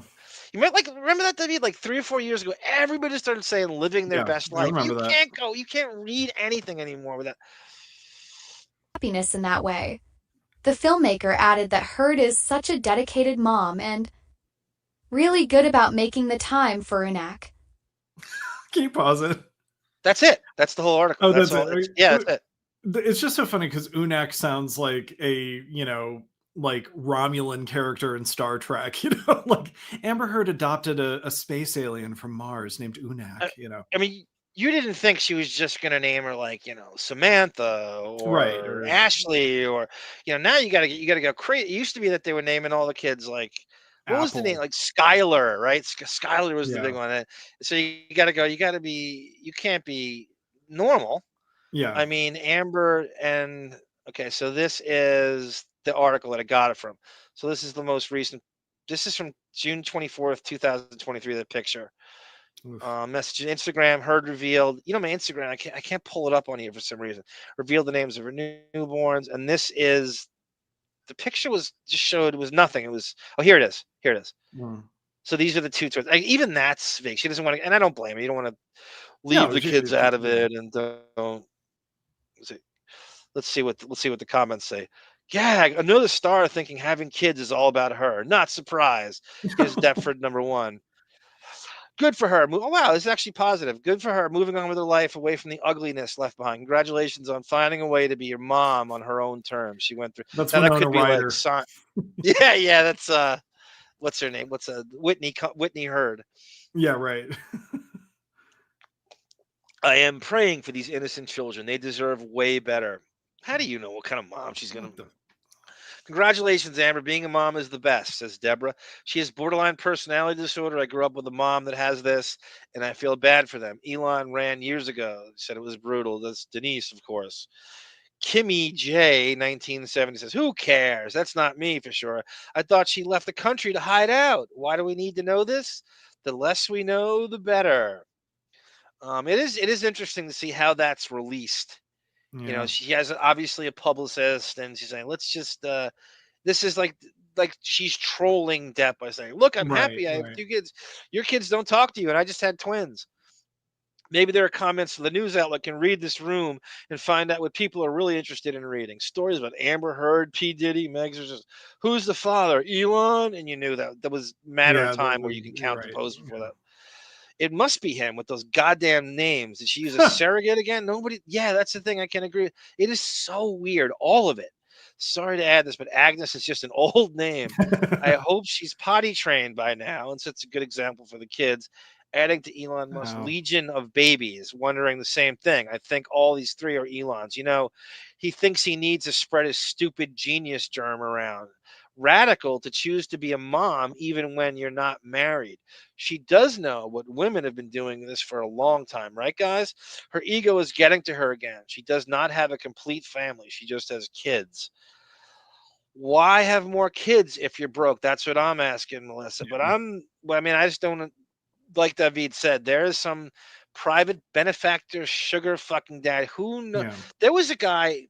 You know how all these actresses now meet these? I mean, how did Elon meet her in the beginning? Right? He called Robert Rodriguez, Paul Rodriguez, and said, "Hook me up with Amber Heard." That's what rich guys can do. That's what you could do if you have enough money. Look, if Beth Stern can hit the jackpot, Amber Heard can hit the jackpot. Yes. Congratulations to Mama Amber. Wishing you all the love that in a mama's heart has nothing will become between. To steal that love away. Blessings and prayers on your extended family. Happy Mother's Day from Charlie. Pedicures before birth, even done by herself, would have been a much better photograph. Yikes. I was going to say the same thing. I love Spain. However, out of all the countries in the world, I wonder why Amber would choose Spain. I wonder why. I think there was like a rich sugar daddy initially that lured her there. And again, there are all these like fucking Salma Hayek and I think Anne Hathaway, and just they have these publicists hook them up with like rich guys, and it's like this arranged thing where it's so like some rich dude has enough clout and when it says, "Hey, I have this huge crush on Salma Hayek, please," and they find her publicist. She's just happens to be single, and this is no different. And they have ways of throwing money at them, and you'll have no idea how it got there. Right. And in my mind, it's like, aren't Salma Hayek and Anne Hathaway wealthy enough that they don't have to... You'd think. That's what I would think. That they could do kind of a Julia Roberts and marry like an assistant cameraman or something. So even with all your success and you win the genetic lottery over and over again, you're still a fucking gold digger. Right. Like that's the very definition of gold digger. It doesn't matter whether Amber adopted her through IVF. She got twins and seems to be thrilled to be a mom. Like, it doesn't matter. You're right. Truly. She was married. She was with Musk before Depp. No, she wasn't. And she was not pregnant with either of them. And their kids are adopted. Never announced that she was expecting. Johnny Depp was people can get kids in different ways nowadays. I don't know if the another celebrity sharing photo. She's smart to do that. Keep your children safe and keep just the feet. Too many stalkers out there. That's like a stock photo of like it could be anything. Child and mom's feet. That's not her. Oh, someone's pics of their feet. Dan Schneider would love that, by the way. Yeah, maybe Dan Schneider posted. I was responding to the post. All right, that's good enough. Good for her. Who cares who the father is? It's not our business. Why God help those kids? Such a sad and rude comment by folks. Congrats, Amber. Good luck. Your hands are going to be very busy. LOL. No, Amber. It will never be normal. Children need a father and a mother. They don't need her dad. They don't need a fucking dog fighter. The right to not procreate. If you were her, like, would you want a father in the picture? I think you just hate men in general, even though but she does have the right to hate. Her dad was horrible to her. She had horrible, abusive childhood. We live. Sorry, this is a little off topic, but to say like a child needs a mother and a father is sort of like, even if that's coming from a place of homophobia, it's like there are widows and widowers in the world who still have kids under the age of 18. Pete Buttigieg. Right. Yeah. My two dads. Right. Greg Evigan and Paul Reiser. and again, like, how about Rita, Davyd? I'm a single mom of a wonderful 37-year-old man. I don't see the problem. Yeah. Right. It's fucking Rita. That's classic Rita. Classic Rita, who probably like on her own, raised that child. There are dads who run out on their wives and stuff. Is that the mother's fault? He's just in the way. He can't get out of his own. He's in the way, and you don't need him. Not your place to say that. Simply, this is what this person's choosing to do, and we don't know what's going on behind the scenes. We really don't, and you have no clue if there's a man. We don't know anything. We don't know. The Deptford wives think they know. They don't know anything. You don't know what's. Like I said, the money alone is. How did she move there? The money is the only interesting thing about this, not the fact that she decides to have children. She's perfectly within her rights to do that, As someone who grew up with a single parent, I agree with this. Some parents are selfish in their thinking. They convince themselves it's normal to have babies as a single parent and continue to have children without considering the consequences. If I had the choice before I was born, I wouldn't have chosen to grow up in a single parent or broken house. Oh. Drop dead, Dalia. Go to hell. Eat shit, Dalia. So if one parent dies, the remaining parents should just rehome their child to a two-parent family. That's right, Leanne. Good comeback. Exactly. we're in too deep with these People magazine commenters. Yes, Phil Collins. That's a great Phil Collins reference. By the way, speaking of Phil Collins, so thank you, Brendan. Brendan says, "Hey guys, great show. FYI, the Rosati sisters are actually the women that had the convertibles to the WWF. That's the Bobby the Brain Heenan's. These are like they're considered like." Old biddies that Bobby the Brain Heenan had to date on. This is like a wrestling reference in the late 80s. Some kind of hilarious inside joke. It's from Gorilla Monsoon to Bobby the Brain Heenan. What other man with unlimited money did have an Amber relationship other than Elon? Oceans. There was some guy, God, I forget who it was, that they connected to her and it made a lot of sense. I forget who it was. It was just some weird financier. They're all out there. And he might have been Saudi too. Great connection. Sorry for the typos. Okay. This is the last thing I'm going to show you. This is Depp. This is Bon Jovi's supposed to see this coming in it because I sang Phil Collins last time. Yeah. This is the weirdest thing. This is Depp supposedly trolling Amber Heard with Genesis. That's all. The crowd waiting for him. Let's listen. Listen to what's playing in his car today. Okay. This is Sean Bett and Mark Gibbs. This is his security and drivers. They're playing Phil Collins' Genesis. That's all. I sang this last show. And it's the weirdest. It's almost as if, and I have a theory, Robert Downey Jr. You remember Robert Downey Jr. was on that Howard show for Beth's birthday? And Howard was trying to play DJ and they were choosing music. And out of nowhere, Robert Downey Jr. chooses Phil Collins' Inside Out. And I thought it was so weird. Something tells me that Robert Downey Jr. told him to play this. That this is actually, they're actually really good friends. So Robert Downey Jr. was riveted to this trial, and he's, and they've been friends for a very long time. I bet you Robert Downey Jr. told him to play this.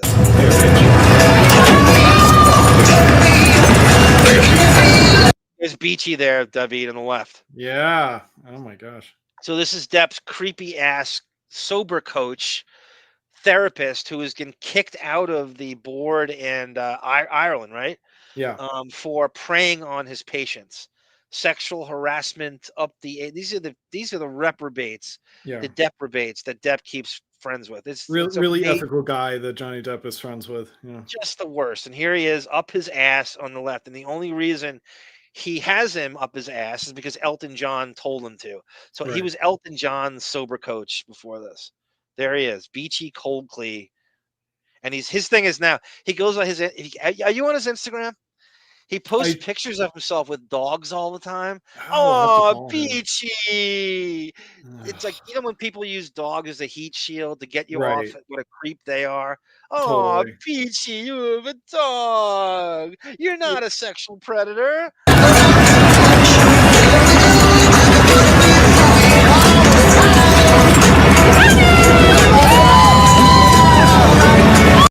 They were doing this thing where they were playing music to fit the, almost like trying to set the trial. It's very, very pompous and like pretentious. And this is so like the car is instructed to underscore Johnny Depp triumphantly leaving the courthouse. You know, well, like a wrestler. Brett, speaking of wrestling, a wrestler coming out with music. Yeah. It's an underscore like he's in a movie. You know, and the music is supposed to represent him. It's supposed to be that.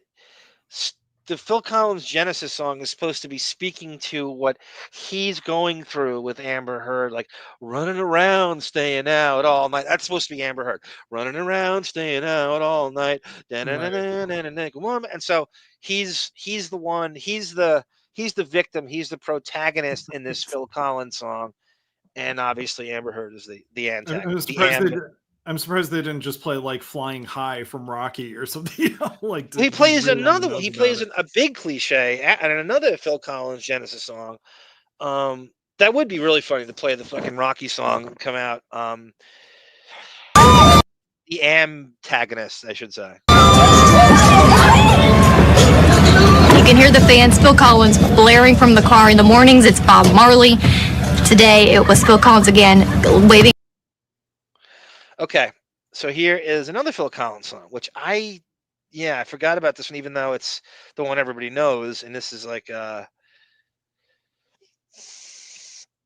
this has been used. This song's a major cliche. This has been beat to death in movies and parody over and over again. I would not choose this. This is lame because it's so overdone. Howdy. I have a feeling we will see each other again. Take care. Okay, you do not, with your quote unquote life on the line and your kid's reputation and stuff, you do not float in and out of court that jovial all the time unless you know Prince MBS is going to resuscitate you financially, right? Right. This whole thing is about, I got to get my life back. Well, if you know that this Saudi prince is starting a production company that you're going to spearhead, and you're getting a contract, 8-figure with him, and he's going to fly you to Jeff Beck, and he's going to resuscitate, and he's going to recoup everything you've lost, you would be pompously floating in and out of court too, right? What's to lose here?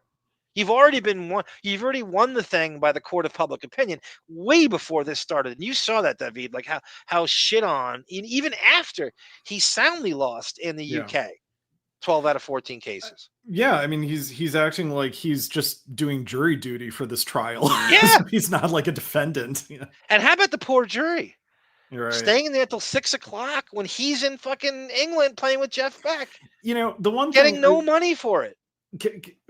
We always talk about how and harassed, and getting if they don't make the perfect decision, will get harassed by the people, by the fucking Deptfords the posers waiting outside. Go ahead, Davyd. I'm sorry. No. The one thing about being on that jury that I would be pissed about if he was not there the last day was to look at we gave him, a not guilty verdict, and I want to see the look on his face. Like, I'm responsible for making Johnny Depp's life better going forward, and I want the payoff of seeing the reaction on his face when we give our verdict. That would be the one thing I would be pissed about as a juror. Yeah, I mean, I think that the whole cameras and courtroom thing now has become a real irritant to me, like especially with it's always New York too. So it's federal and it's everything you want to see. It's always New York and it's always federal, and they can't somehow. It's all bullshit. They can easily put the Trump trials, right? You could easily have, they all know they can do it, and the full transparency thing, it's all bullshit, right? And what are they worried about? What are you protecting the jury, or do you just this has been going on for decades now, and there should be no such thing as federal. What does it even mean to anybody? And because it's New York, bullshit. Get the cameras in there. Who are you protecting? Right? If you're protecting the jury, then take the jury out of there. They don't need to be there. Put them in some other spillover room and let them watch from there, and then let them do their thing from there. You don't need to see the jury. You don't. If that's what you're worried about, it's a valid concern, but not this day and age when technology could just destroy all that. Get the fucking cameras in the P Diddy courtroom. You know how much all the attention the P Diddy trial is getting now, and there's no cameras in there? Could you imagine if there's cameras in? It would be this. It would be bigger than this. And the Fairfax trial had the cameras at an angle where you can't see the jury, so it's possible. You never saw them. You never saw them, right? They did that intentionally, So can you believe they're still dealing with no cameras in courtrooms now? Can you believe that they still won't allow that? Because we don't actually want justice to be served. Like, it's the most authoritative. Film is more authoritative than a stenographer. I'm sorry. It is. No, it totally is. And you can lie. And how about this? Even if you're not going to allow it, how about they're recording it, then release it afterwards. Right. Then show us afterwards, after it's all said and done. I want to see it. You have to take their word for it. These serial liars. The general public is entitled to full transparency in these courtrooms. That is absolute bullshit. I remember the Epstein stuff. The Epstein victims are going, I want this filmed. What are you protecting fucking What's her name? Ghislaine Maxwell. Ghislaine Maxwell. Why are you Yeah. protecting them? What get all her? If the victims, if the of the Epstein thing, they should have the say so as whether it's in there. Why are you every time there's this massively interesting trial? It's just happens to be New York and it just happens to be federal. Get the camera. I don't care about federal. Stop saying it. I don't give a fuck. Get the cameras in there all the time. It shouldn't even be an issue anymore. And maybe these judges should just drop dead. These people who are making the decision. Maybe the world's passed them by and they think this is like 1975. Get the fucking cameras in there. This is just, I can't believe we're still dealing with this. I know. Yeah, it does. It's an enabling technology that makes the justice to be served more credible, more as I said, more authoritative. You know, so. It is, because no one's going to believe that the decision was just unless they see it with their own eyes. There's always going to be question marks and asterisks and stuff. Get the fucking cameras in there. I can't believe this P Diddy stuff. It's like it just takes. I think it takes the judges say, yeah, that's okay, film it.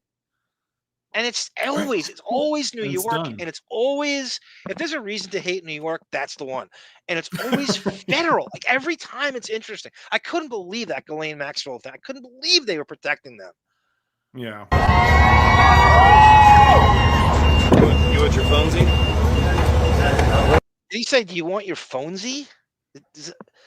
So Mark Gibbs is driving. Sean Bett's in the passenger seat.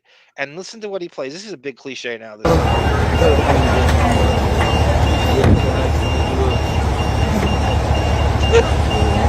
You're on.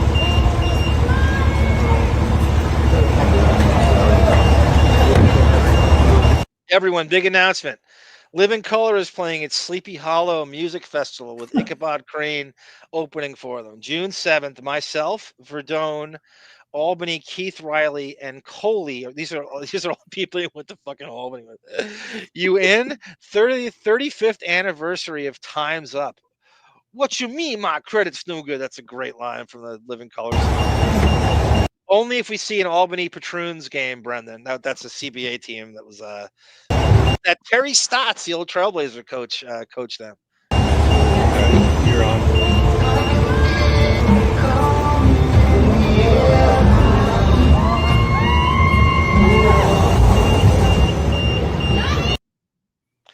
Right, David? Is that song not the biggest cliche now? From fucking Miami Vice to now, I've just had it with that song. I feel like I'm watching a trailer for some Andrew Dice Clay movie from 1993. Yeah, this is that's very disappointed. I'm sure his basic bitch security decided that was the song they used, and he went along with it. Yeah, what's getting more. Do you still follow the Dabbleverse? Okay. Anyway, everyone, I want to thank everyone for hanging in on this. David, fantastic review. I don't know. This you outdid. This is, look at Edward T. Rush, speaking of NBA refs. Marilyn Manson there you go. Thank you, Edward Rush. That's at the buzzer. Speaking of NBA, Marilyn Manson and his basic bitch bullshit covered. Thinks it's edgy, covered that Phil Collins song, like he covered the Eurythmics song, and I'm sure I saw that, Edward Rush, and that's where that came from. That is a great catch by you. He covered like an Yngwie Malmsteen song, and like it just he thinks that he can just I can't believe you said Yngwie Malmsteen. That's right. Thank you, Edward Rush. Anyway, I want to thank everybody for hanging in with David again. You this vocabulary word wise, this is a career high.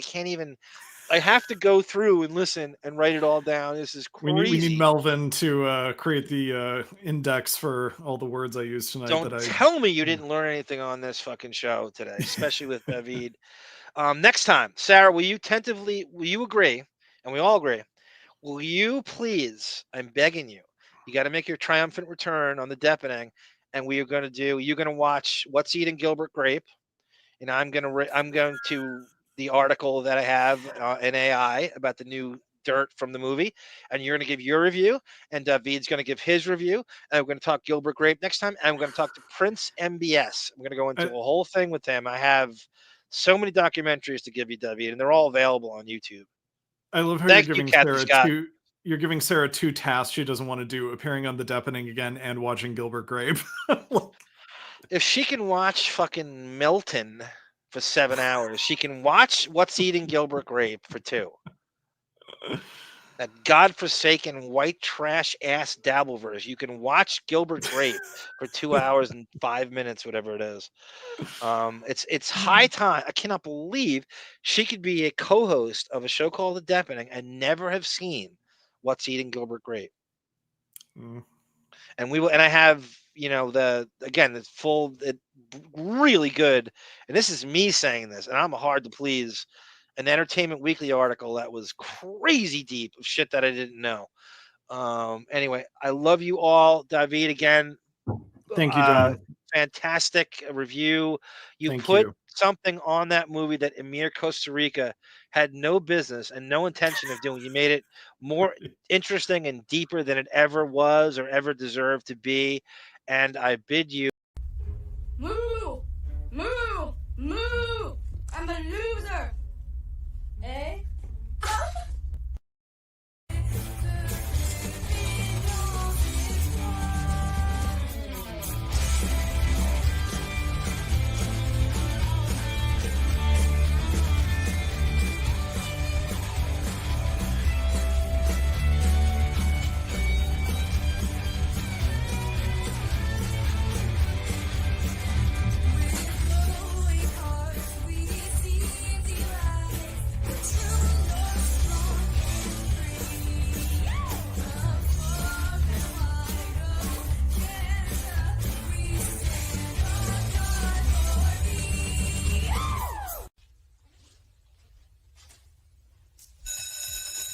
Sit down.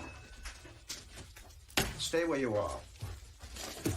For the first time, I choose to walk out on you.